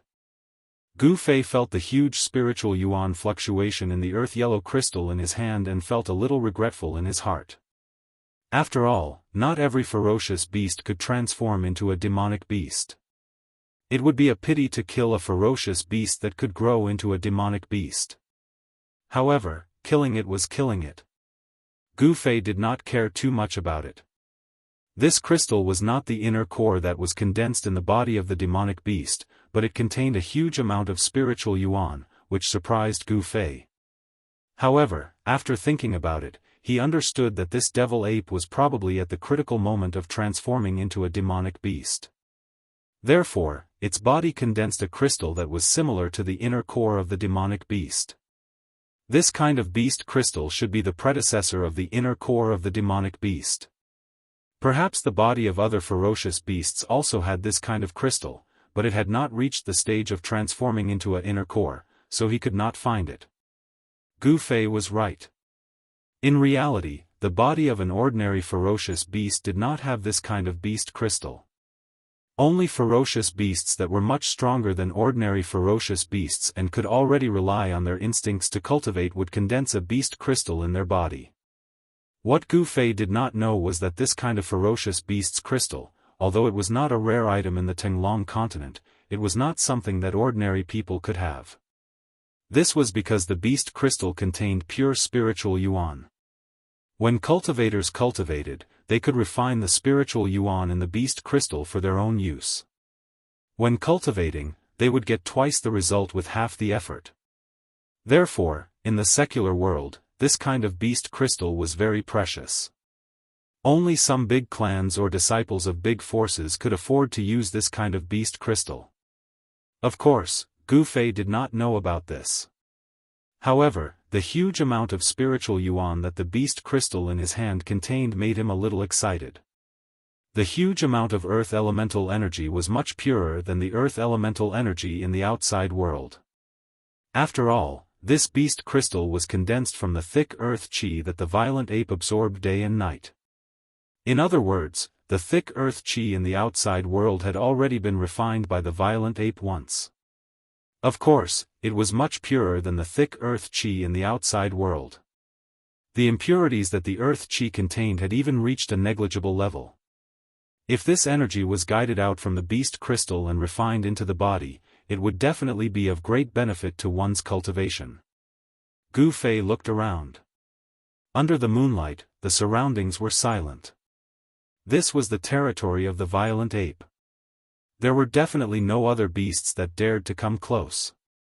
Thus, Gu Fei held the earthen yellow beast crystal that was the size of two normal people's fists in his right hand. Then, he circulated the yuan in his body and surged towards the beast crystal in his hand. After a while, the earthen yellow light surrounding the beast crystal gradually became stronger. Seeing this, Gu Fei could not help but be overjoyed. The huge amount of earth elemental spiritual yuan in the beast crystal had really been stimulated. Gu Fei hurriedly circulated his qi to absorb the earth elemental spiritual yuan that was guided out from the beast crystal. Threads of earthen yellow energy light seeped out from the beast crystal and entered Gu Fei's body. After all, it is the energy that has been refined by a fierce beast. Although it is much purer than the yuan qi in the outside world, it seems to be much more difficult to refine than the yuan qi in the outside world. The threads of beast crystal's spiritual yuan were absorbed into Gu Fei's body. They were not refined by the life essence in his flesh and blood. Instead, they were like streams of cold air that passed through his flesh and blood.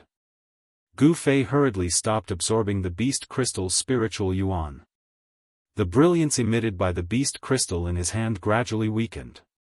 However, there was still a layer of misty earthen yellow brilliance circulating on the beast crystal. Gu Fei's qi circulated 3 times before he could completely refine the beast crystal's spiritual yuan that had been absorbed into his body. He fused it into his flesh and bones. It seems that it will take some time to completely refine the spiritual yuan contained in the beast crystal. Gu Fei looked at the sky. Seeing that there were only a few hours left until dawn, he decided to put the beast crystal away. He would refine it when he had free time. However, just as Gu Fei was about to put the beast crystal into the magic treasure pouch on his waist, he suddenly felt a purple shadow flash past his eyes. His hand shook and there was a burning sensation on his wrist. It seemed that he had been grabbed by something. The beast crystal in his hand almost fell out of his hand. What is it? Gu Fei was shocked. He hurriedly looked down and saw that there was a small piece missing from the beast crystal. There were a few small teeth marks on the broken part. There were a few white scratch marks on his wrist. Squeak, squeak, squeak. Chapter 97. This beast's body was only the size of an adult's fist. Its eyes emitted a red light, and its eyeballs were crystalline and translucent like agate. Its 4 claws were extremely sharp, and its body was covered in long and fluffy violet fur. It was like a violet pompon, and it emitted an indescribable sense of spirituality. Gu Fei was incomparably astonished. This beast seemed to be a violet mink, but its body didn't seem to be that small. It was like a miniature version of a violet mink. It was only the size of a fist, and its fluffy tail was already as long as the little beast's body. Gu Fei noticed that there was a dark violet vertical stripe at the center of the little violet mink's forehead. At first glance, it seemed to be a closed eye. At this moment, the cute little beast's large and round eyes were occasionally glancing at the beast crystal in Gu Fei's hand that was extracted from the devil ape's body, and it actually revealed an extremely human-like expression of yearning. It wants this beast crystal? Gu Fei couldn't help but think when he saw this. This little beast is truly too cute, and it's filled with spirituality. If I'm able to subdue it and give it to junior sister Zhao, she'll definitely like it. Right at this moment, the little beast actually opened its mouth and bit off half of the small beast crystal in its claws. After that, it chewed it into pieces as if it was chewing on a wild fruit, and it swallowed it into its stomach. Only now did Gu Fei understand why this little beast wanted the beast crystal in his hand. It actually took the beast crystal as food, and this truly caused Gu Fei to be extremely astonished. Although beast crystals weren't true crystals, they were the source of energy condensed within the body of a ferocious beast after a long period of time when it breathed in the spiritual energy of heaven and earth and relied on its basic instincts to cultivate. Although it wasn't a true crystal, the hardness of a beast crystal was absolutely not inferior to a true crystal. This little beast was actually able to bite a beast crystal. This was truly an unimaginable thing, and it was sufficient to show that this little beast was extraordinary. Kacha. Kacha. The little critter chewed on the small piece of beast crystal in its paws, emitting a sound that sounded like it was chewing on ice. Not long after, the small piece of beast crystal in the little critter's paw was completely eaten. After eating the beast crystal, the little beast actually burped. Its long purple fur was flowing with a layer of purple light. It was like a cute little elf, and its pair of large eyes that were filled with spirituality blinked as it looked at Gu Fei. Gu Fei looked at the little beast, then looked at the beast crystal in his hand, and suddenly smiled. Then, he put the large beast crystal in his hand into the magical treasure pouch at his waist. The disciples of the Taishan sect who were successful in their cultivation would all have a magical treasure bag with them. The magical treasures of the cultivators would be kept in the bag when they were not in use. However, Gu Fei did not cultivate Dao techniques, nor did he practice Dao techniques. Therefore, he did not know how to blood bond with immortal treasures. Gu Fei did not have any immortal treasures. If other cultivators knew that Gu Fei actually used a magical treasure pouch as a storage pouch, they would definitely scold Gu Fei for being so wasteful. A magical treasure pouch was different from an ordinary pouch. It was something similar to a magical treasure refined by a great cultivator at the void-resisting stage in the sect. Within the magical treasure pouch, a great cultivator at the void-resisting stage had opened up a small space. A magic treasure pouch was different from an ordinary pouch. It was something similar to a magic treasure refined by a great cultivator of the void-resisting realm. Inside the magic treasure pouch, a small space was opened up by a great cultivator of the void-resisting realm with a great amount of magic power. After Gu Fei put the beast crystal of the demon ape into the magical treasure pouch, he did not attack the little purple marten. Instead, he turned around and walked out of the mountain range. After Gu Fei put the beast crystal of the demon ape into the magical treasure pouch, he did not attack the little purple marten. Instead, he turned around and walked out of the mountain range. He did not want to use brute force to subdue the strange little beast. Instead, he planned to use the beast crystal as bait to lure the little beast and make it lower its guard. Gu Fei wanted to make friends with the little beast by his side. However, when this idea came to Gu Fei's mind, he also felt that it was a bit ridiculous. With a little kid, it seemed that no one would be willing to do this.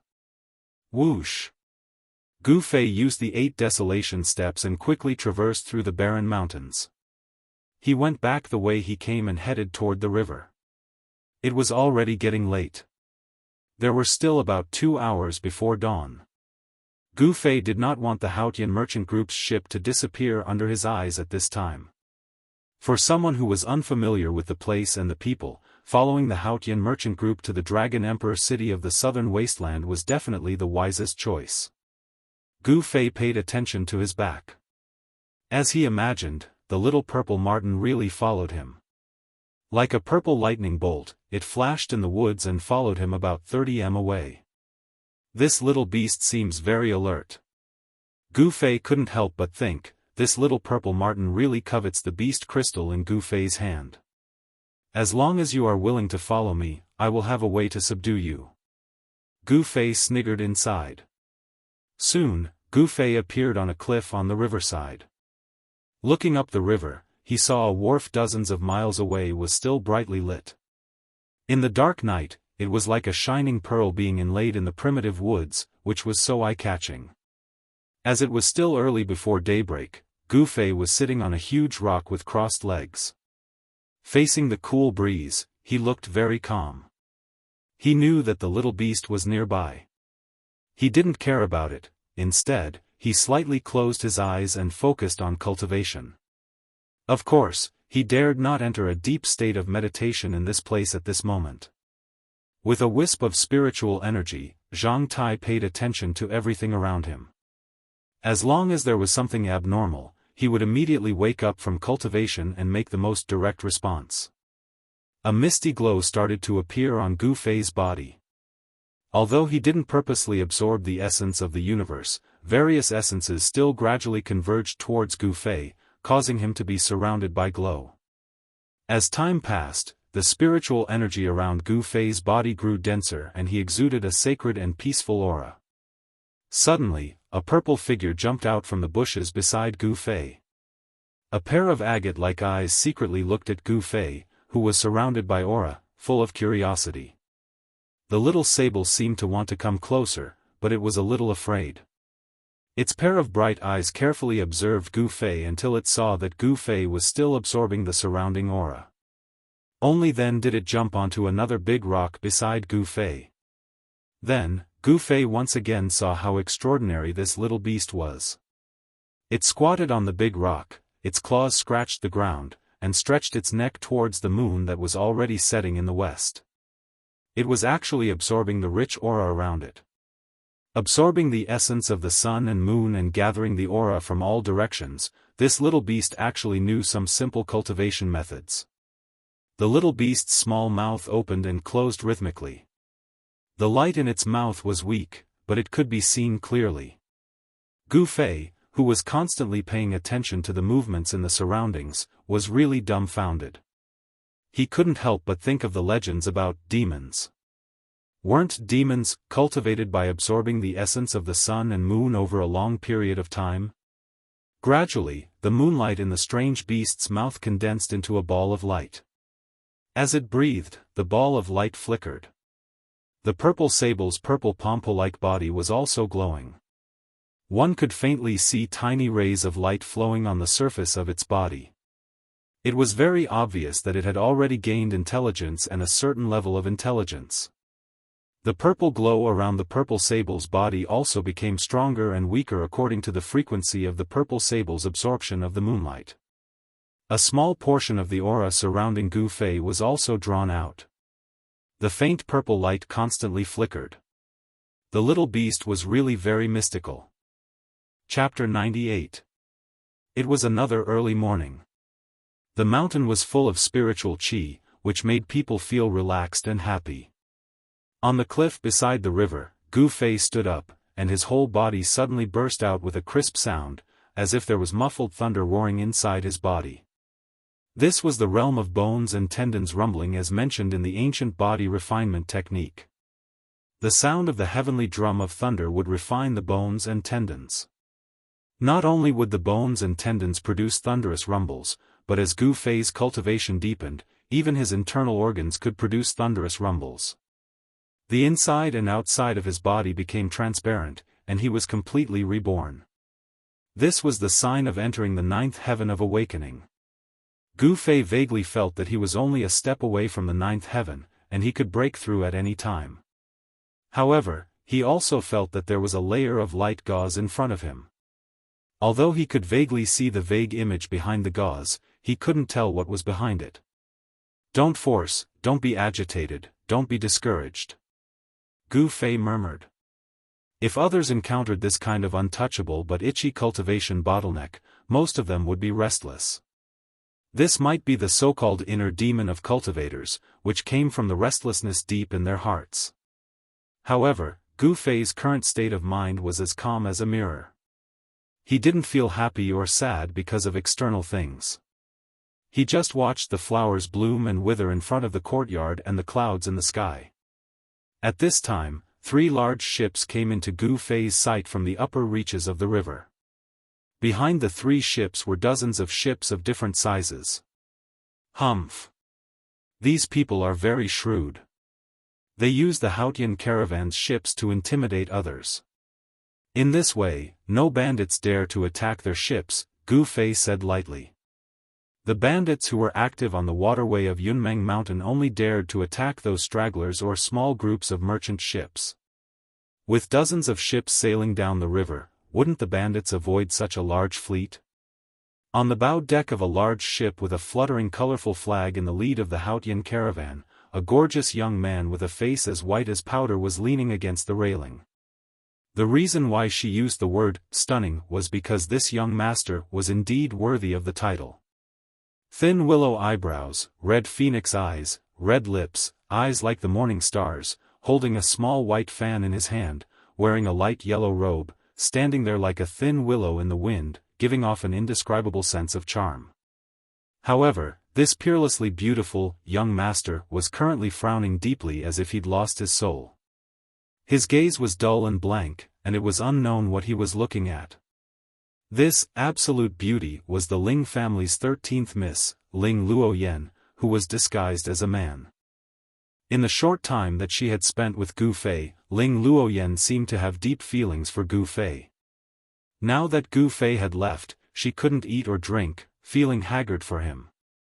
In the past few days, Xiao Chui and Xiao Yu were really anxious. As for that Uncle Zhong, he rarely showed his face. It was like he was hiding in a room on the ship. With so many people coveting that thing on him, the cautious Uncle Zhong almost never left his house. He was so careful that he didn't even dare to eat food until he tested it with a silver needle. Who's that? Suddenly, Ling Luoyan, who was on the deck, saw a white figure standing on the cliff on the right side of the river. Gu Fei? Ling Luoyan's body swayed and she cried out in shock. Because she was far away, she couldn't be sure if that person was Gu Fei. Swoosh! Swoosh! Just as Ling Luoyan cried out in shock, two slender figures, one yellow and one green, rushed out of the cabin. Their sleeves fluttered in the air as two maids appeared beside Ling Luoyan. These two beautiful maids were Xiao Chui and Xiao Yu. "Miss, what happened?" Xiao Chui's large, black eyes scanned the surroundings as she asked anxiously. Her right hand was already on the hilt of the sword at her waist. "Xiao Chui, Xiao Yu, come and see if that person is Gu Fei." Ling Luoyan shouted and pointed at the cliff on the far side of the river. Gu Fei? The two maids were shocked and immediately looked in the direction of Ling Luoyan's finger. "Who's there?" "Miss, why do you have to do this?" Xiao Chui said a little sadly. That Gu Fei seemed to have really barged into the miss's heart. "What? Where is he?" Ling Luoyan fixed her eyes on the cliff in the distance. Was there anyone else there? How could this be? Am I really seeing things? Ling Luoyan was at a loss and didn't know what to do. Xiao Chui and Xiao Yu looked at each other and couldn't help but shake their heads. What exactly was love? How could it cause such a huge change in another person? Their usually arrogant Miss Ren seemed to have changed into a completely different person these few days. It was unbelievable. Why is she still dressed as a man? Gu Fei couldn't help but feel doubtful about what he had just seen as he passed through the mountain forest. The white silhouette that Ling Luoyan had seen standing on the cliff just now was Gu Fei, who was standing on the mountain peak. And Gu Fei had also seen Ling Luoyan. Gu Fei's gaze was extremely sharp. The distance of tens of miles didn't affect his vision at all. Ling Luoyan's appearance fell into his eyes. However, Gu Fei didn't want to think too much about Ling Luoyan. The doubt in his heart only flashed for a moment before it was cast aside. In his eyes, Ling Luoyan was just a passerby in his life. She couldn't even be considered a passerby. A purple little beast followed behind Gu Fei like a tail. Of course, this little beast wasn't coming for Gu Fei, but for the beast crystal in his magic treasure pouch. This purple marten was also extraordinary. It knew that Gu Fei wasn't someone to be trifled with, so it didn't dare to get too close to Gu Fei. Otherwise, this little beast would have long since snatched the unremarkable little pouch hanging on Gu Fei's waist and escaped without a trace. Gu Fei couldn't help but find it funny. Everything was under his control, and the little beast had actually chased after him. It seemed that this little beast valued the beast crystal very much. After leaving the Yunmeng Mountains, the terrain began to flatten out. In front of him was an ancient forest that stretched as far as the eye could see. It was like a huge piece of green satin was spread under the sky, and the Yen River that connected the north and south was like a white line on the satin. Gu Fei stood at the top of an old tree and looked at the scene in front of him. He was also awed by the power of nature. In the sky and on the ground, a boundless expanse of green extended to the ends of the sky, as if there really was no end. At this time, it was already noon. The Haotian merchant group's ship had long since been left far behind by him. Moreover, there were no forks in the Yen River basin, so the Haotian merchant group's ship definitely wouldn't fly into the sky. Not far from Gu Fei, the little beast that had followed him all the way was staring at the ordinary pouch hanging on Gu Fei's waist with a pair of large, intelligent eyes, as if itching to try it out. "Humph. You've already suffered, so why don't you be smarter?" Gu Fei said to the little beast. My things aren't that easy to snatch. Squeak squeak. The little beast seemed to be a little angry. It jumped up and down on the top of the tree, but it didn't dare to approach Gu Fei. Gu Fei was also very speechless about this little beast. Along the way, whenever he wasn't paying attention, this little beast would make a move on the Dharma treasure pouch hanging on his waist. This violet mink that was only the size of a fist had extremely agile movements, and its speed was extremely swift as well. It was simply on par with Gu Fei when he executed his 8 steps extreme speed. There were a few times when this little beast really almost succeeded. Just as Gu Fei was about to continue on his way, he suddenly discovered a figure in front of him, stepping on the top of a tree and rapidly approaching him under the scorching sun.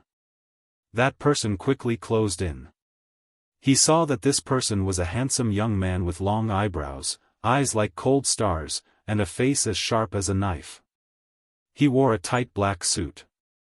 "Who are you?" Gu Fei frowned and looked at that person coldly.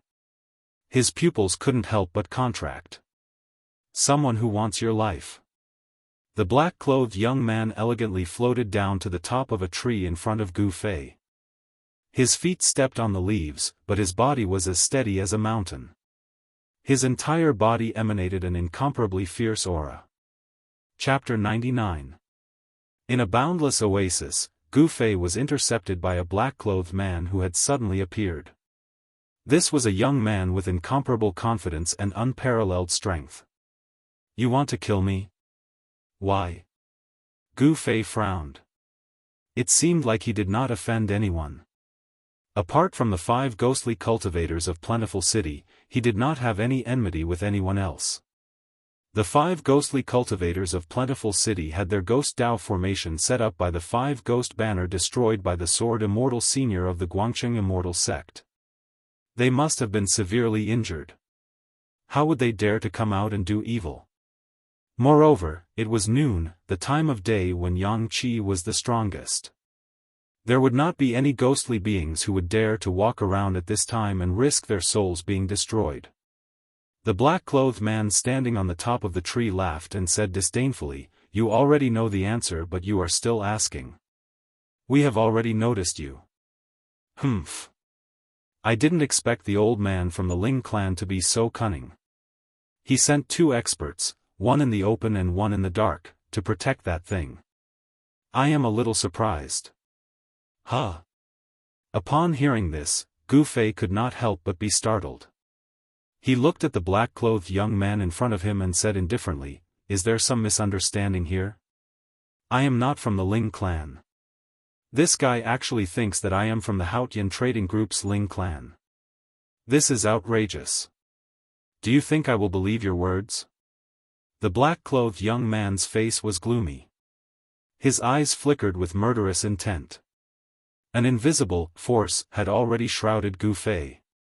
After sensing the murderous intent from the black-clothed young man, Gu Fei's expression gradually became extremely solemn. This person's cultivation seemed to be not below mine. It is up to you whether you believe it or not. However, if you really think that you have the ability to kill me, you might as well give it a try. Gu Fei stared coldly at the black-clothed man in front of him. A mountain-like wave of yuan qi surged out from his body. His black hair began to flutter. Although fighting was not what he wanted, since the other party had come to him, Gu Fei had no choice but to fight. Squeak squeak squeak squeak. At this moment, the little purple marten suddenly let out a rapid chirp and quickly retreated into the distance. Three-eyed mink? The black-clothed man's attention was completely focused on Gu Fei.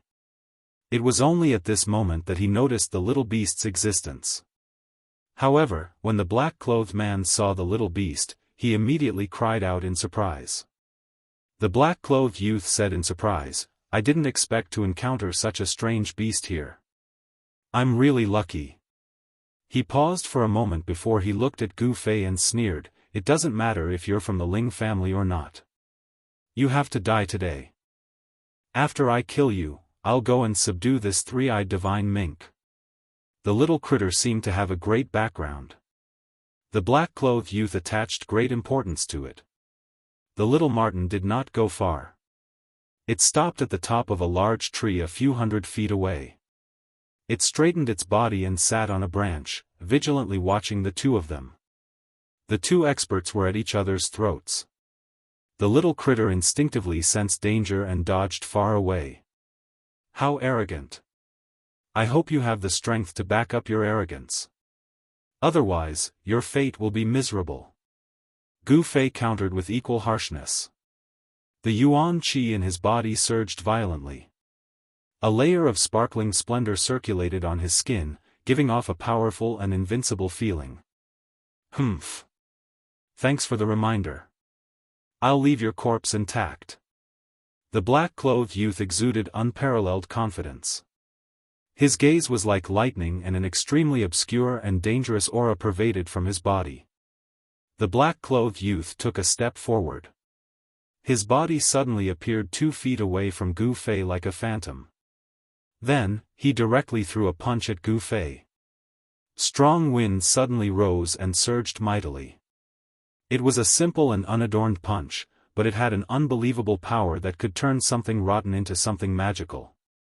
It made it difficult for Gu Fei to block it. He couldn't even dodge it. Gu Fei could not help but shiver. This person's cultivation seemed to be extremely powerful. Moreover, he had controlled the rhythm of the battle the moment he attacked, causing Gu Fei to fall into a passive position. Not only was this black-clothed youth an expert, he was also an expert with incomparable battle experience.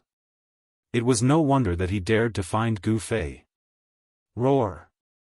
Gu Fei let out a furious roar. Since he couldn't avoid it, then there was no need for him to do so. He threw a punch out as well. In an instant, golden rays of light were like waves as they pounced towards the black-clothed youth's fist with an imposing manner. Gu Fei didn't think too much.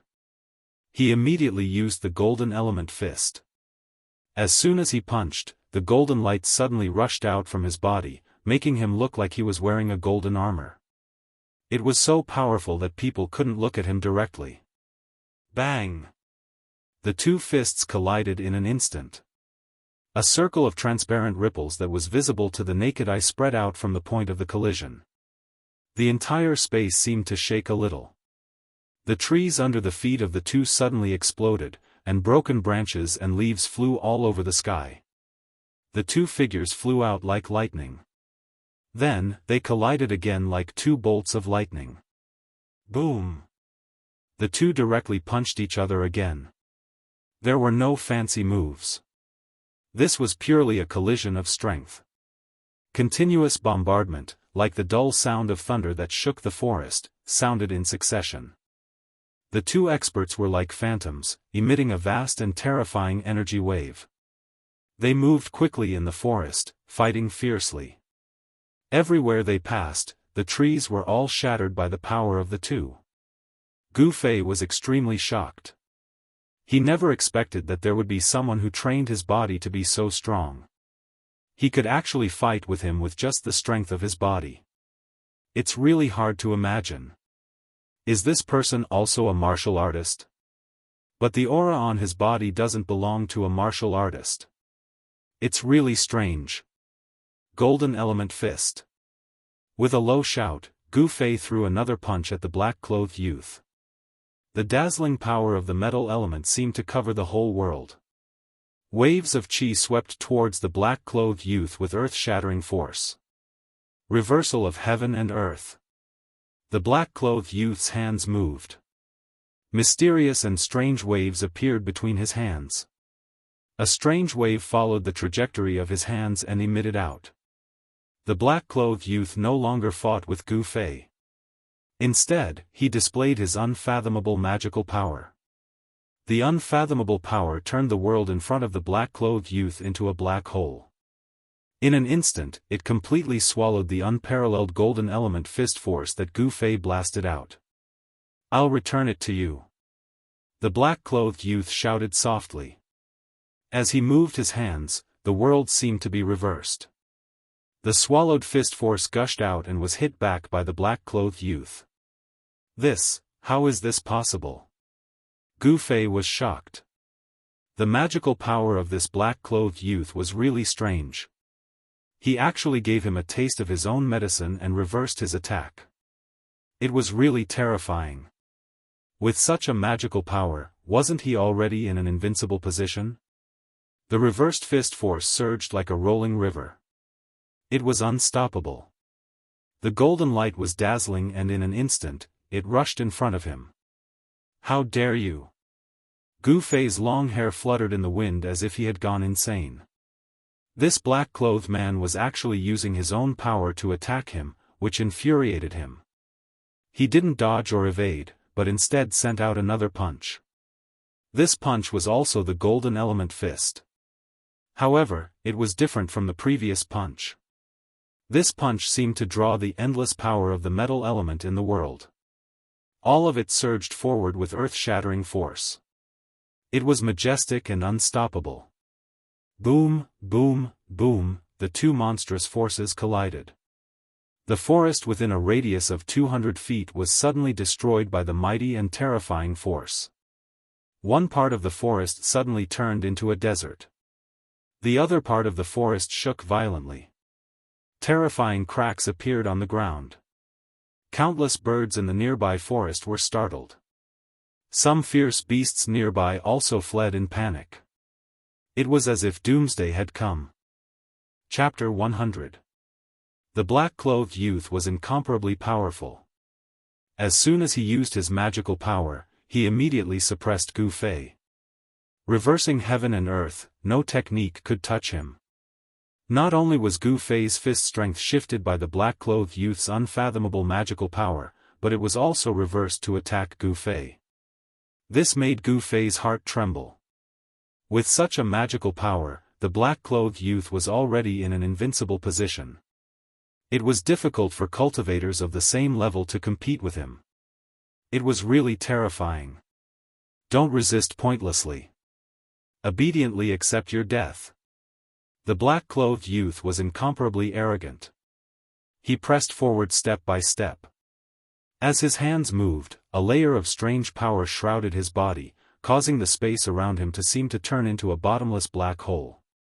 It seemed to be devouring the surrounding aura. Boom! Gu Fei smashed down from the top of the tree, causing the forest to explode. Although he was forced to retreat, his long hair fluttered in the wind. His fighting spirit was like a rainbow. His body emitted a piercingly cold golden light, and the power of the metal element covered his body. Although he was temporarily at a disadvantage, it was difficult for the black-clothed youth to really hurt him. Gu Fei pulled out his feet that were stuck in the soil. He coldly stared at the black-clothed youth and sneered, "Since I came down the mountain, you are the second person who is a threat to me." Very good. Reversing heaven and earth? I want you to be invincible and have nothing to borrow. Let's see how you're going to reverse the situation, Gu Fei said coldly. His words were also filled with incomparable confidence. Although the black-clothed youth was strong and the magical power he displayed was said to be unparalleled among experts of the same level, in Yi Shiwen's opinion, it was not invincible. Gu Fei was worthy of being a warrior born to fight. After just one move from the black-clothed youth, he immediately knew how terrifying this magical power was. At the same time, he also thought of a way to deal with this magical power. It was a very stupid way. Shameless boasting. The black-clothed young man's expression immediately changed when he heard this. He shouted loudly and waved his hands. Green energy threads shot out from his hands like silk and wrapped around Gu Fei. Hundreds of green energy threads quickly cut through the void. There was a sizzling sound, like sharp blades cutting through the void into thousands of pieces. Humph! Gu Fei sneered. He operated his Xian Qi and restrained all the power within his body. The dazzling golden aura also entered his body in an instant. However, his skin became even more sparkling and translucent. Tiny rays of light flowed on his skin. His body seemed to be cast from fine iron, and he exuded a strong sense of oppression. The black-robed young man had a cruel sneer on his face. He waved his hands and hundreds of green threads instantly spread out in the air, forming a huge net that enveloped all directions, sealing off all paths of retreat for Gu Fei. The green energy net came down from above, and the trees around Gu Fei were instantly cut into thousands of pieces as soon as they were covered by the energy net. The green threads seemed to be sharper than divine weapons. "Are you going to die this time?" The black-clothed young man was very pleased with himself. Since he had personally come out, of course he would be victorious. However, before he had the time to be happy, his expression changed. Something's wrong. How can Gu Fei be so calm in the face of such a killing move? The black-clothed young man was a little surprised. At this moment, Gu Fei did something that shocked the black-clothed young man. It was an action that made the black-clothed young man feel incredulous.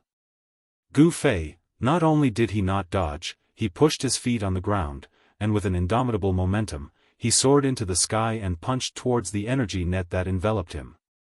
There was no glaring aura surging out, nor was there any powerful energy ripples. It was just an ordinary punch.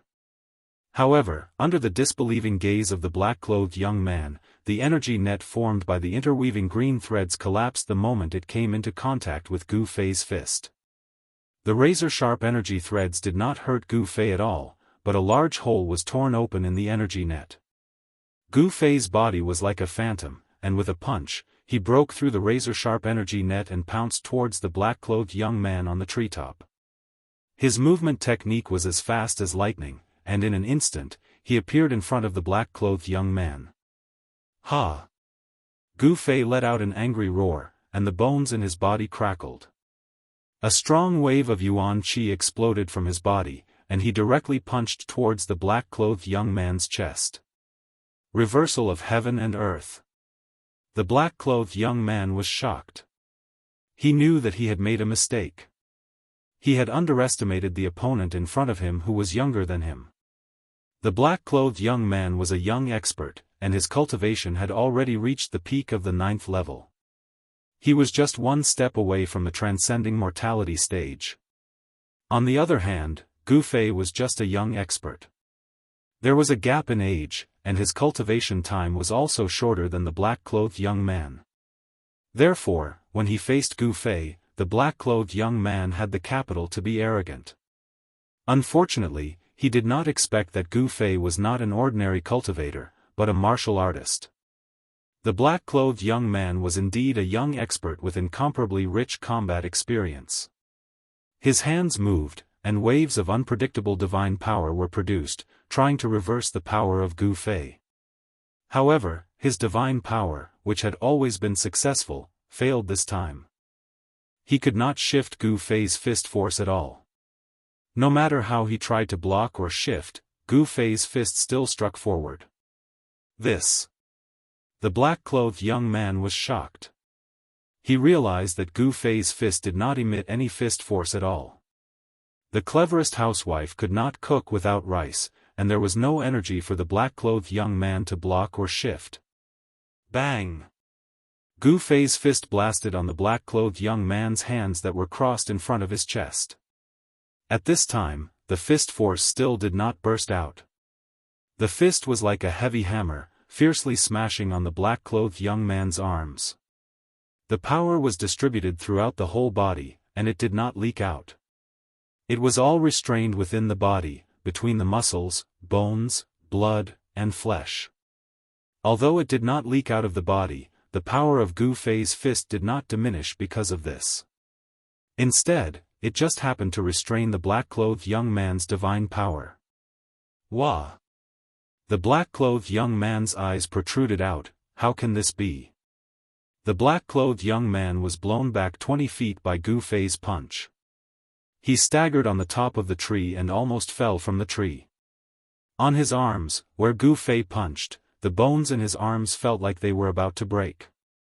The pain made him break out in a cold sweat, and there was a burst of blood in his chest and abdomen, and his internal organs were also shaken. The situation changed in an instant. Gu Fei stepped on the top of the tree and chased after him. He was not in a hurry to attack. Instead, He looked coldly at the black-clothed young man. Who exactly are you? Gu Fei did not want to get into a fight without knowing what was going on. Ha! How is this possible? You! What kind of cultivation method is this? Could it be? The black-clothed young man did not answer the question. Instead, he tried his best to calm the surging aura in his chest. His eyes stared fiercely at Gu Fei. The black-clothed young man's entire body emitted a fierce murderous aura that made people's hearts palpitate. It could be seen that his killing intent towards Gu Fei was not concealed at all. Martial. Gu Fei said indifferently. Although his tone was calm, his entire body emitted a majestic aura. The posture of an expert who looked down on the world was completely displayed. Martial? Could it be? You are the long-lost successor of the martial sect? The black-clothed young man said in shock. He thought of the long-lost power. The path of martial arts had gradually declined. In today's world, true martial artists had probably long disappeared. This was because martial arts cultivation methods were very difficult to master. On the contrary, Dao techniques were easy to learn and master. As long as one's muscles and bones were not bad, one could cultivate Dao power. Even if one could not become a true expert, one could still live a long life. In the world of cultivation, the attraction of cultivating Dao to become an immortal was far greater than practicing martial arts in any era. However, a successful martial artist was a nightmare for cultivators of the same level. This was because among cultivators of the same level, martial artists were much stronger than other cultivators. This was why the black-clothed young man was so shocked. Martial sect? I don't know what you are talking about. However, if you want to kill me, you must be prepared to be killed by me. Gu Fei said coldly. Then, without another word, he used the desolate steps. With one step, he appeared in front of the black-clothed young man and threw another punch at him. Chapter 101. He was at the 9th heaven of the awakening realm.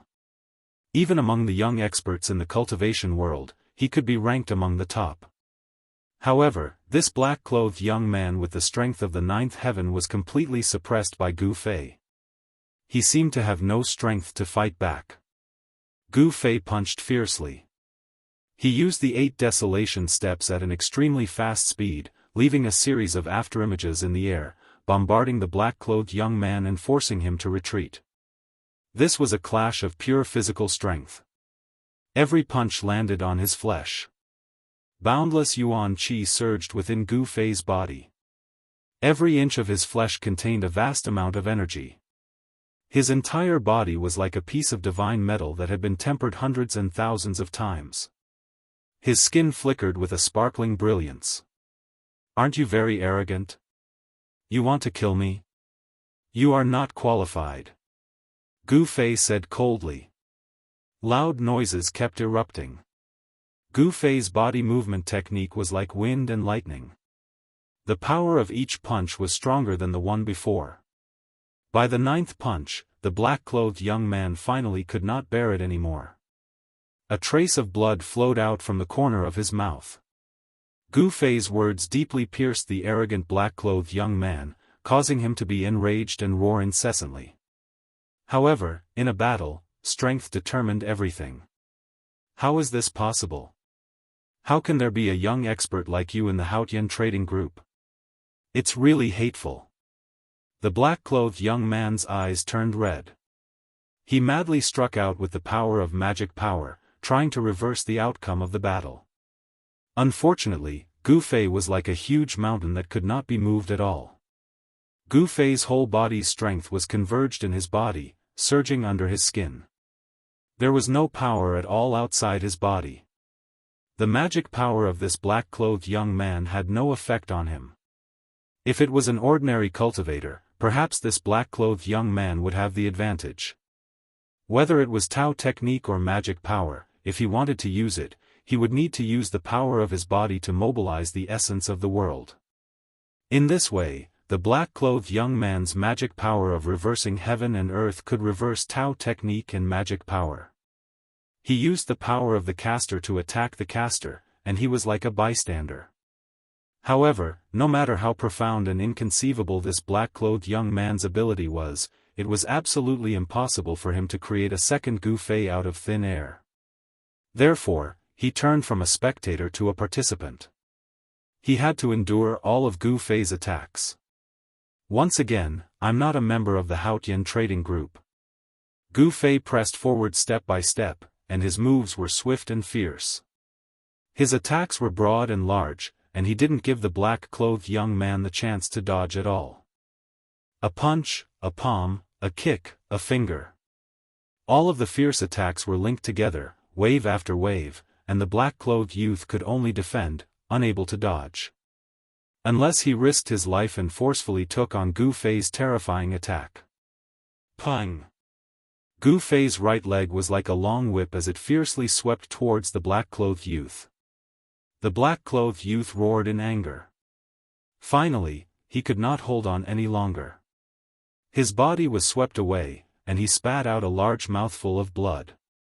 Did we make a mistake? The black-clothed youth's heart was filled with hatred. He seemed to have provoked someone he shouldn't have provoked. Humph. Gu Fei followed up with extremely swift and fierce movements. It was still a ferocious direct attack without any technique to speak of. With one step, an invisible momentum had already enveloped the black-clothed youth, who had crashed into several trees and fallen into the dead branches and withered leaves in the forest. The 8 desolate steps had 8 steps of extreme speed and 8 steps of 8 kills. With the first step of the 8 kill steps, Gu Fei wanted to force his opponent to face it head-on, so that his opponent couldn't dodge or evade. Rumble. Under Gu Fei's feet, there seemed to be a roar of wind and thunder. The world under his feet seemed to tremble, and the surrounding trees collapsed one after another. The power of destruction filled every inch of the space under Gu Fei's feet. Boom! The black-clothed youth could only brace himself and raise his fist to meet the attack. His fist and his leg collided, and a fierce power swept out in all directions like a storm. A large area of the surrounding forest collapsed in an instant, and the debris flew all over the sky. The trees that were further away also fell down in a circle. 8 steps 8 kill steps. With only the first step, Gu Fei directly stepped on the black-clothed youth, and only half of his body was left above the ground. If you are arrogant, I will be even more arrogant. If you are arrogant, I will be even more arrogant. However, if you don't have the strength to be arrogant, then everything will be a joke. Gu Fei flew backwards, and with a backflip, he took another step towards the black-clothed youth below. As Gu Fei took this step, the space under his feet really trembled, and transparent ripples spread out. The power contained in this step seemed to be able to tear the void, and it made people's hearts palpitate. 8 desolate steps, 8 steps 8 kill steps. With every step, both the power and the aura would multiply from the previous step. This was not just a superposition of power, but also a superposition of the aura. Gu Fei was like the reincarnation of the god of death. His eyes flashed with a murderous light, and his body surged with a murderous aura. He often fought with ferocious beasts, so his body had a fierce murderous aura that was not something that someone his age should have. Gu Fei would never be lenient to those who wanted him dead. He would not show mercy, and when he attacked, he would not show mercy. This was Gu Fei's motto. In battle, there was no room for hesitation or mercy. Being merciful to the enemy was a fatal taboo in battle, because the enemy would not be merciful to you. When Luo Yunyang took the second step, the powerful pressure almost pressed the black-clothed youth to the ground. The ground began to tremble, and the broken wood and leaves on the ground floated up before completely collapsing into dust. In the face of such a fierce move, the black-clothed youth's expression changed completely. He had never expected to meet such a terrifying opponent here. He had thought that he would be able to quickly get rid of the young man that the Haotian trading group had planted in the dark, and then meet up with his subordinates to attack the Haotian trading group's ship. He was determined to get the item that the Haotian trading group was escorting. However, the current situation was that his life was in serious danger. "You forced me to do this." The black-clothed youth looked up at Gu Fei, who was stepping down from the sky, and a hideous smile appeared on his face. Roar! With a loud roar, a majestic energy wave as heavy as a mountain erupted from the black-clothed youth's body. Suddenly, the ground cracked, and the sky shook. Chi chi chi. At the same time, countless rays of green light flew out of the black-clothed youth's body, like a peacock spreading its tail, shooting in all directions. "Rise!" The black-clothed youth shouted coldly and formed a seal with both hands. Then, all the green lights that shot out in all directions flew into the sky and shot towards Gu Fei from all directions. "What's that?" Gu Fei was shocked when he saw this, but he continued to take the second step down. The vast yuan qi wave that came out of his body deflected most of the green lights that shot towards him. However, the other dozen or so rays of green light directly broke through Gu Fei's protective upstanding qi and shot toward his vitals. "I'll give you another thing." Below, the black-clothed youth raised his hand, and a black and white light ball immediately smashed towards Gu Fei from below. Chapter 102. Ding ding ding ding. More than a dozen green lights struck Gu Fei like meteors. However, they could not hurt him at all. Each green light was wrapped in an incomparably sharp flying knife. However, when these flying daggers stabbed Gu Fei's body, dazzling sparks sprayed out, and all of them were sent flying. Gu Fei vaguely noticed that every single flying dagger was inscribed with numerous talisman markings. Gu Fei's thoughts turned quickly and he instantly understood why these dozens of green lights could break through his protective gang qi and hit him. It seemed that these dozens of flying knives had been sacrificially refined. Sacrificially refined a magic weapon. Is this person a cultivator? Gu Fei's eyes could not help but narrow into a line. At this time, the young man in black threw a fist-sized ball of light surrounded by black and white gas at his feet. This is... Oh no!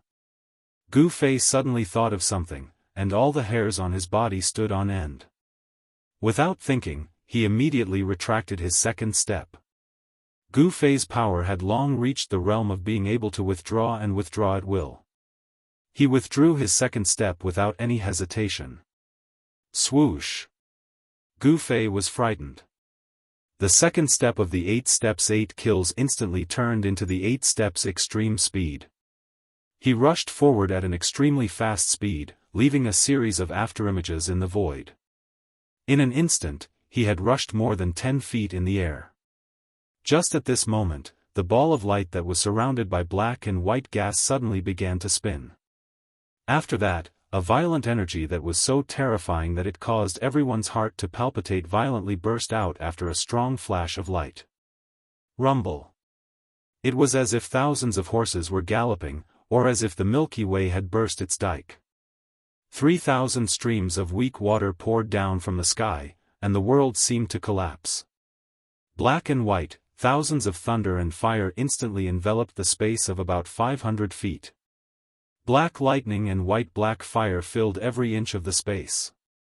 The extremely violent power of destruction even evaporated the air. This guy is crazy. Gu Fei only felt that the world had turned upside down, and the space around him trembled violently. In just a moment, Gu Fei could not tell where was the sky and where was the earth. Then, he was annihilated by the black and white thunder and fire. The moment the black-robed young man threw out the ball of light, he unfurled a scroll. The power that was sealed in the scroll instantly rushed out. The enormous energy turned into a barrier of light in the blink of an eye, covering him. The space trembled, and he disappeared in an instant.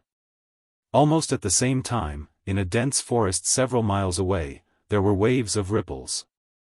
The transparent ripples, like waves of water, spread out. Swoosh! A figure fell straight out from the void. This black figure that fell out from the void staggered a few steps, his body swayed, as if he was about to fall. Luckily, there was a short tree next to him, and he held on to the short tree, so he did not fall to the ground. After panting for a while, this person turned back to look at the black and white thunder and fire in the dense forest several miles away. His eyes were full of laughter, and even a little crazy. Being enveloped by the Tiangang god thunder, even a transcending mortality realm cultivator would be seriously injured, not to mention a awakening self-realm cultivator like you. This black-clothed person was the black-clothed young man that teleported here with a Dao technique scroll. This kind of Dao technique scroll that was sealed with a Dao technique of space was very precious in the cultivation world. Only those cultivation families with a long history or cultivation forces would possess it. For ordinary people, not to mention possessing it, it was rare to even have a look at it. The reason why the Space Dao Technique scroll was precious was because it could allow the person who possessed the scroll to escape a life and death calamity in an extremely dangerous situation.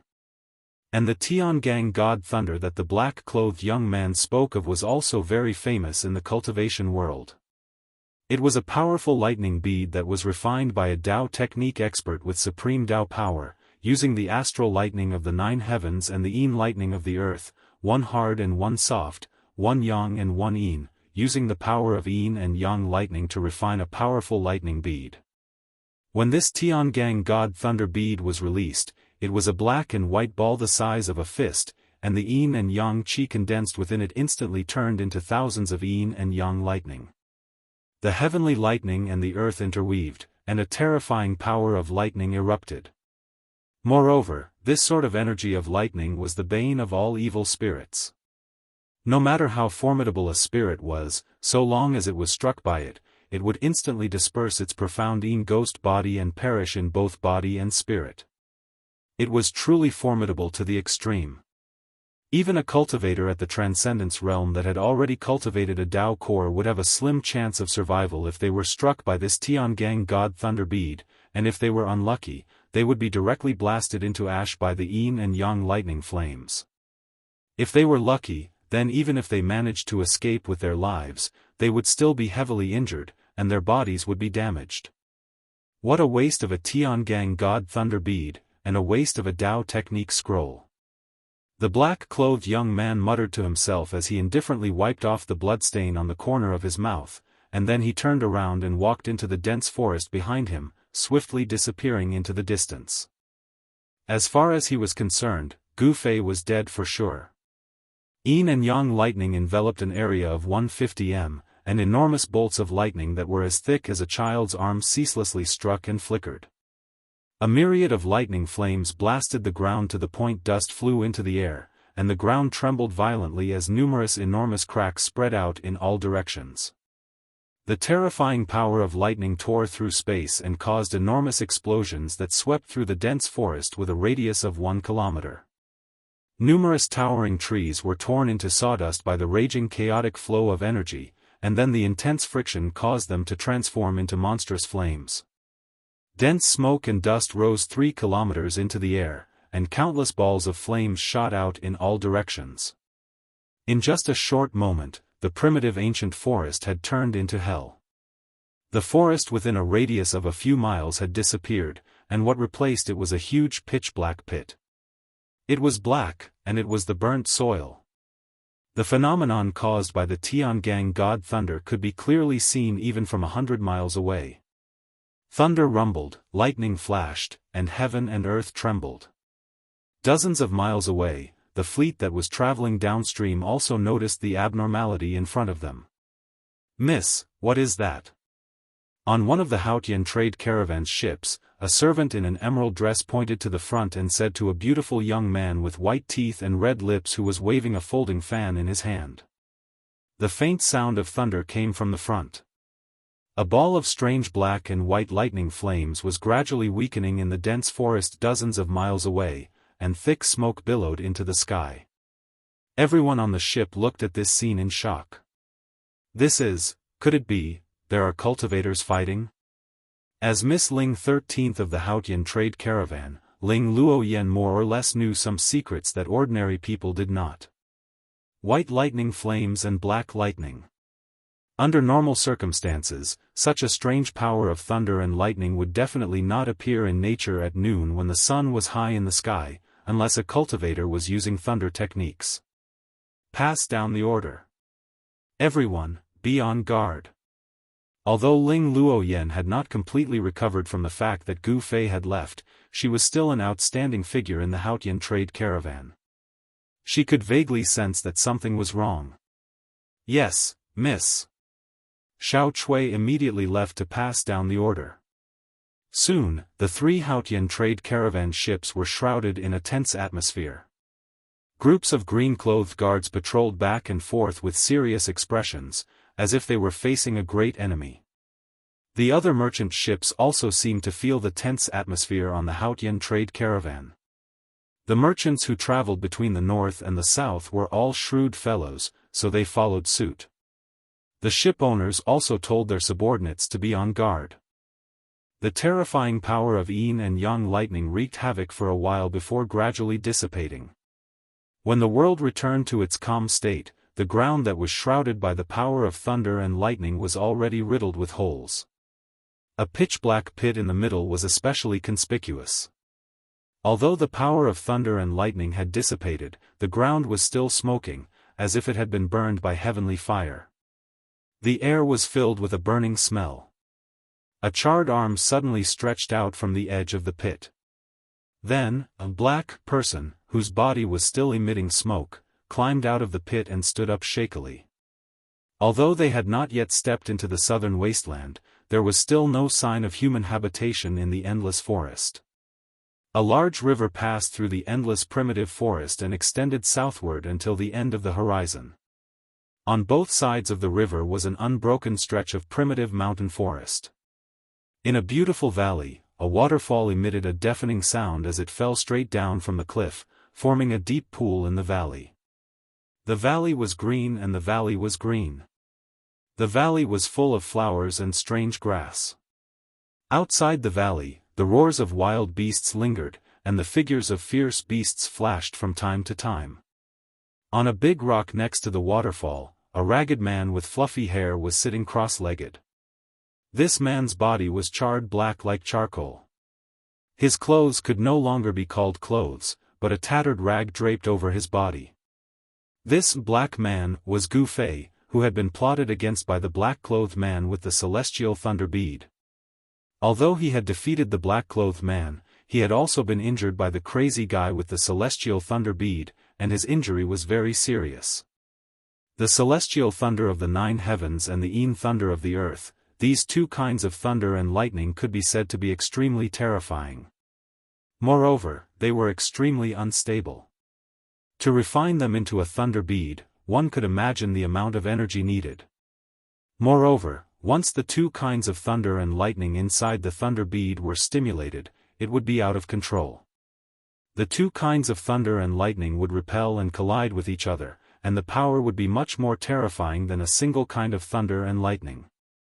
Fortunately, Gu Fei had copper skin and iron bones, and with the protection of the divine weapon's essence, he was not blasted into ashes by the destructive thunder and lightning that erupted from the celestial thunder bead. Gu Fei operated the mysterious technique to heal himself.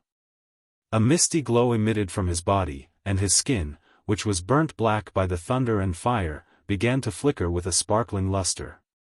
The world's essence converged from all directions and surged toward Gu Fei's body. Chapter 103. The flowers and trees in the valley trembled slightly, and spots of green light drifted out from the plants. Gu Fei's body was like a bottomless black hole, crazily absorbing all the life qi in the surroundings. Only when the sun set and darkness descended on the earth again did Gu Fei's body burst out with a bright light. The bright light was like a 5-colored flame burning. Crack! A subtle sound came from Gu Fei's body, and his pitch-black skin began to crack. Very soon, Gu Fei's body was covered with cracks like a spider web, like a delicate porcelain breaking. All of Gu Fei's flesh and bones trembled slightly, and the charred, necrotic skin gradually fell off his body, revealing crystal-clear skin that emitted a misty brilliance like suet-white jade. The Tai Chi diagram on his body gradually disappeared, turning back into yin and yang qi and entering his body. The yin-yang diagram on his chest suddenly flashed with a bright light and disappeared into the skin on his chest. After being nourished by the endless spiritual qi, Gu Fei's injuries were completely stabilized. Even though the divine weapon's essence qi in his body protected his body at the critical moment and resisted the heavenly lightning and earthly fire, Gu Fei was still charred on the outside and tender on the inside. He was seriously injured, and it was a tragic sight. This showed that the heavenly dipper thunder was indeed worthy of its reputation. If it was an ordinary cultivator, they would have been killed by the thunder and lightning long ago. This time, he was seriously injured. If he had not tempered his body day and night, and the vitality in his body far exceeded that of an ordinary person, it would have been very bad. Even his cultivation might have been affected, and he would have needed a long time to recuperate.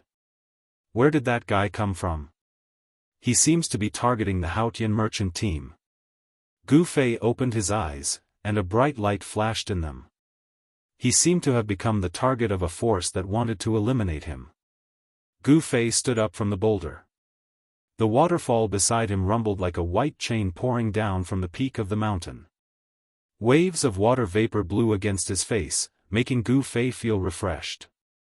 The mountain range was filled with spiritual qi, especially the rich wood power. It was truly a good place to recuperate. Gu Fei surveyed his surroundings. Under the hazy moonlight, the valley was very calm. But outside the valley, the roars of beasts could be heard from time to time. The outside was not a friendly place. I wonder if the people of the Haotian trading group can deal with those mysterious fellows. I'm afraid that girl has already arrived at Bluestone Town. Gu Fei muttered to himself. He knew that with this delay, the Haotian trading group's merchant ship had already left and might have already arrived at Bluestone Town. The girl he was talking about was the 13th daughter of the Ling family, Ling Luoyan. Squeak squeak. Suddenly, a crisp chirp came from outside the valley. Following that, Gu Fei saw a tiny silhouette flash by the entrance of the valley, and a little beast charged into the valley at lightning speed. The small beast was only the size of a fist. The most mystical thing about it was that there was a vertical scar on its forehead, as if there was a vertical eye growing on its forehead. Three-eyed mink? Gu Fei could not help but feel happy when he saw this small beast. When he was fighting with the mysterious black-clothed youth, how could he have the time to care about this small beast? Now that he saw that this small beast did not seem to be affected by the battle, Gu Fei was filled with joy. This little critter was really too adorable. Its purple fur was as smooth as silk, and it was faintly circulating with a layer of faint brilliance. It had a pair of quick-witted big eyes that were flickering like agate, and were brimming with intelligence. This small beast was actually a little elf born from the spiritual qi of heaven and earth. It was really extraordinary. Squeak squeak. The small beast came to the top of a short tree not far away from Gu Fei and stared at the magical treasure pouch on Gu Fei's waist that was used as a storage bag. It let out a series of chirps. Hee hee. Little fellow, you're still thinking about that beast crystal. Gu Fei could not help but smile when he saw this. Suddenly, he noticed that there was a flash of light between the small beast's sharp claws. Gu Fei quickly fixed his eyes on it and was surprised to find that the small beast's sharp claws were actually holding a small, crystal-clear stone that looked like an emerald. Gu Fei knew that it was not a stone, but a beast crystal. He felt an extremely weak wave of spiritual qi from the green crystal that the small beast was holding. It was a wave of wood elemental spiritual qi. Although the green crystal was only the size of a little finger, it did indeed contain spiritual qi. He didn't know where this little critter found this beast crystal. Seeing that the spiritual qi it contained was so weak, it should be the beast crystal of a weak fierce beast. Could it be that this little beast killed a fierce beast and obtained this beast crystal from the fierce beast's body? If that's the case, this small beast is too shocking. When Gu Fei thought of this, his heart could not help but tremble. Squeak squeak. The small beast suddenly grabbed the small beast crystal and gestured at Gu Fei. Little fellow, what are you trying to do? Gu Fei said with a smile. This was really a psychic small beast. Unfortunately, it could not speak, so Gu Fei had no idea what it wanted to express to him. The small beast seemed to be a little anxious as it chirped and constantly used its little claws to point at the magical treasure pouch on Gu Fei's waist. The clothes on Gu Fei's body were tattered, but the magical treasure pouch on his waist was still considered intact and was not damaged by the power of thunder and lightning. The magical treasure pouch refined by a great cultivator of the Imperial Void Realm was not so easily damaged. After curiously looking at the small beast jumping and gesturing for a while, Gu Fei seemed to know what this small beast wanted to do. It seems to want to exchange that beast crystal with me. Gu Fei hesitantly took out the khaki-colored beast crystal from his magic treasure pouch. The beast crystal was the size of 2 adult men's fists. It was emitting a faint khaki-colored light, and a huge spiritual yuan fluctuation immediately spread out. Squeak squeak. When the small beast saw that Gu Fei took out the beast crystal, it immediately chirped happily and waved its 4 claws. Whoosh! A purple shadow flashed and the small beast pounced towards the beast crystal in Gu Fei's hand like lightning. Gu Fei did not stop it. He only felt a shake in his hand and the small beast flashed away again. He looked down and sure enough, on top of the beast crystal in his hand, there was another small piece missing. Gu Fei smiled helplessly and saw a green crystal rolling beside his feet. It was the beast crystal that contained a trace of Jupiter and spiritual qi that the small beast had taken out. Such a weak spiritual qi could hardly attract Gu Fei's interest. However, he still bent down and picked up the small, sparkling and translucent beast crystal that was like an emerald and placed it together with the earthy yellow beast crystal into the magical treasure pouch. When Gu Fei was about to continue sitting cross-legged on the big rock and circulate his qi to heal his injuries, suddenly a cold and gloomy aura came from the direction of the entrance of the valley. Gu Fei was startled and quickly flew behind the waterfall. Behind the waterfall, there happened to be a shallow cave that he could hide in. Just as Gu Fei hid, 2 ghost-like black shadows floated in from outside the valley. That gloomy aura immediately pervaded the valley. Through the water curtain in front of him, Gu Fei saw that beside the deep pool, there were already 2 people standing silently. These 2 people could no longer be called humans. Their faces were fair without any facial hair and their lips were pitch black. Their bodies seemed to be shrouded in a layer of misty black gas. At first glance, these 2 people seemed to be condensed from a mass of black gas. They were light as a feather and did not have a physical form. Chapter 104. The 2 ghost cultivators were looking around beside the waterfall, as if they were looking for something. One of them, a tall and skinny middle-aged man, said, "Senior brother, we clearly sensed that there was a strong fluctuation of spiritual energy in this small valley.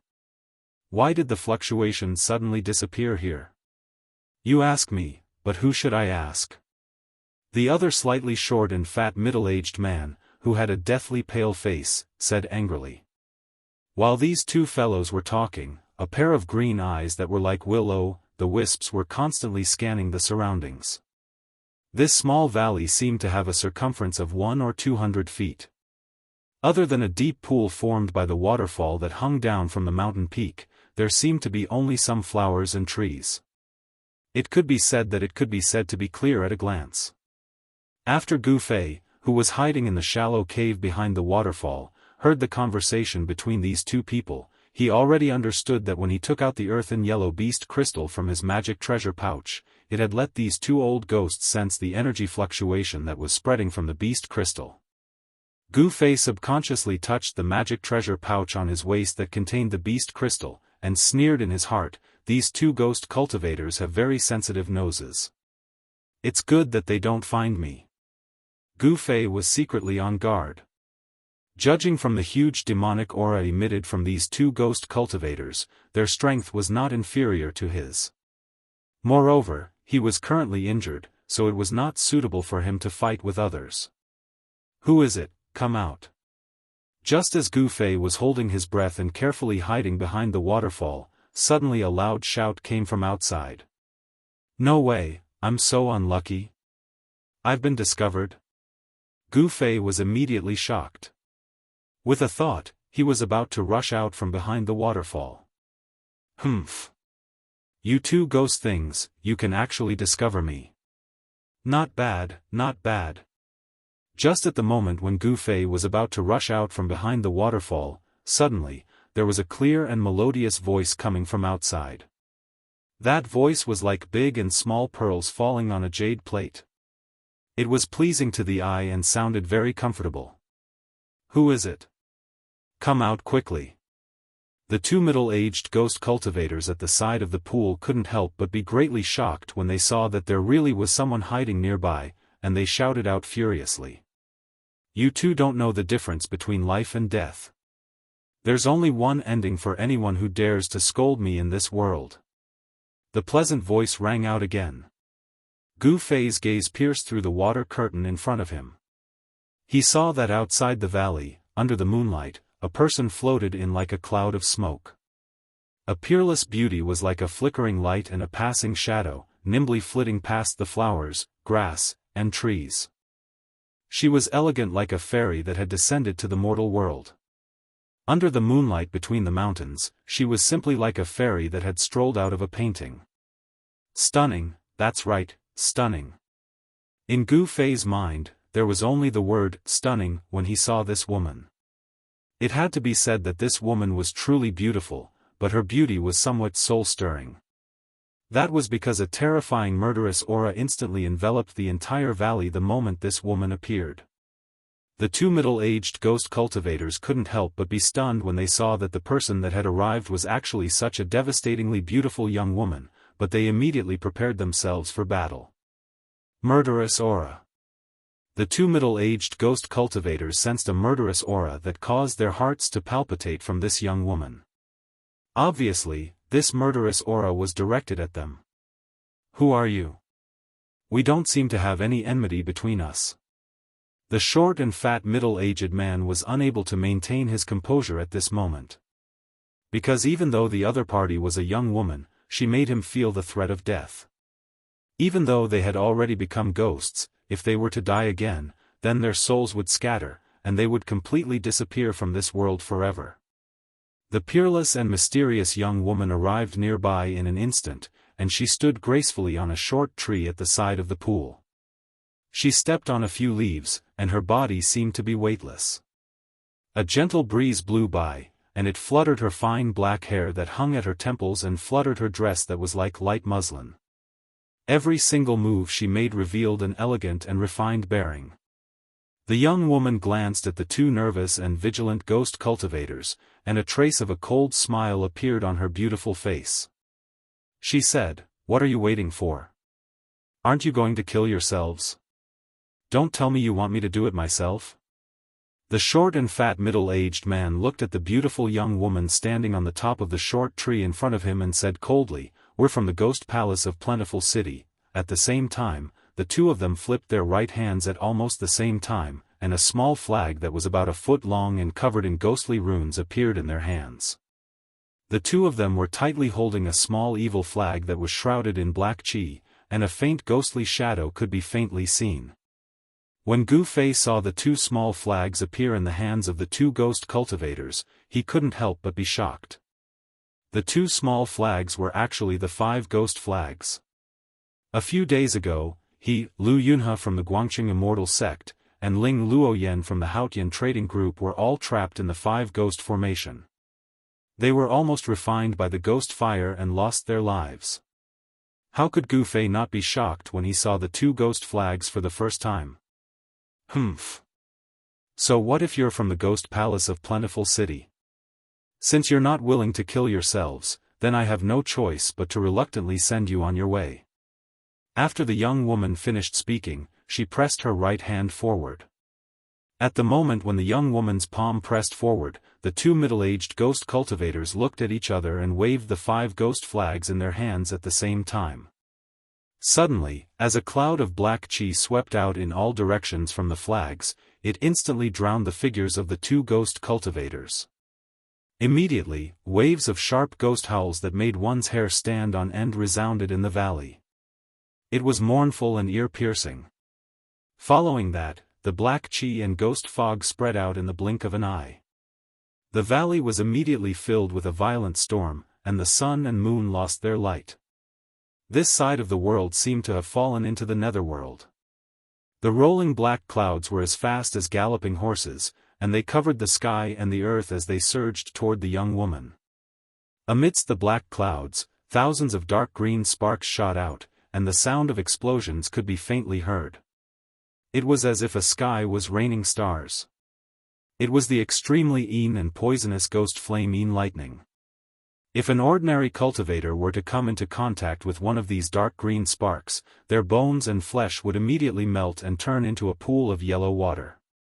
Even the origin spirit that was condensed in the Naiwan palace would be burned into ashes by the ghost flame lightning. It could be said to be extremely sinister.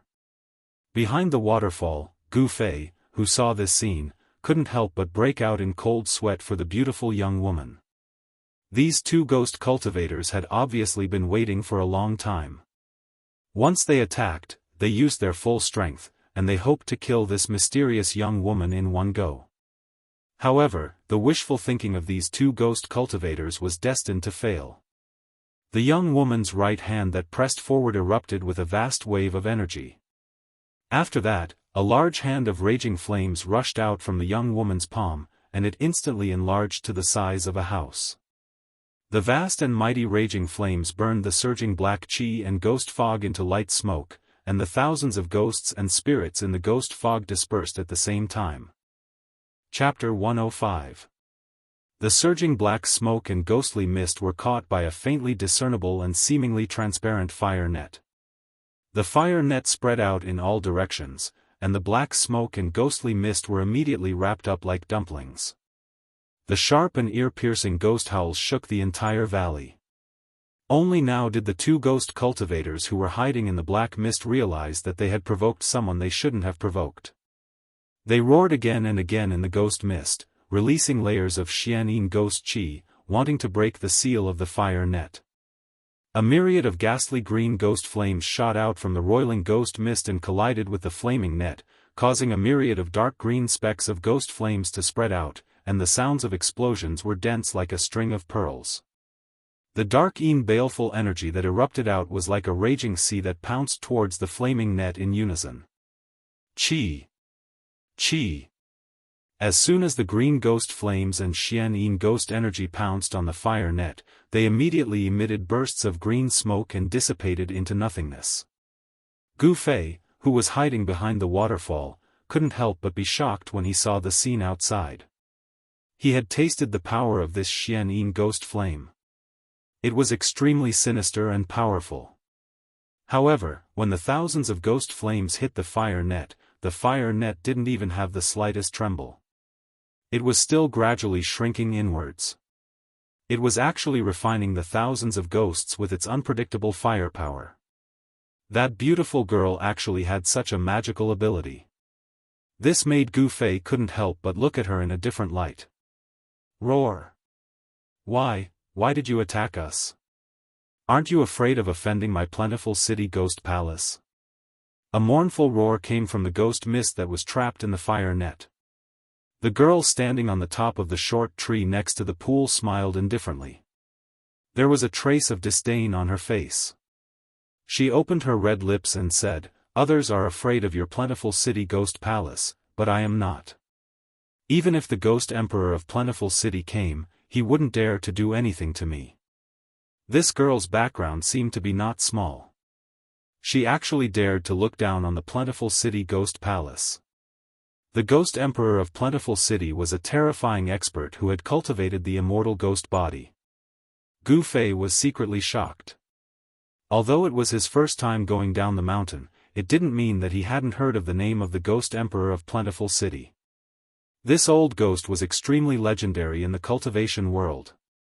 With his own strength, he created the ghost cultivation Dao among the four great cultivation systems of Buddhism, Taoism, Fiendish, and Demon. He became a hero and fought with Buddhism, Taoism, Fiendish, and Demon. This ghost emperor of plentiful Dao was a peerless genius that was rarely seen throughout the ages. In this world, there weren't many people who dared to look down on Ghost Emperor Fengdu. "Who the hell are you?"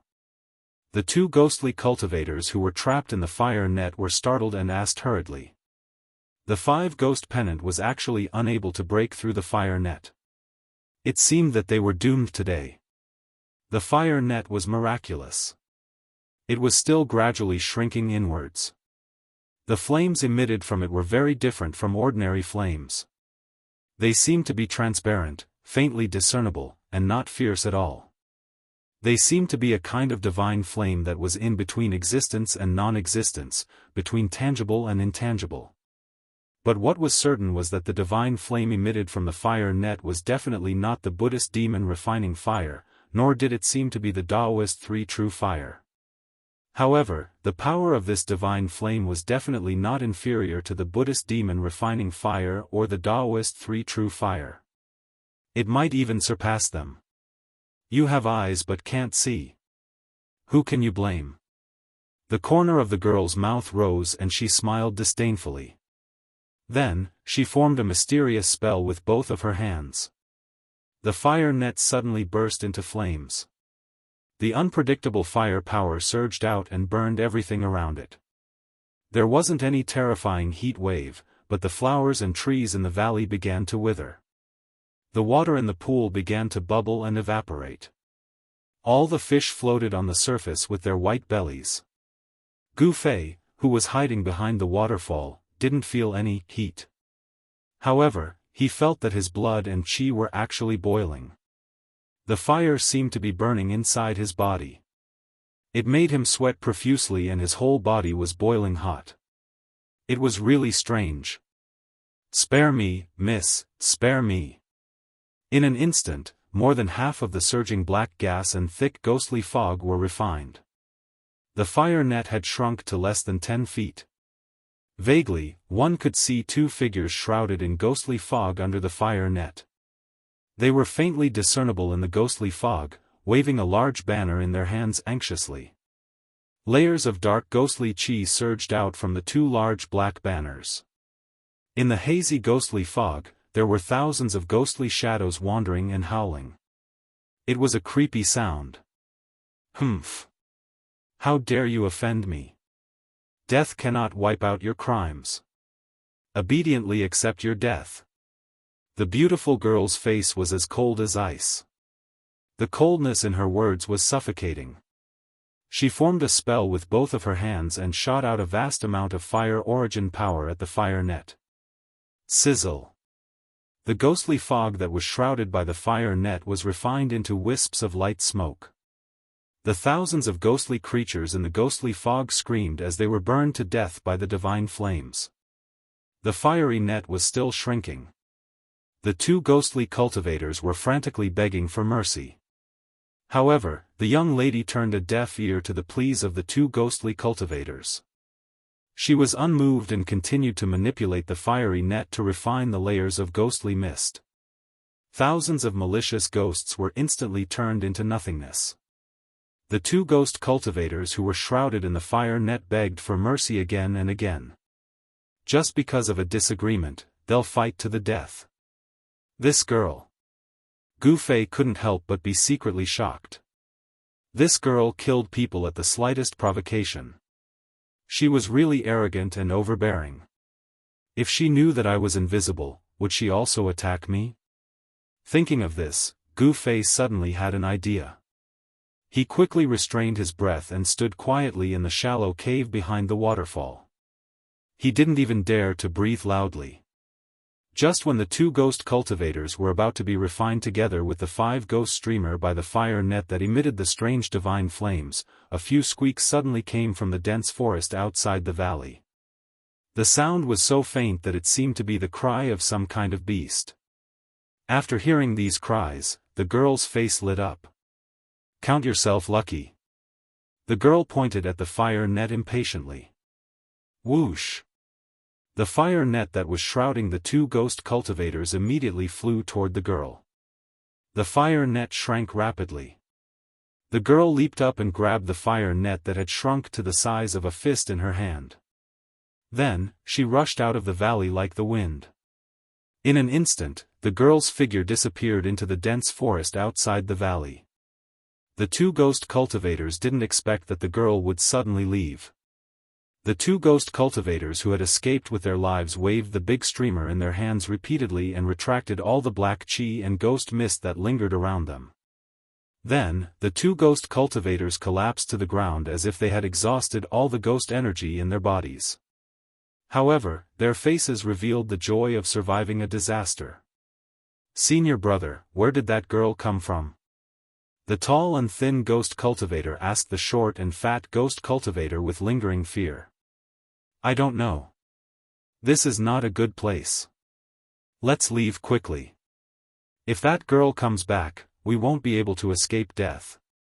The short and fat ghost cultivator didn't care about his weak body and struggled to stand up. The battle just now was extremely dangerous. If they had been a little later, the two of them would have been refined by the girl into a mysterious ghost body. Their souls would have been destroyed, and they wouldn't even be able to enter the reincarnation cycle and reincarnate. The two of them had lost a lot of power and vitality. Even the 5 ghost streamer in their hands, which had shrunk to about a foot, had become dim and dull. The ghosts that had condensed on it had long been refined. "Humph. Want to leave? Leave your life behind." The two ghost cultivators were just about to leave when the waterfall nearby them suddenly exploded. Amidst the splashes of water that filled the sky, a figure charged out from the waterfall like a bolt of lightning. Chapter 106. The person who suddenly attacked was Gu Fei. This was a once-in-a-lifetime opportunity. These two ghost cultivators had almost been completely refined by the mysterious girl, and their vitality was greatly injured. This was the time when they were at their weakest. Boom! Using the 8 desolate steps, he shook open the water curtain in front of him and rushed out from behind the waterfall. With just one step, Gu Fei appeared in the sky above the two of them like a god of war. Without any hesitation, Gu Fei directly struck the two of them with his most powerful attack. The golden light swept down like a surging golden wave, and the terrifying yuan qi caused heaven and earth to tremble. No! The two ghost cultivators were scared out of their wits by this sudden turn of events. They only had time to let out an extremely mournful howl before their ghostly bodies were blasted apart by the terrifying power that surged down and turned into 2 puffs of black smoke. The mysterious ghost chi was extremely and extremely cold. The 2 balls of black gas that exploded instantly turned the surroundings into a world of ice and snow. Even the deep pool was suddenly condensed with a thick layer of ice. Within the 2 balls of black gas, there were 2 green lights that looked like ghost fire. They rolled and surged up into the sky, trying to escape. A centipede died but did not fall down. Even though Gu Fei had shattered their ghostly bodies and could not condense them, the soul fires of the divine ghost flames that the 2 ghostly cultivators had condensed from their 3 souls and 7 spirits did not dissipate just like that. The 2 spots of green light that looked like ghost flames were the spirits that the ghost cultivator had condensed from his 3 souls and 7 spirits. Only by dispersing the spirits could he kill the ghost cultivator and make him vanish into thin air. Want to leave? Unless the sun comes out from the west. Gu Fei sneered. His body emitted a piercingly cold golden light, leaving a series of afterimages in the air. He directly pounced into the mysterious ghost chi and covered the 2 balls of ghost fire with his hands. In the next moment, the 2 balls of ghost fire and the ghost cultivator's god were grasped in Gu Fei's hands. When Gu Fei held the 2 soul fires and the ghostly flames of the god, he suddenly felt a terrifying chill pass through his hands. His hands, which were filled with the power of the fire element, actually felt a little numb. Such powerful Xian ghost chi. Gu Fei was secretly shocked. Both of his hands felt like he was grabbing a mass of 10,000-year-old ice and snow essence. If Gu Fei had covered both of his hands with spiritual energy of fire beforehand, his hands would have been frozen by now. Gu Fei floated down from the sky and landed on the rocky ground beside the deep pool. Pung! Without any hesitation, Gu Fei exerted strength in his right hand and clenched it. He immediately crushed the soul fire in his hand. The Yin spirit flame directly destroyed the ghost cultivator's soul, and he would never be able to reincarnate. It wasn't that Gu Fei was vicious and merciless. It was just that the world of cultivation was this cruel. As long as one was an enemy, one had to kill them all. Because if you didn't kill them, they would kill you instead. This was a very shallow logic. When dealing with enemies, there was absolutely no room for mercy. Benevolence was not something that was suitable for cultivators. Survival of the fittest was the law of survival in the cultivation world. No. Don't kill me. When Gu Fei was about to crush the Yin spirit flame in his left hand, the Yin spirit flame in his hand let out a heart-wrenching roar. This was not a word. The ghost cultivator, who had already turned into a soul fire, the Yin spirit flame, could not speak. This was a kind of soul fluctuation. It was not a language, but it appeared in Gu Fei's mind more clearly than a language. The soul fluctuation acted directly on the soul. This was the most direct communication between souls. Oh. Don't kill you. Give me a reason.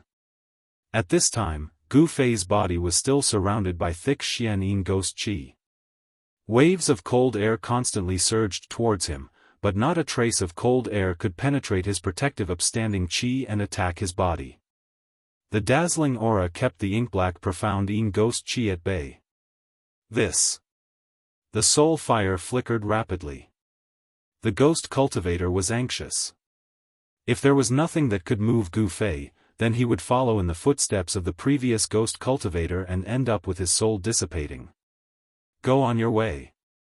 Gu Fei hesitated for a moment. His 5 fingers on his left hand immediately emitted thin, thread-like flames that entwined around the soul ghost fire. His 5 fingers slowly closed. Don't. I know a secret. I want to use this secret to exchange for a way out. The Yin spirit flame transmitted such a message. Secret? What's the secret? Gu Fei asked curiously as he stopped his fingers from closing. A big secret. The soul fire emitted a rapid soul fluctuation. It could be seen that in this life and death situation, this ghost cultivator was ready to risk everything. The fluctuations of the soul could not be deceived. Those with great magical powers could even directly search a person's soul and read their spiritual imprint. Thus, they could know everything that the person had experienced. Cut the crap. Gu Fei was a little impatient. Yes. The people of the 3 great Dao sects will join forces and enter the southern wasteland once every 260 years. This time, our plentiful city Ghost Palace received news that there is a strange place in the southern wasteland that opens every 260 years. The people of the 3 great Dao sects enter the southern wasteland to go to that strange place. Hearing this, Gu Fei's face suddenly became a little ugly. He pondered for a moment and then asked, could it be that you are here for the people of the 3 great Dao sects?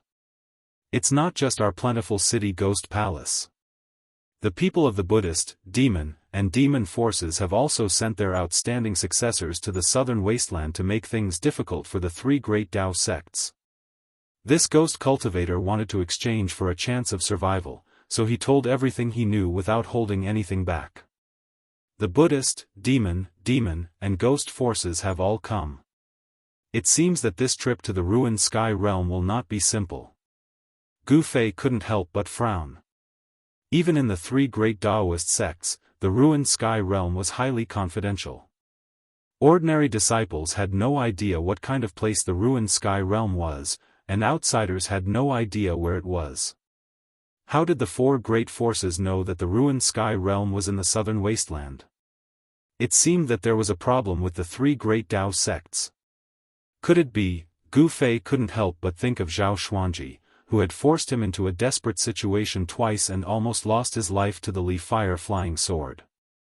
From the words of the senior sword immortal who broke the 5 ghosts formation and rescued Lu Yunhe from the Guangqing Immortal sect, it seemed that Zhao Xuanji was a traitor of the Guangqing Immortal sect. Could it be that Zhao Xuanji was behind all of this? Thinking of everything that had happened after he left the mountain, Gu Fei vaguely guessed something. The southern wasteland, this savage land, was destined to not be peaceful. "Brother, can you let me go now?" A soul fluctuation entered Gu Fei's mind, causing him to wake up from his thoughts. Gu Fei looked at the green ghost flame in his hand and smiled. "Let you go? Isn't that releasing a tiger back into the mountains? I won't do such a stupid thing." Chapter 107. Under the moonlight, in the deep valley, beside the waterfall pool, a cloud of black qi and ghost mist suddenly emitted a piercingly cold golden light. The black qi immediately dissipated like snow under the sun. Gu Fei dispersed the black qi and ghost mist around him and was about to leave when he suddenly saw two things on the ground from the corner of his eye. So, he walked forward.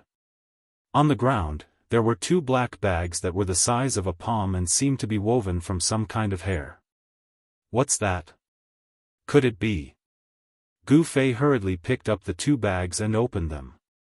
"Sure enough, it's mine." Gu Fei threw the two black bags that faintly emitted a wave of yin qi into the magic treasure pouch. Then, he looked around and found that two black banners that were about a foot long had fallen into the weeds beside the pool. Presumably, they were the ghost banners refined by the two ghost cultivators.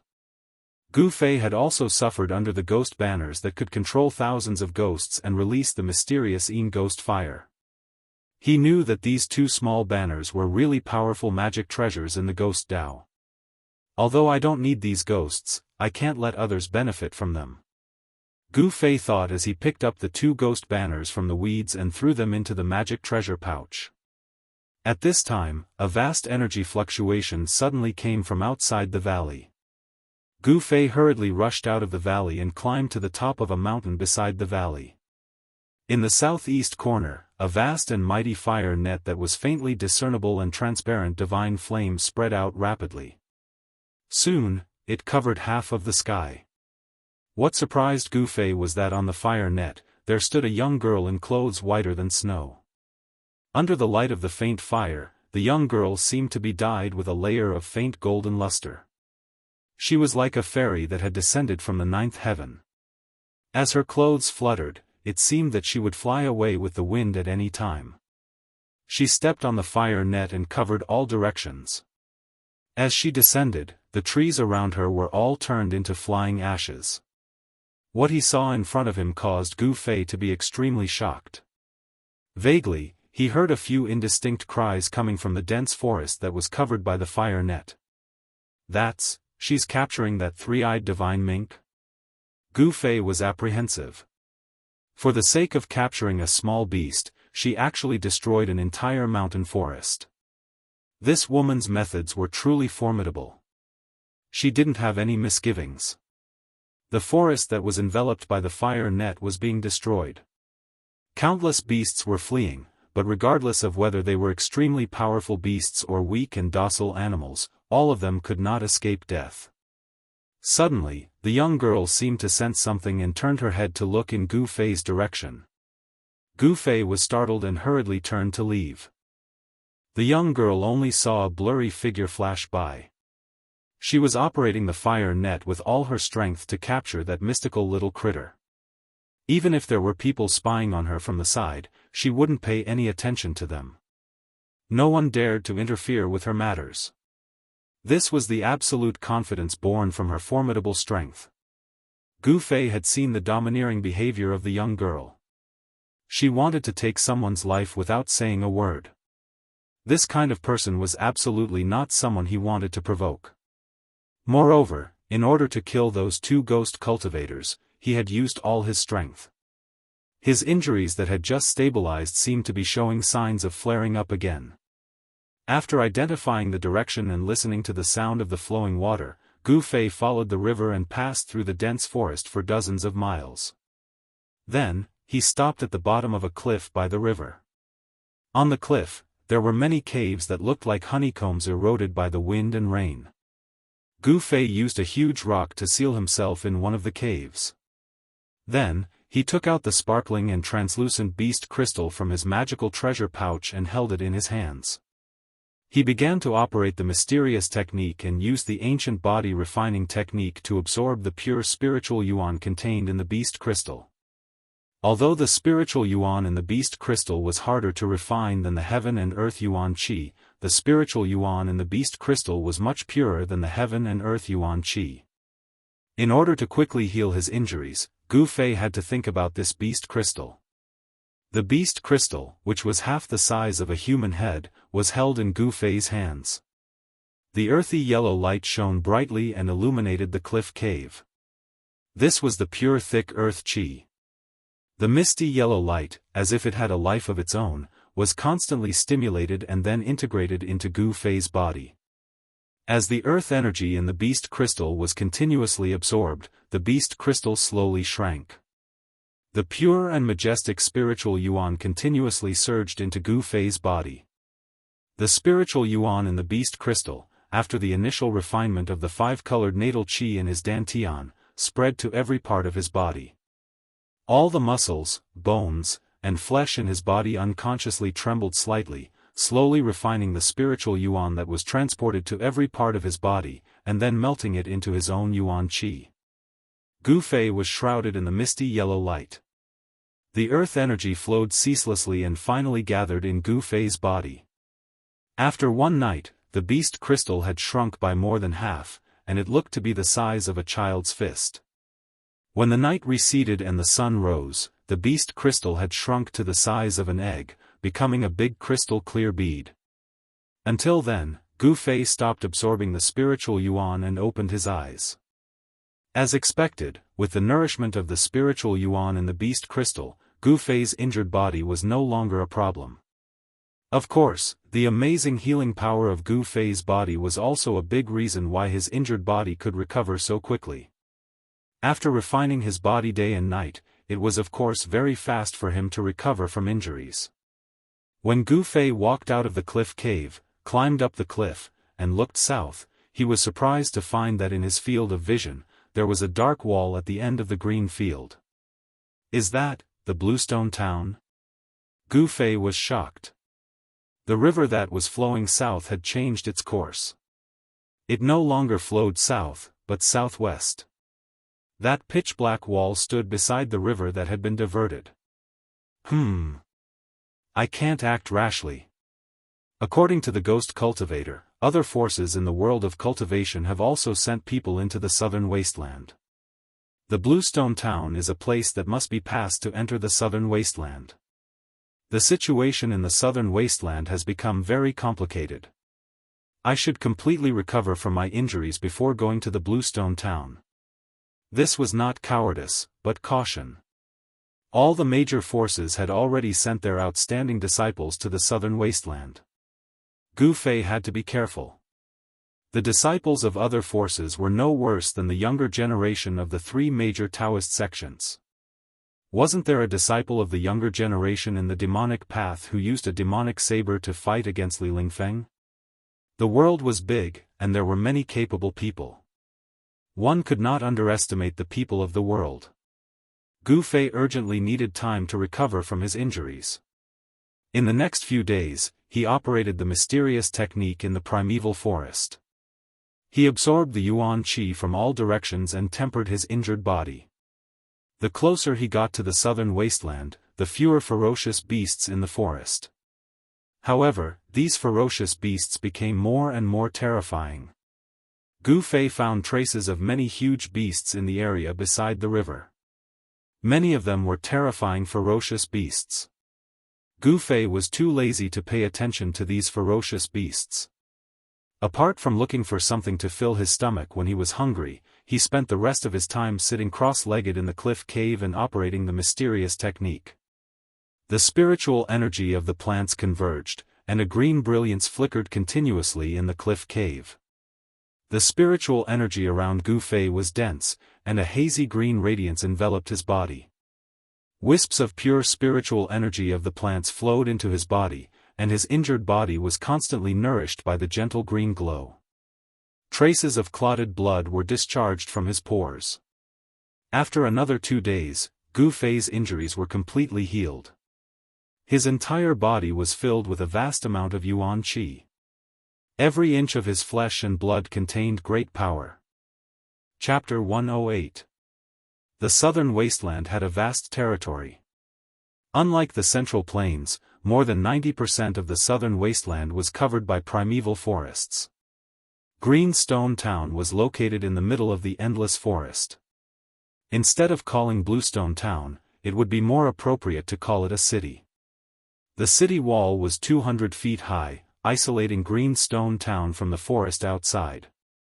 It was necessary to build a city wall.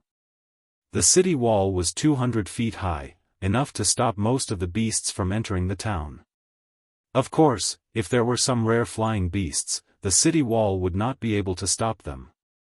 Therefore, the Yen Kingdom sent an elite army to guard Greenstone Town.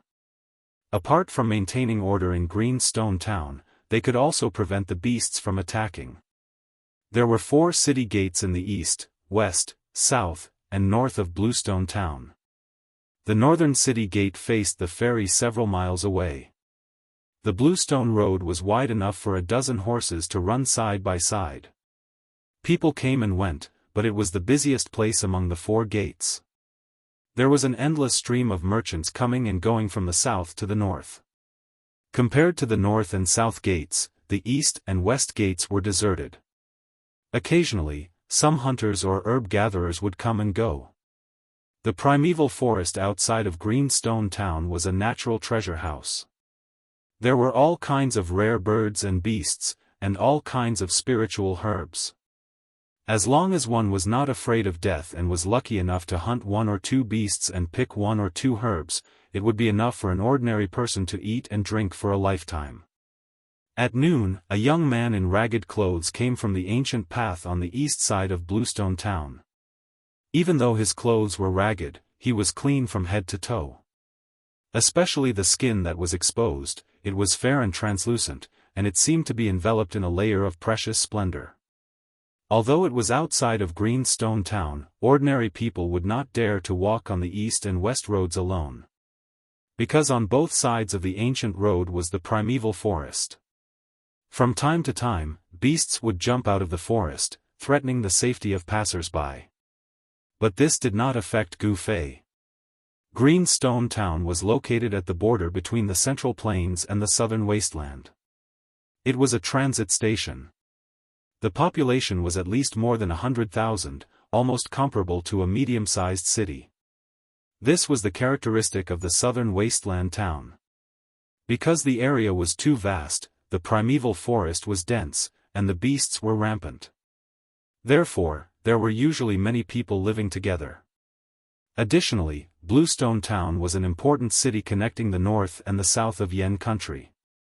Its geographical location was very superior. Therefore, although it couldn't match the scale of Dragon Emperor City in South Wilderness, it was also one of the most prosperous places in South Wilderness. This was the first time Gu Fei had seen a town since he came down from the mountain. Looking at the people coming and going on the streets, he felt that everything was so novel. A weapon made from millennium cold iron. Even if you don't want to sell it, come and take a look. Golden scaled python skin, unicorn horn, bargain sale. Buying beast crystals, delicious 100-year-old tortoise soup, so nutritious, people were coming and going on the streets. Both sides of the street were lined with shops, and the empty spaces were filled with stalls. The sound of people shouting could be heard continuously. Gu Fei curiously walked through the streets, looking at the various forms of life. He felt that everything was new to him, he had never seen anything like this before. Rising Sun Restaurant? Unconsciously, Gu Fei came to the door of a restaurant. Raising his head and looking at the 4 shining words above the door, Gu Fei naturally strode inside. He knew what a restaurant was.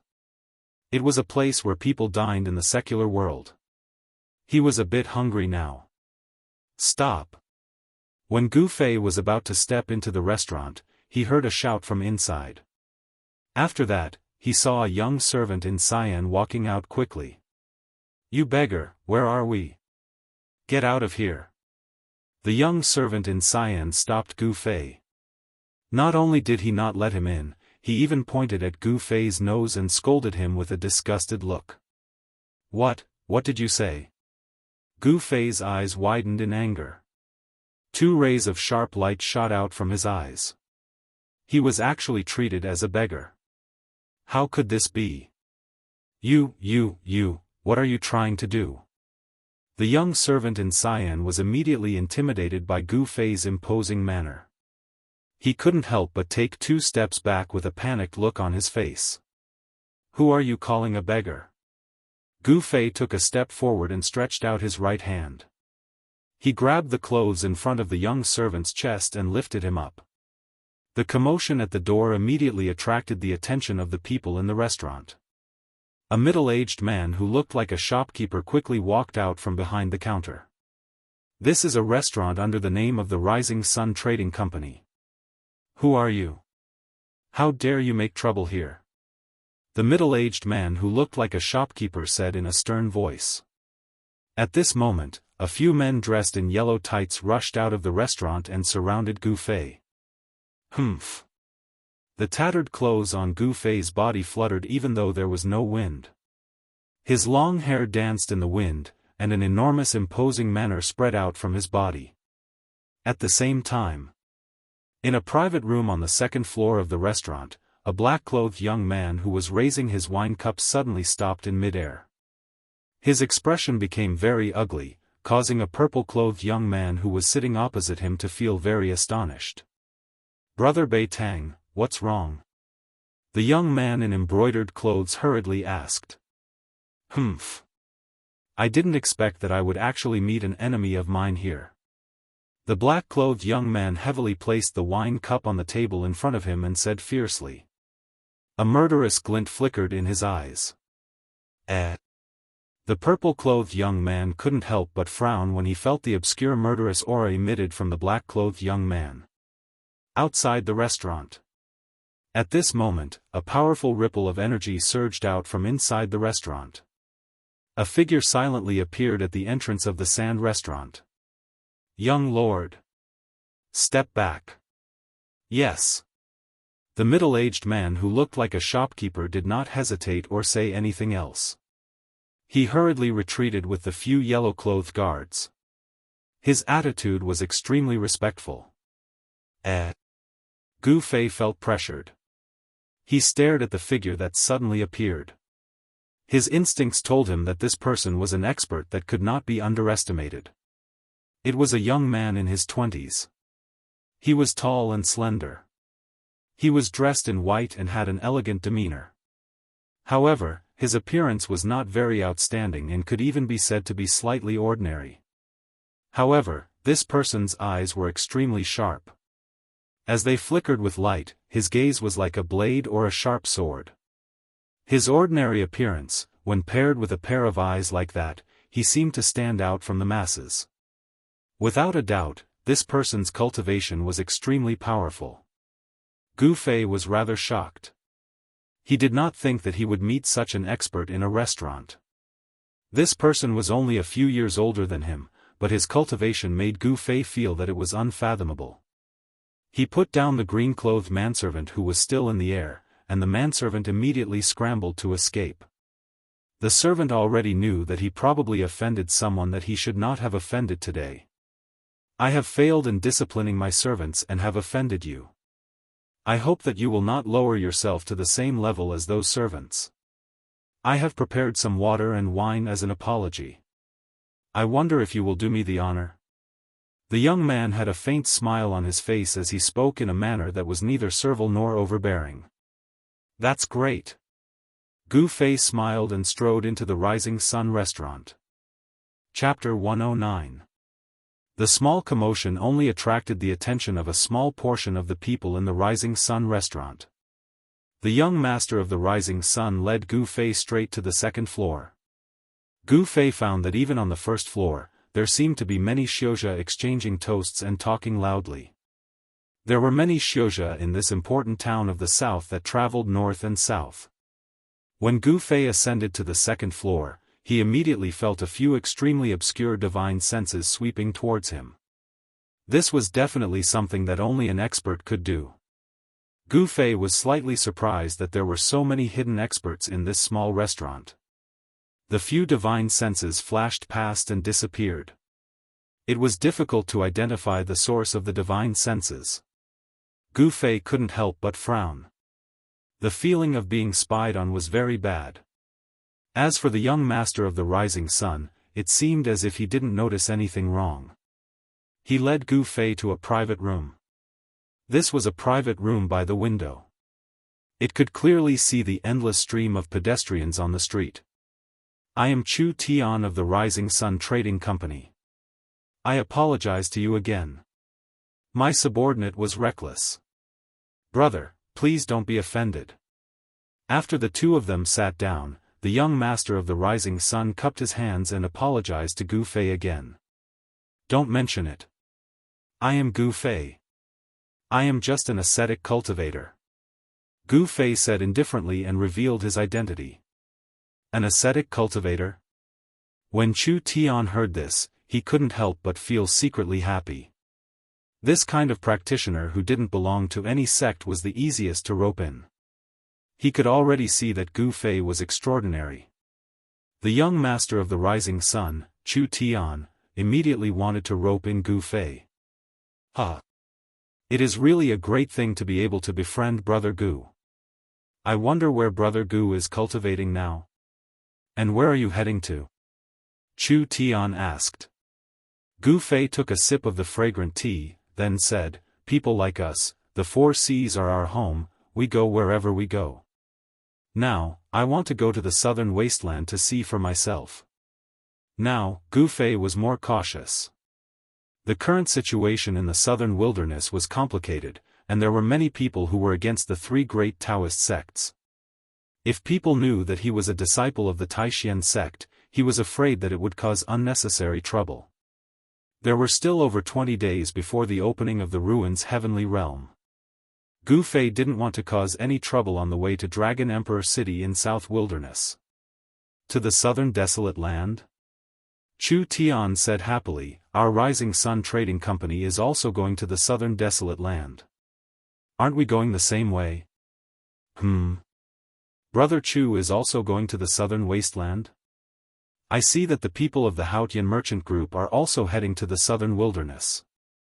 Why are there so many people rushing to the southern wilderness? Gu Fei asked. Haotian caravan? Brother Gu also knows about the Clear Sky merchant group. Chu Tian's expression became a little strange. What's so strange about that? Gu Fei said calmly. Even a cultivator like Brother Gu, who is dedicated to cultivation, also knows about the Haotian merchant group. Our Rising Sun Trading Company is far inferior to them. Chu Tian sighed, but he looked a little gloomy. At this moment, the door of the private room was pushed open. Gorgeous maids in palace attire walked in, carrying stacks of delicacies in their hands. This kind of enjoyment and treatment could only be experienced by the customers in the private room. Brother Gu is not a businessman, so of course you don't know the reason. This season of the year is the most abundant season in the southern wasteland. Not only our Yen kingdom, but also the other 3 empires, many merchants come to the southern wasteland to purchase goods. The Haotian merchant group is a competitor of our Rising Sun Trading Company. I see. No wonder Chu Tian's expression became a little ugly when he heard about the Haotian merchant group. It turns out that the 2 sects are enemies. After the maids placed the dishes on the table, they left. The last maid closed the door of the private room. Only Gu Fei and Chu Tian were left in the private room. Brother Gu, please. Although Bluestone Town is not as prosperous as the Central Plains, there are many rare birds and beasts. The delicious dishes cooked with them are hard to find elsewhere. As he spoke, Chu Tian stood up and filled the wine cup in front of Gu Fei. The wine in the cup was dark green and fragrant. Its color was like amber, and it was thick. It was a rare wine. Gu Fei did not comment. He only smiled and drank the wine in one gulp. This young master of the rising sun, Chu Tian, wants to win me over, but he has made a mistake. If I was really a cultivator without a sect, I might be moved by his sincerity. I have to admit that Chu Tian is indeed bold, broad-minded, and has some tricks up his sleeve. Compared to Ling Luoyan, Chu Tian was more like a businessman. However, after drinking the wine, Gu Fei's expression changed immediately. Roar! Bastard, you deserve to die. He stood up abruptly and attacked Chu Tian with his palm. A dazzling light surged forward, and the big table in front of him was instantly shattered into sawdust. Brother Gu. Such a sudden and unexpected event caused Chu Tian to be greatly shocked as well, and he hurriedly retreated while his hands moved about, causing a myriad of sawdust to form a barrier before him. Bang! The ferocious force pushed Chu Tian into the wall behind him. The entire restaurant seemed to shake, and the wall behind Chu Tian suddenly cracked like a spider's web. At this moment, Gu Fei's face turned black, and his body trembled as if he had been poisoned. It was obvious that the wine that Gu Fei drank was poisoned. Gu Fei was inexplicably shocked and angry. After pushing Chu Tian back with his palm, he staggered a few steps, and his body was on the verge of collapse. He never would have thought that Chu Tian would be so sinister. Rousing the yuan qi in his body, Gu Fei forced all the wine out of his body through his pores. However, what seeped out of his body was not wine, but traces of pitch-black and smelly liquid. The pitch-black liquid dripped from his body. Sizzle! White smoke rose from the ground, showing how strong and overbearing the poison was. Even the floor was corroded.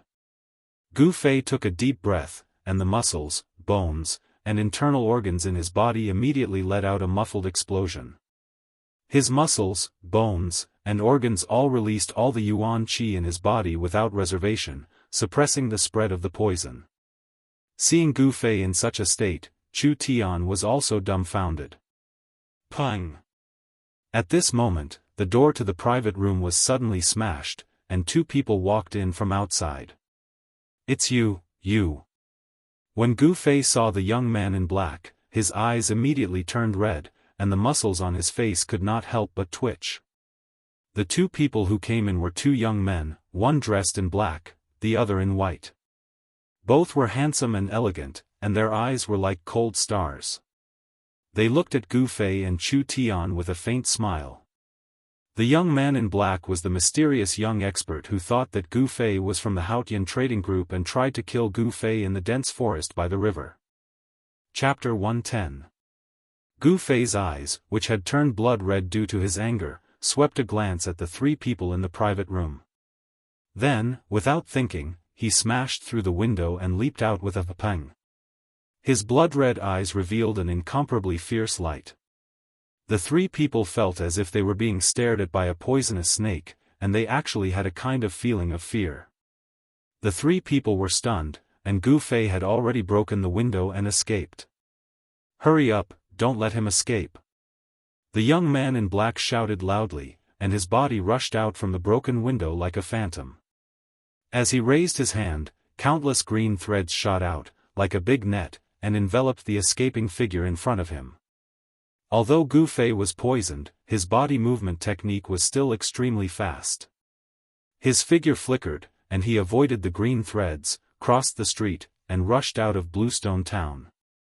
The pedestrians on the street were immediately shocked by the sudden change of events, and they all dodged to the side. The young man in white also followed closely behind the young man in black and leaped out. In an instant, in the private room of the restaurant, Chu Tian, the young master of the rising sun, was the only one left. This, what is going on?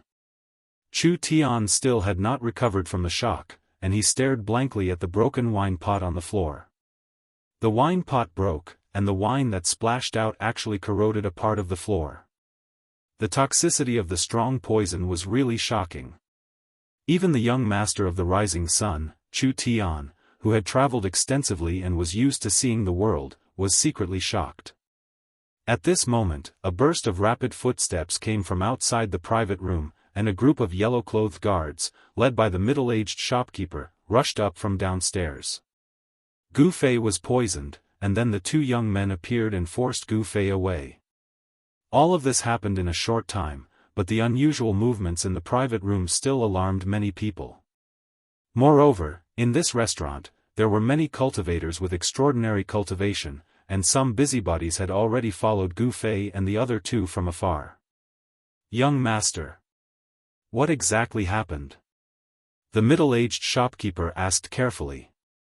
He saw that the private room was in a mess, and the young master Chu Tian was leaning against the wall. The wall was full of cracks, and it seemed like it could collapse at any time.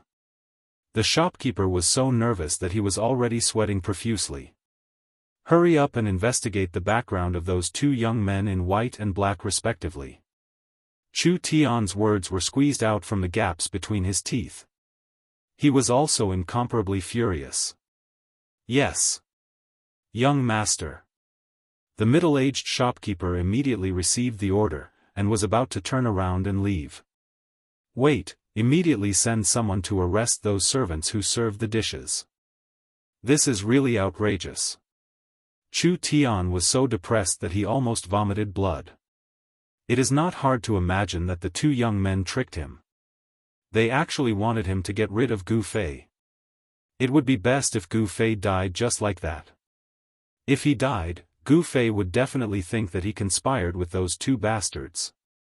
In this way, after Gu Fei recovers, he will definitely seek revenge on me. Not only will it bring me great trouble, I am afraid that the other people in the clan will also be implicated. At this time, Chu Tian had already cursed the 18 generations of the two young men's female ancestors. The middle-aged shopkeeper received the order and left. At this time, the restaurant was already in a mess.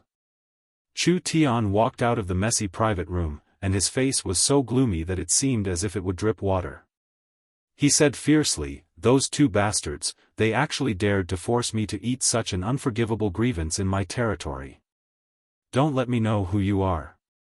I, Chu Tian, will definitely not let you have an easy time." Recalling the scene just now, Chu Tian couldn't help but shiver. If he also drank the poisoned wine in the wine pot, then... The veins on Chu Tian's forehead twitched, and he clenched his fists so hard that his knuckles made cracking sounds. He was so angry. The Rising Sun Trading Company was a business organization in the Tenglong continent, second only to the Haotian Trading Company. Wherever the Rising Sun Trading Company's business was successful, the Rising Sun Chu clan's power would also develop. Soon, the Rising Sun Trading Company's intelligence network in Bluestone Town was activated. Phew! Using the desolate steps, Gu Fei directly leaped over the 20-zhang-tall city wall and rushed into the primitive old forest outside Bluestone Town. Behind him, two figures, one black and one white, were in hot pursuit. At this time, Gu Fei felt as if his abdomen was being cut by tens of thousands of small knives. Waves of bone-piercing pain caused his entire body to tremble as if he was convulsing. He tried his best to endure it, biting the corner of his mouth, and the blood that seeped out seemed to be black. Although the wine in his abdomen had been forced out of his body in the first instant, a large portion of the poison still remained in his body. This kind of poison didn't seem simple, and it was very difficult to completely expel it. The poison still spread from his abdomen to his entire body. The black aura on Gu Fei's face became thicker and thicker, and his mind seemed to be a little unclear. The situation was very bad. If he didn't immediately find a place to circulate his qi to expel the poison, his life would be in danger. Actually, it was fortunate that Gu Fei practiced martial arts, and his body was tempered to an incomparably tough state. His muscles, bones, blood, and flesh all contained a vast amount of essence, which could temporarily suppress the spread of the poison. If it was an ordinary practitioner, the poison would have already spread throughout his entire body, and he would have died. Gu Fei, obediently accept your death, and we might leave your corpse intact. The black-clothed young man's cold voice came from behind. He had already known Gu Fei's identity from the white-clothed young man. Gu Fei must die. Otherwise, it would be very troublesome for them, and it might even bring about a calamity that would destroy their clans. Swoosh! A white figure flashed in front of him, and one of them had already rushed ahead and intercepted Gu Fei. Gu Fei was suffering from a strange poison, and he needed to suppress the poison in his body with his mysterious qi, so his movements weren't as swift as before. In the end, those two people still caught up to him. Now, he could only fight with his life on the line. Only by facing death would he have a chance of survival. Pung! Gu Fei wielded his palm like a saber, and a bright aura shot out from the edge of his palm. The saber light exploded, and directly chopped towards the person in front of him. Under the saber qi, the trees in front of him were constantly shattered. Humph! A trace of disdain flashed in the eyes of the person in front of him. He also wielded his palm like a saber, and similarly chopped out. A saber light, swoosh! With a sound, it tore through the void, and instantly collided with Gu Fei's saber light. Boom! As if two thunderbolts violently collided, a burst of dazzling light burst out, and a terrifying saber qi swept out. The surrounding trees suddenly collapsed, turning into sawdust that flew out in all directions. Gu Fei's hair danced wildly, and his eyes were like cold lightning. With his injured body, his strength was greatly reduced, and he couldn't compete with the person in front of him. He was directly forced by that person's saber to cough up blood and retreat. Behind him, there was a large net made up of green energy threads that were as sharp as blades. It had already sealed off all his escape routes and was closing in on him from behind. Wherever the energy net passed, the grass and trees were all cut into thousands of pieces. Gu Fei soared into the sky, and took a step in the air. Both of his hands brandished a dazzling saber light, and cut open the energy net that was coming towards him, and rushed out of the heavy encirclement.